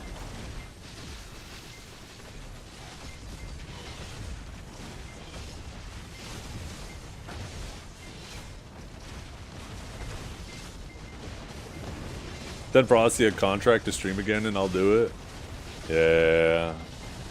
It'd be nice to have Frosty back. He was one of the creators I'd keep on my side monitor. It was fun listening to the like he was really good at ruffling feathers whenever it came to talking about classes. I miss when they were going through and redoing a bunch of classes. That would have been prime Frosty time. Because people loved it when Frosty had opinions on their classes changes.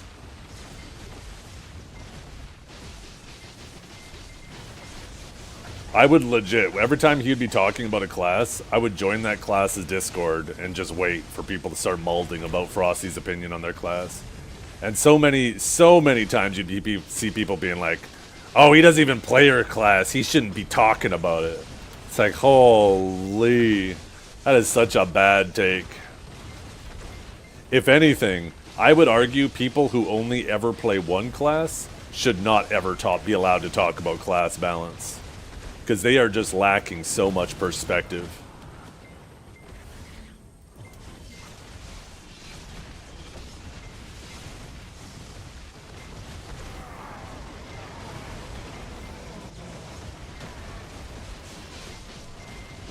He was a gem with accurate opinions and wasn't afraid to call people out. Yeah, yeah.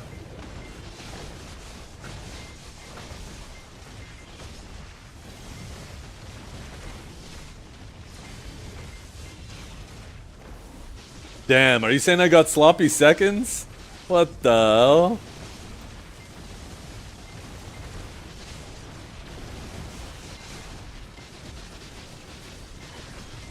I guess that's kind of bold for me to assume that I was the second. It could be thirds or fourths.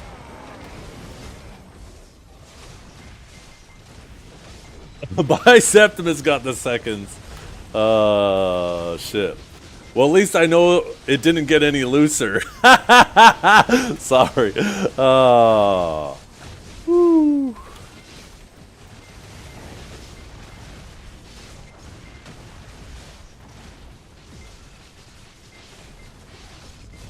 Yeah. No, I think Frosty was pretty good at keeping his personal life private, right?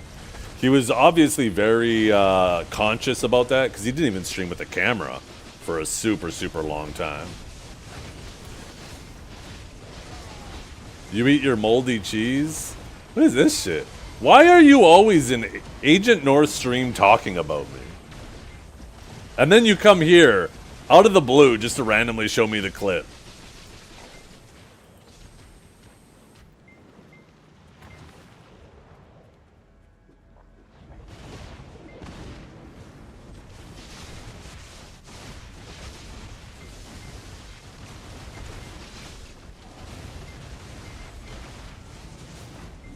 Hey, you know what? I'm kind of feeling them.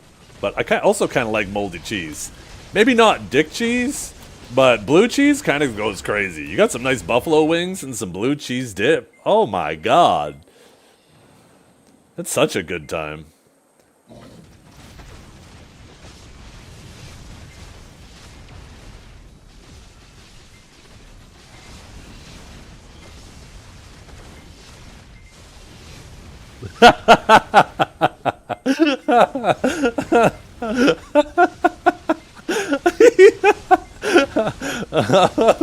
Baby, yeah, maybe I should have said maybe.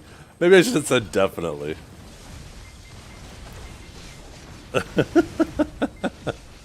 Oh, fuck.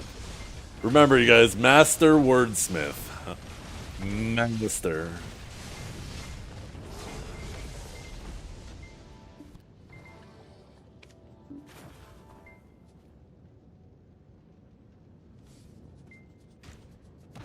Surprised these have been sold. People keep undercutting. It's so crazy how impatient people are. They don't realize that, like, they're legit throwing away silver. These sell.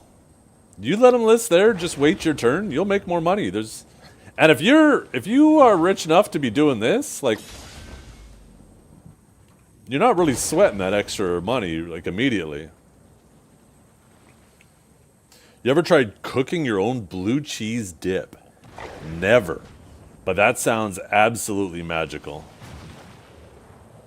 What do you do? You just take the blue cheese, you stick it in a pot, gently melt it, maybe add a little extra like sour cream or something to it to loosen it up a bit more, or maybe just a little bit of heavy cream.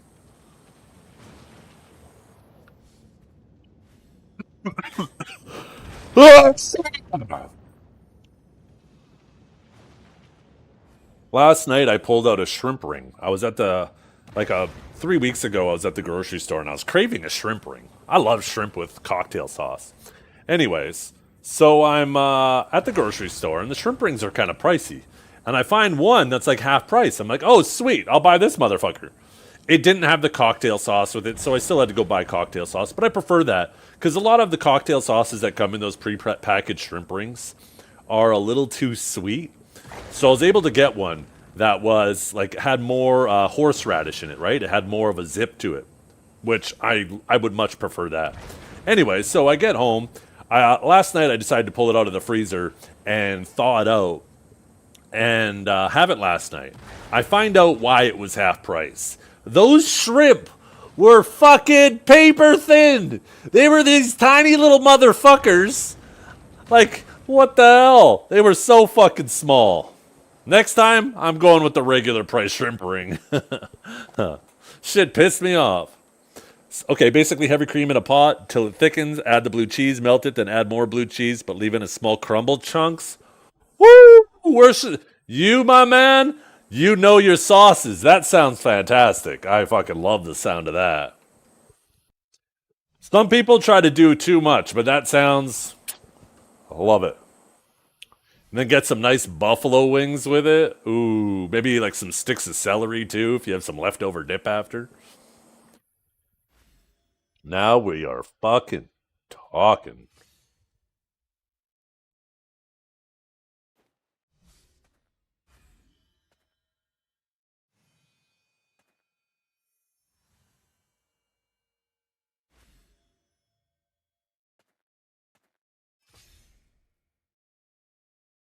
Hey. Man, it is already 1:30. Where the fuck did the day go, chat? By the way, how did Divios do on his clicks last night? I know that little bitch got carried yesterday morning when he did his earlier clicks. How did he do with his later clicks?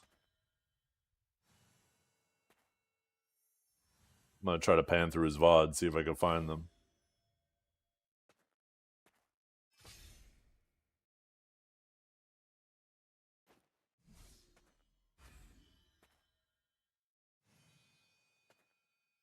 You don't think he streamed it? Yeah, I'm noticing he only streamed for 6 hours, and he started pretty early, so yeah, he wouldn't have been streaming when the bosses reset last night.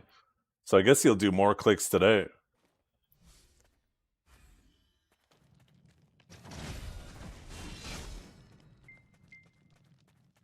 I hate blue cheese. Why did that make me hungry? You don't like blue cheese? I love it. It is so good. I'm the only person in the house that'll eat it, though. The rest of my family's not crazy about blue cheese. They're more about their Caesar dressing. I like a nice Greek vinaigrette or blue cheese dressing. Caesar's good too, but I prefer my wife's homemade Caesar dressing. Why don't you participate in the Adania fights? Mods? You know what to do.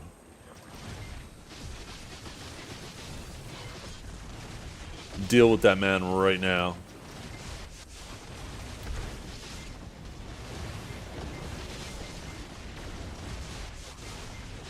Pin the message? No. Find something like a cactus to shove up his ass. Because that's how his comment, that's how his question felt to me.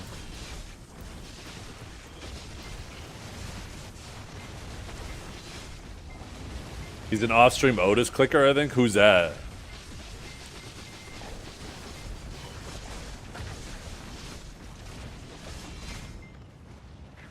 Damn, Maladian. Holy shit. Almost 4 years.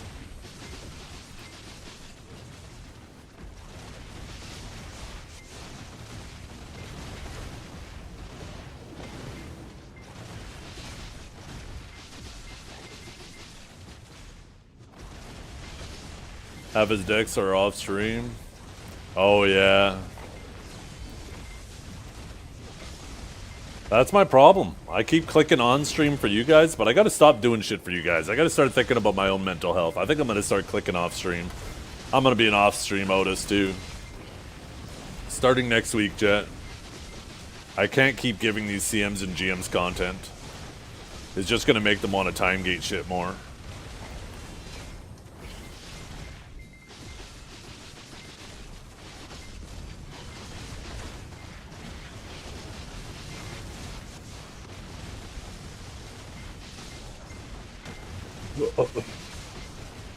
You have like 10 viewers when you click and 7 of them work at PA. I know, right? Because I do it right when I start the stream, so it's like I'm doing it just for them.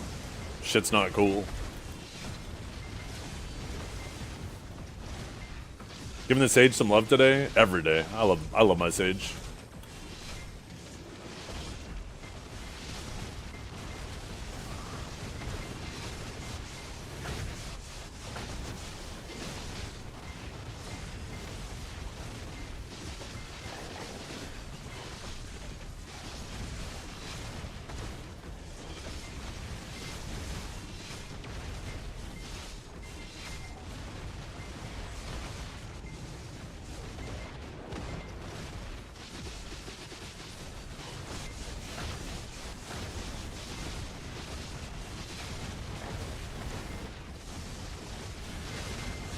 Big gains? Oh, speaking of losers.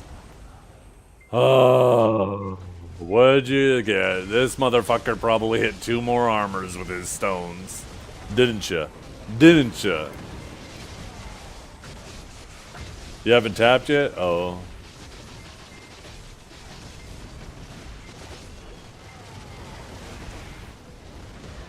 I am now, next week will be my 8th week.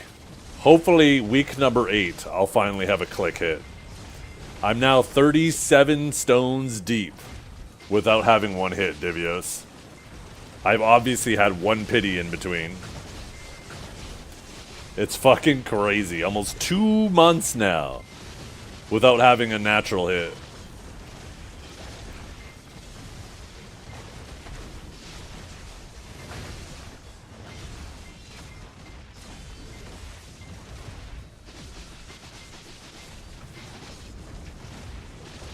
Yeah. I had issues with my, let me pull up the sheet. I've had issues with every step. Getting all of my armors from Tet to Pen, though, was the one time I went a little bit under average. And that's only because I one-tapped one of them. The other 3 were actually bad, too. But I one-tapped one pen, which made Pen in general below average. But that was it. Every other step has been miserable. How have you been doing, Multi? I know you were getting fucked initially, too. Have you bounced back yet? That's the crazy thing, is if I get lucky later on with, like, the Ox or the Knobs, I could instantly just gain, like, 20 stones, 30 stones worth of clicks by just getting lucky on those early ones. You have one Oct, so you've actually been getting... Oh, my God. This man is actually caught back up to where approximately where he should be. Fuck. At least I could before say, well, I'm, at least Multi's here with me.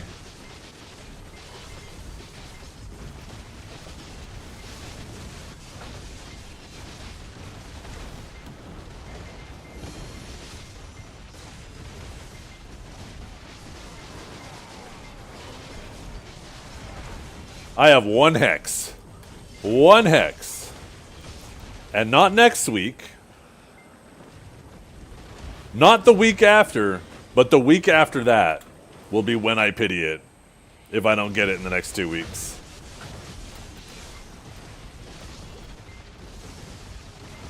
The trick was literally not caring, and then they went like crazy. Yeah, in actuality, right, they don't really matter much, so I honestly don't care. But it would still be nice.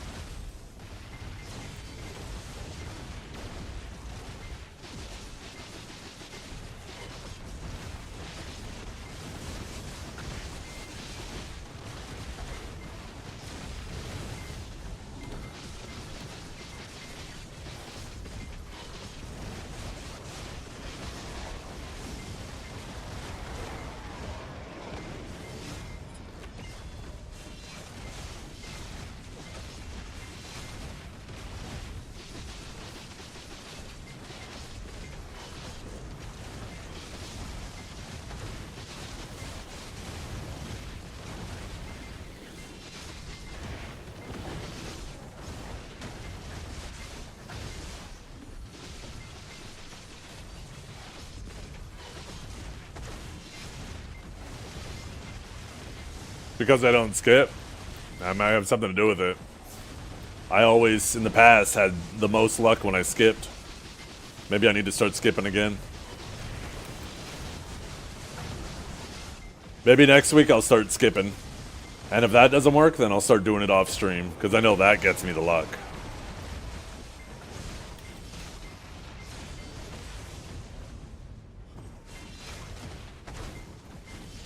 Yeah. In the past, like almost all of my clips of me hitting things is when I'm skipping. So maybe that's my problem. I gotta go back to the roots.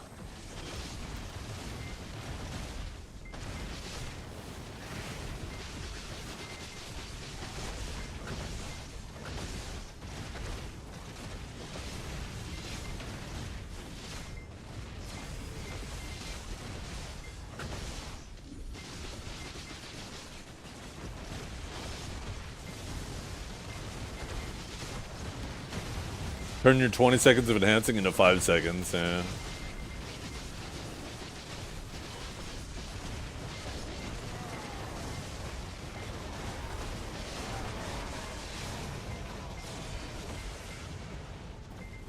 The voodoo enhancement room? Oh yeah, I do. It's not really a voodoo enhancement room. Nothing ever worked there.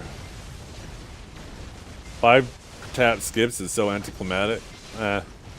Not really much of a climax when it's just 5 failures anyways, so rip that shit off like a band-aid.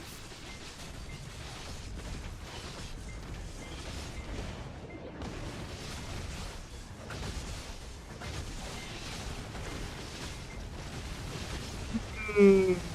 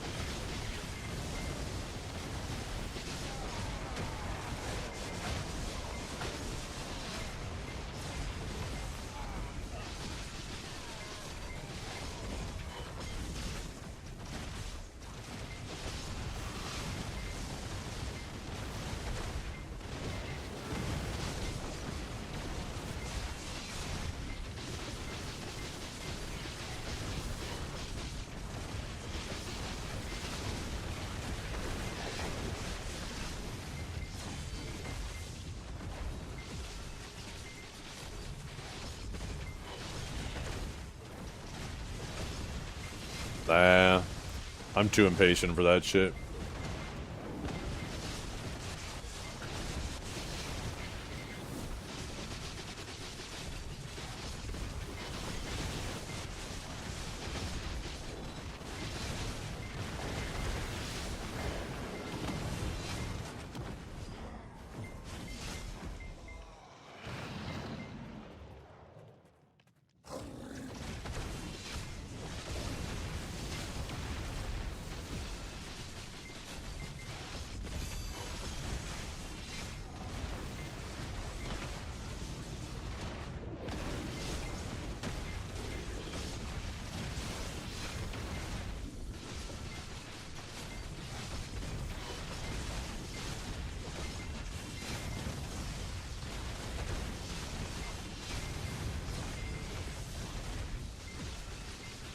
Had some chicken thighs. I gotta decide how I'm gonna cook them tonight.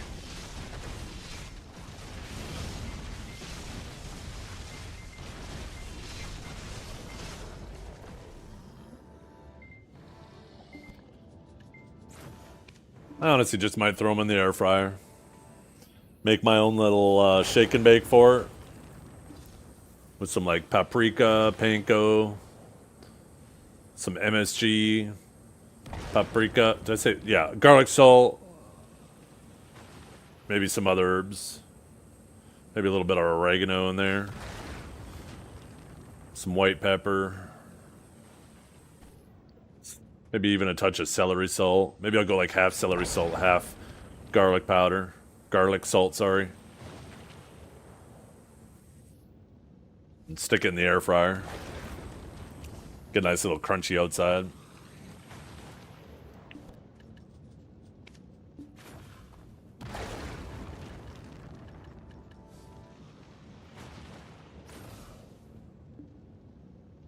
Yeah, no, I normally do like a little pan fry too. I'll start it in a pan, skin side down, get that skin nice and crispy, flip it over in the pan, melt some butter and shit in there and herbs and all that shit, and then just finish it off in the oven, right?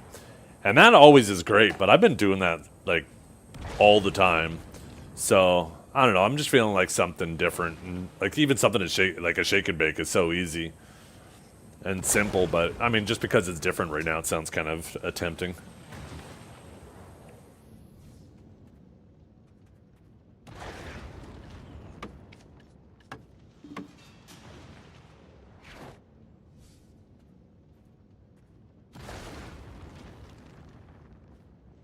I got a package, 1 second.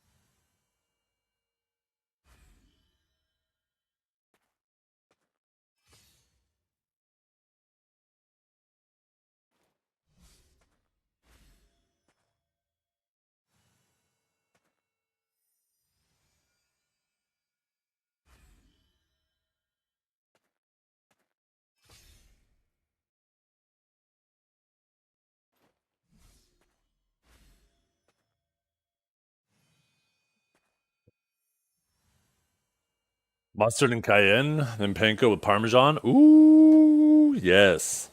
I like it. Parmesan is so good mixing with like a breadcrumb batter.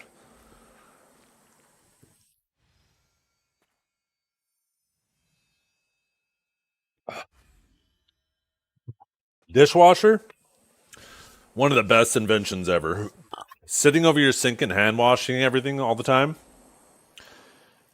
Sure, you can make the argument like, why use this giant dishwasher to do that when you could just do that? But the time it takes, like, sure, it saves you money, but man, if you work a 9 to 5 and you got to commute to your work, you got to get ready for work, you got to make your dinner, your meals, you got to spend time on the toilet, you got to sleep. Before you know it, you only have like a 2 hour window to enjoy yourself in the evening. Do you really want to spend 1 hour of that washing dishes? Fuck no. Put them in the dishwasher, let that shit rip while you go do something you want to do, you know? Yeah, I mean, I hand wash pans and knives as well. And I have some utensils that I know if I kept putting them in the dishwasher, like chopping boards and stuff like that. I have a nice bamboo chopping board. Things like that. Obviously, they might delaminate from the heating and stuff, but otherwise, yeah, your basic dishes, your cutlery, put them in the dishwasher. Forget about them. Your glassware.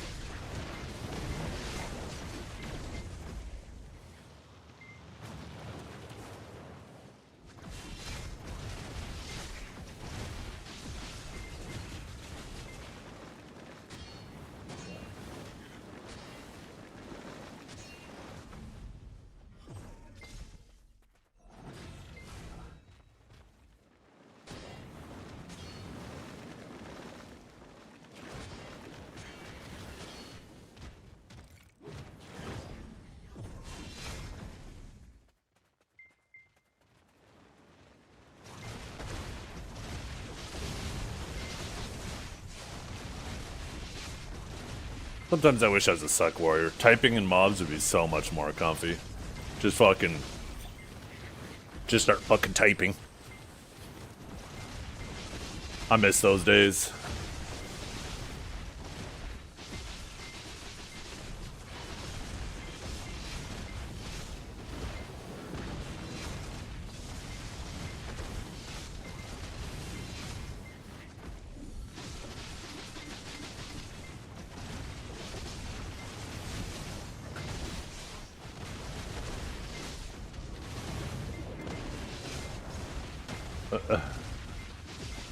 There's no shot. You're probably grinding though with like... There's no way.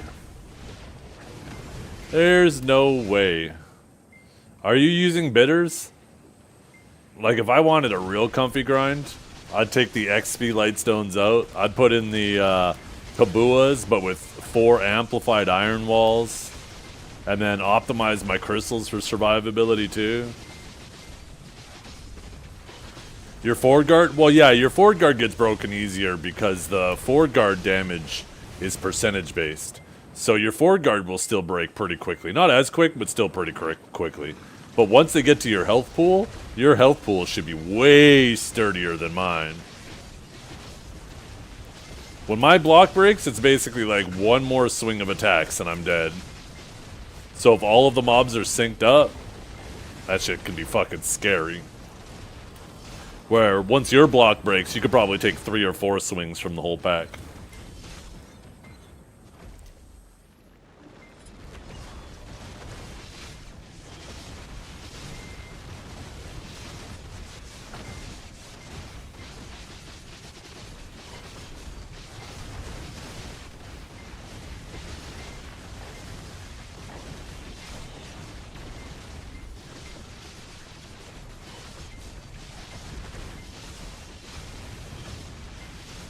Stages evasion? No, nothing's evasion these days.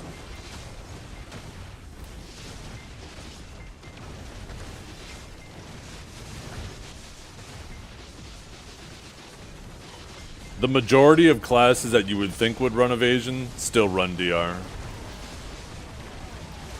The only reason some classes can get away with some evasion is because 99% of the player base runs DR. So why would you put on accuracy to deal with the 1% of people that are running evasion when all that'll do is make you weaker to the other 99%, right? So, but as soon as if they ever create an environment where all of the evasion classes start regularly running evasion again, then that means everybody will start running 1 or 2 accuracy crystals, and those evasion builds will then be, it'll be very obvious how squishy they are. But yeah, the main reason some classes get away with evasion right now is because nobody's running accuracy.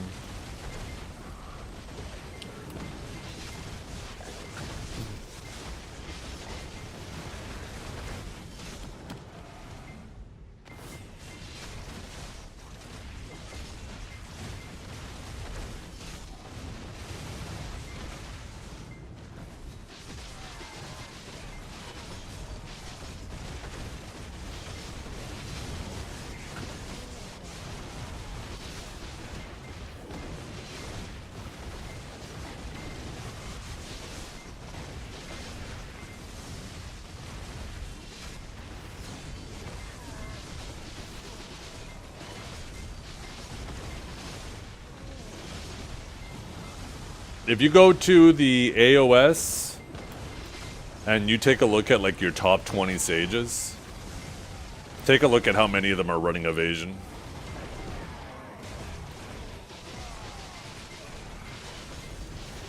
That's the nice thing about AOS. You can see what all the top people are doing.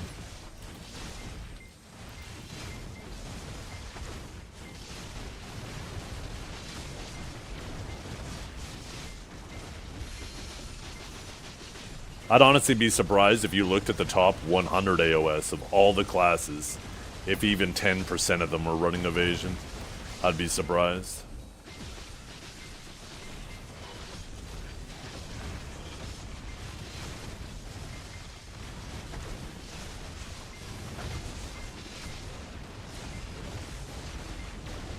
And AOS is probably one of the areas where evasion is the most viable, to be honest. Considering you don't have insane, you know, Jin accuracy crystals. And they took away a bunch of accuracy.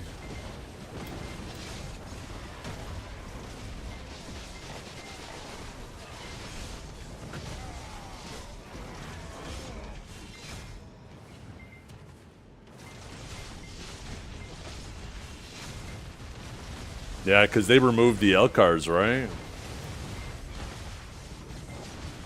And they made it, you had to like get accuracy focus crystals, which most people, you know, don't want to do. So, but even on Sage, which Awakened Sage, it's still typically DR is a no-brainer because you'd rather focus your stuff on damage and survivability.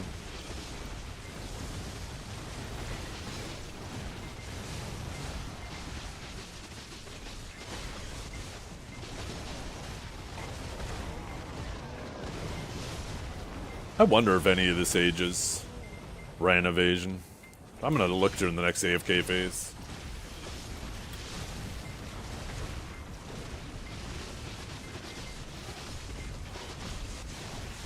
I doubt Calb did. I doubt Bot did.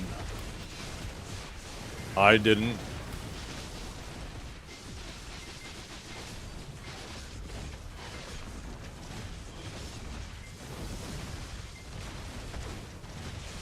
Take a peek after.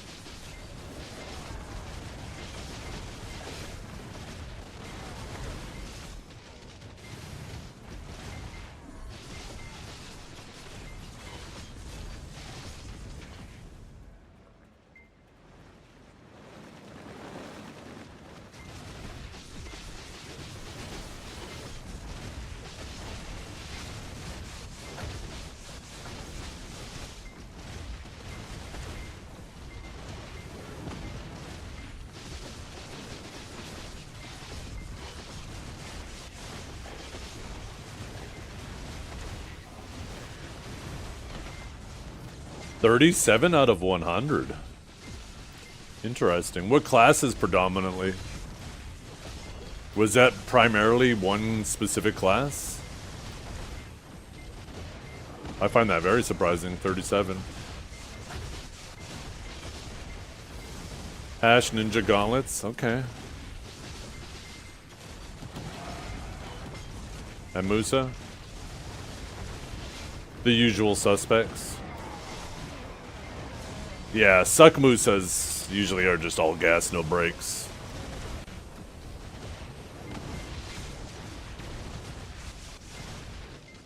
And there's like, what, 3 primary Suck Musas? Forest Hunter, Suna, and I can't remember the name of the other guy.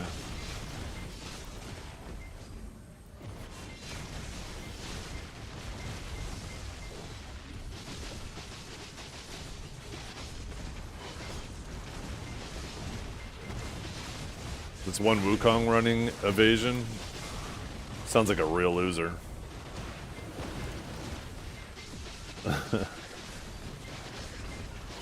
Isn't it crazy though? Look at what they had to do to accuracy to get evasion to be somewhat reasonable in AOS. Look how much of accuracy they practically had to take away.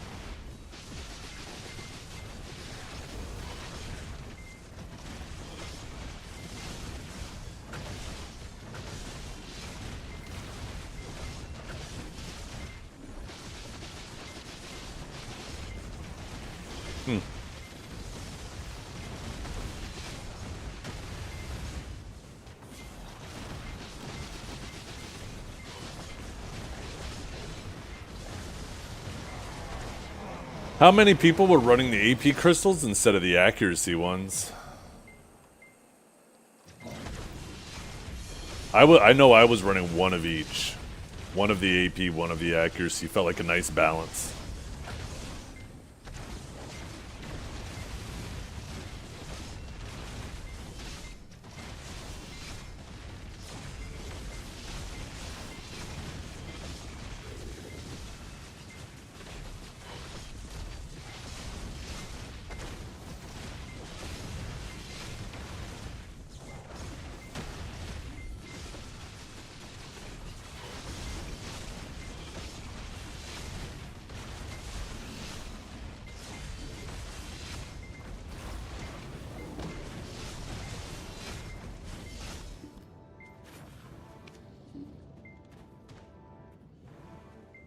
This is the Solar Knight outfit. You have to get top 100 to have it.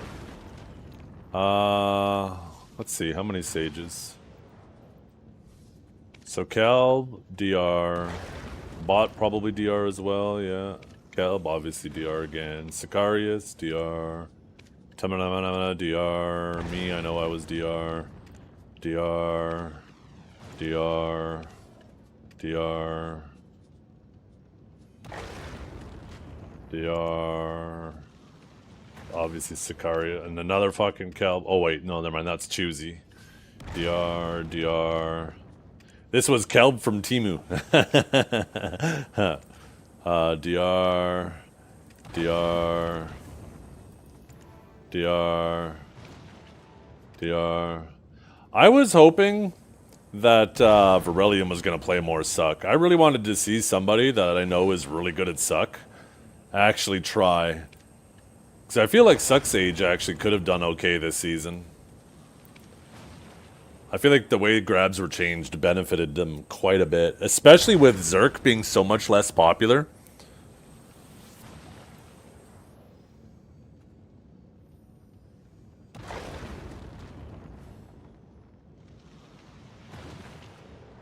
I know I had one game where we were against like an absolutely demon DPS comp. And a Suck Sage was part of it. It was like Suck Sage, Archer, and one other class. And holy fuck, I tried to warn my teammates, like, this damage is going to be ungodly. They're gonna want us to stack up. Be very careful. And yeah, we ended up getting absolutely fucking... Oh wait, here's the comp right here. No, never mind, that's not a Suck Sage.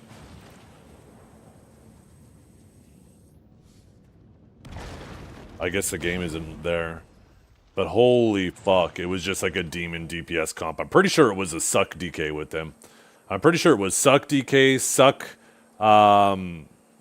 Sage, and an Archer.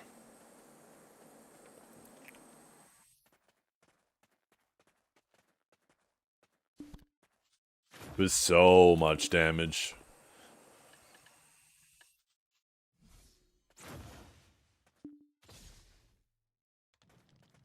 We had one game, too, where when I got in there, I was like, oh, we are destined to lose this. It was like me, a Suck Warrior, and an Awakened Wizard.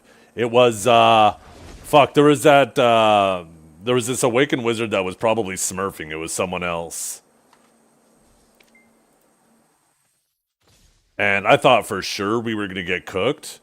But we absolutely fucking dominated them. Zeist, this guy. Or maybe it wasn't that guy. I could have swore he was playing Awakened Wizard. I know it wasn't Cosini. Did Zeist swap? Maybe he was playing Suck. I wonder if the game's in there.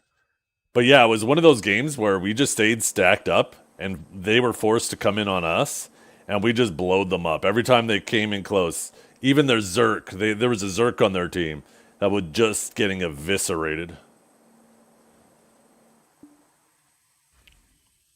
Yeah, another older game.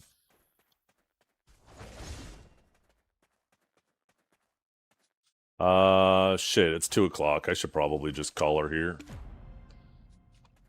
God, this is so nice! I need to get my dad horse in here so I can actually get my triple buff now.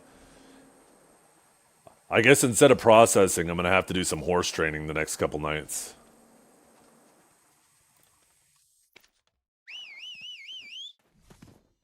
Loot scroll? Oh, I appreciate you. And consumables. Oh, you were telling me to load up my loot scroll. Nah, I'm done. Not really, I guess I didn't put my debos in there, so I don't know how much I actually did make.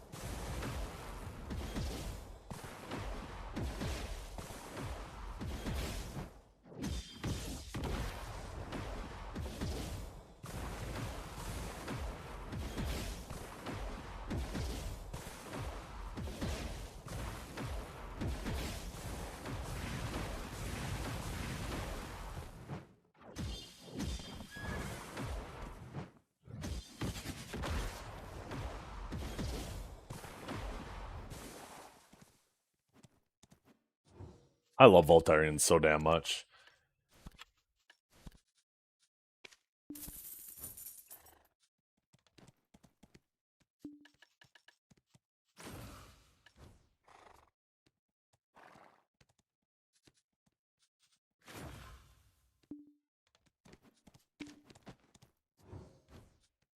Does he not?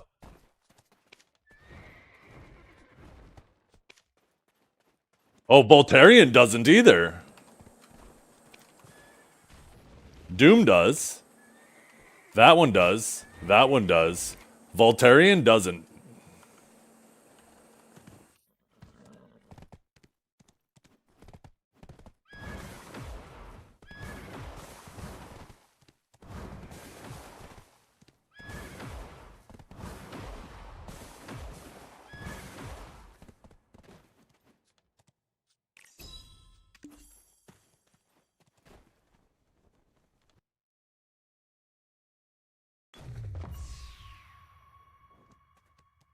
True.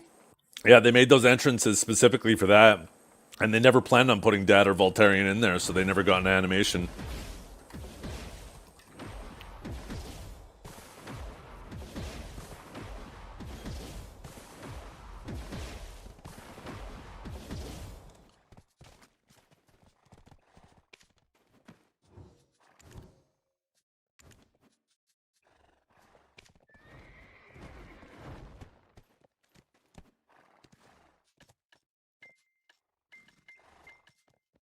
Probably can't put that on anything else, can I?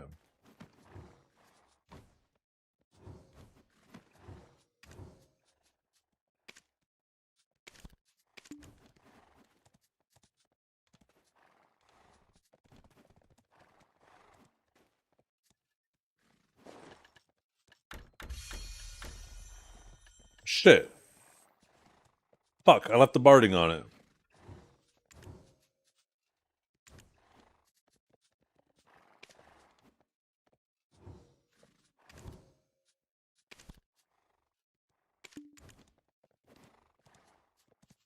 Or maybe I didn't. Did I?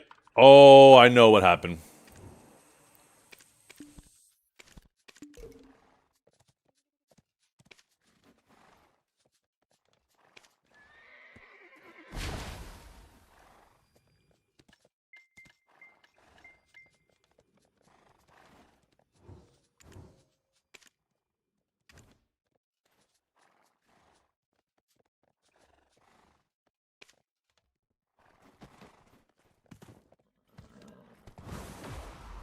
Yeah, I'm gonna do 4 Voltarians and the Dead Horse.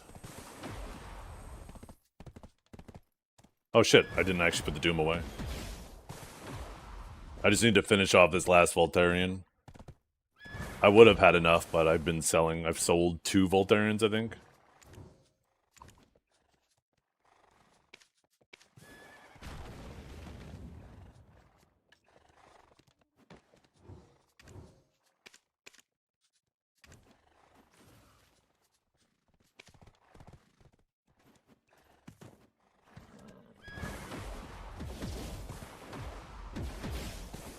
A backup uni buff?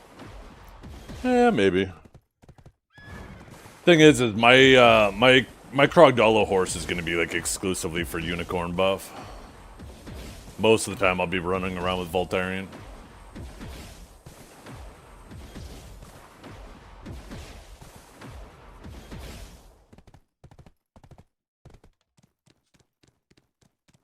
Oh god, Dragor. What do we have here? What do we have here?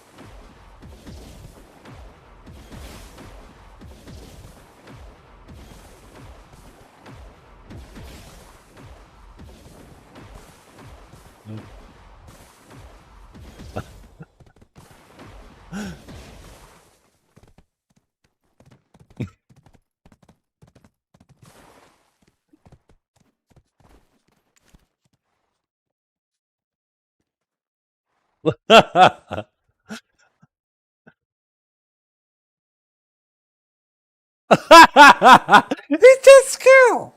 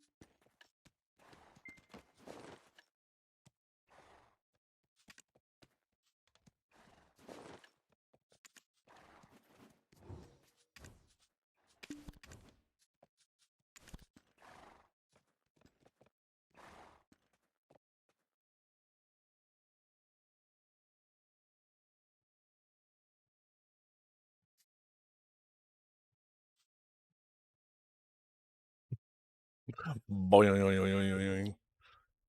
Amazing. Amazing. Great job. I am cheating. I am a hacker.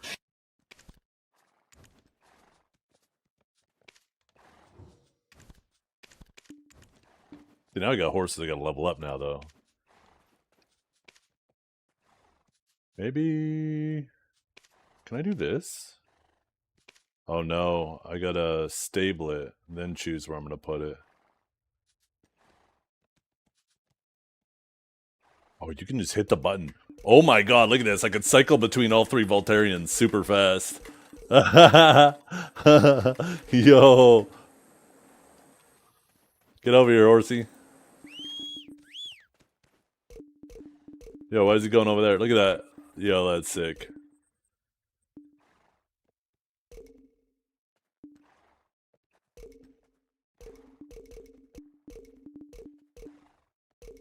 Oh wait, I am moving them around.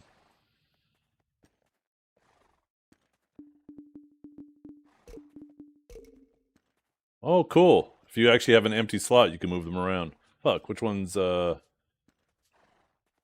there we go. We go 2, 5, 1, 2, 5, 1. There we go. Perfect. Now, if only we had a hotkey for this. If I could set up a hotkey to open this interface, that'd be fucking sick. Can you put the all-in-one in there? It was in there, right? That's it right there. Look at not Voltarian. I'm gonna have 4 Voltarians and not Voltarian. Oh shit. But yeah, I gotta do some horse training now, because my other horses are fucking potatoes. I don't plan on getting them good, like, stats, but at least get them to, like, all their skills. Does Voltarian come with all skills? I don't think it does. Does it? I don't fucking know. Let's check my low-level one. I don't think it does.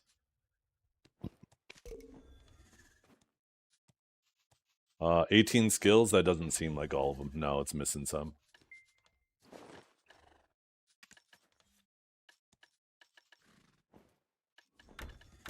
Oh, that's where the barding is. Okay.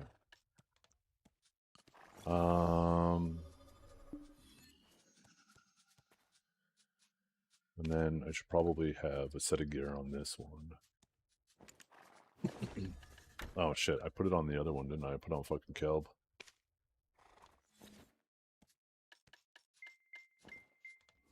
I'm gonna have to work on getting some more sets of gear.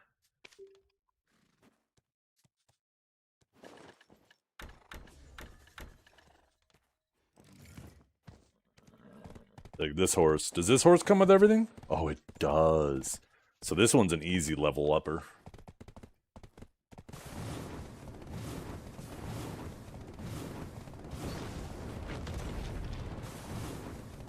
I've actually barely ridden this horse, because I just prefer Voltarian.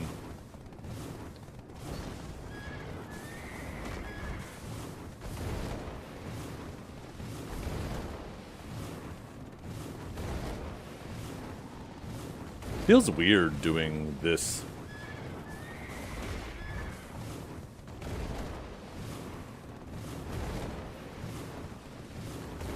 I don't know why. I feel like it's not quite the same as Pegasus.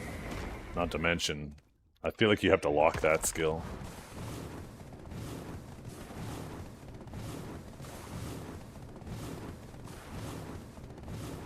Can you have a Voltarian? You're asking for a 50-80, you're asking for a Voltarian. Jesus, Dragor. Is that all you ever want is handouts? Yeah, I think that's the issue. I think I gotta lock WE. Is here, Infernal Legion. Oh yeah, all of a sudden it feels better. It's like it's not, even when the ability's on cooldown, it feels like it's not doing the check.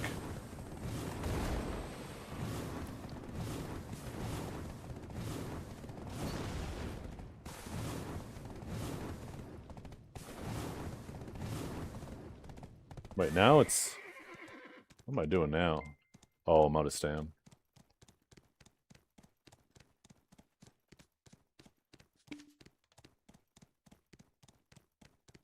A shame. Yeah, I have to move my stuff over to my horse tamer. I'm gonna start my horse trainer and start training these horses tonight, I guess. Probably start with this one. Actually, you know what? I'll probably do this one overnight, and then I'll do my other ones because I'll be back and forth to the PC. At least do one of my Voltarians tonight. Today, do my... Oh, looks like Laser Tag's up to the same thing right now. Do my Krog horse overnight since, I don't care about the stats of these horses. Oh, I don't need to do that. I just need to... Cover. Distance too great? Shut up. Alright. No, they didn't do the horse training. They should have done that. That sounds awesome. Like, you're going to be able to bank levels so you can do it overnight and then collect the levels one at a time the next day. That sounds fucking awesome.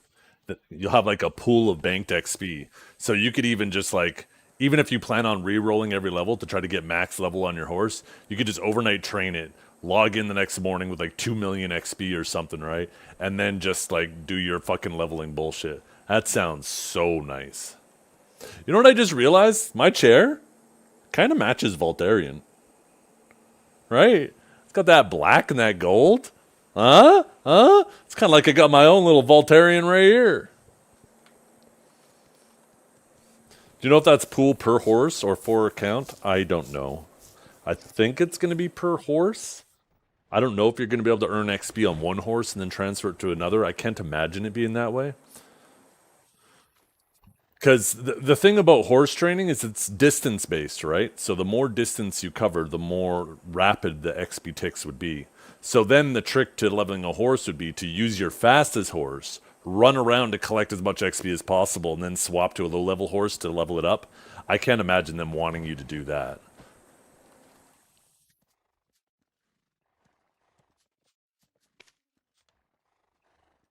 I'd still be wagon training? Yeah. Yeah, that's, shit. Maybe overnight wagon training, get all my horses to level 100. That sounds sick. Okay, I'm going to need to take this shit out of here. Actually, first things first, let's sell this stupid fucking thing. And then,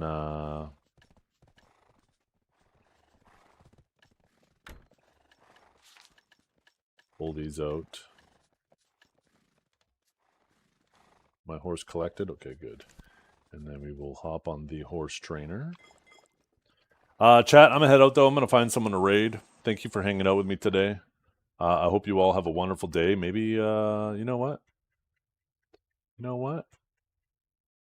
How about this, chat?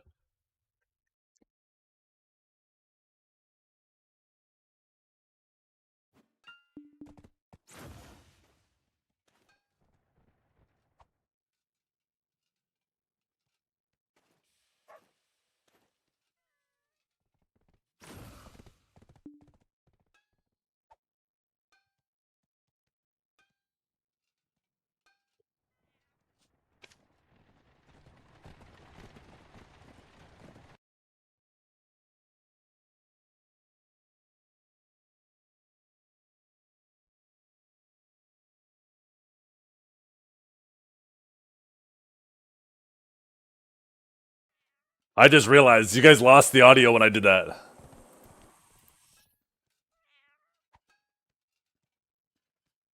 You know what I need to do? Where is it?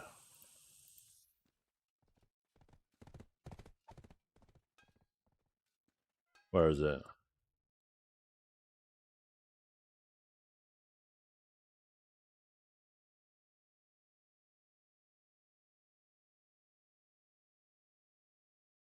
It's not it. Oh, there we go. There we go. There we go. There we go. There we go. Okay, start it over.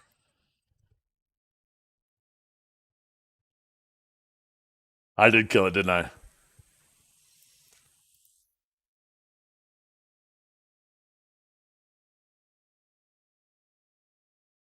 Okay, who are we gonna raid?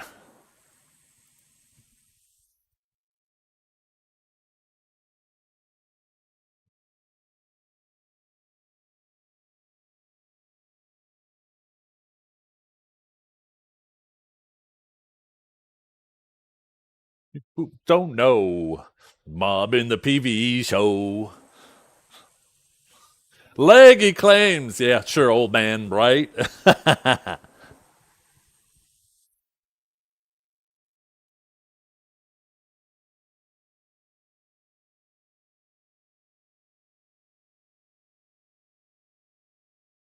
gonna send you guys over to Mr. Chicken Sand. I think he's doing some PvP. He's out there killing. Oh, what a very interesting guild name. But this is another Dragor original.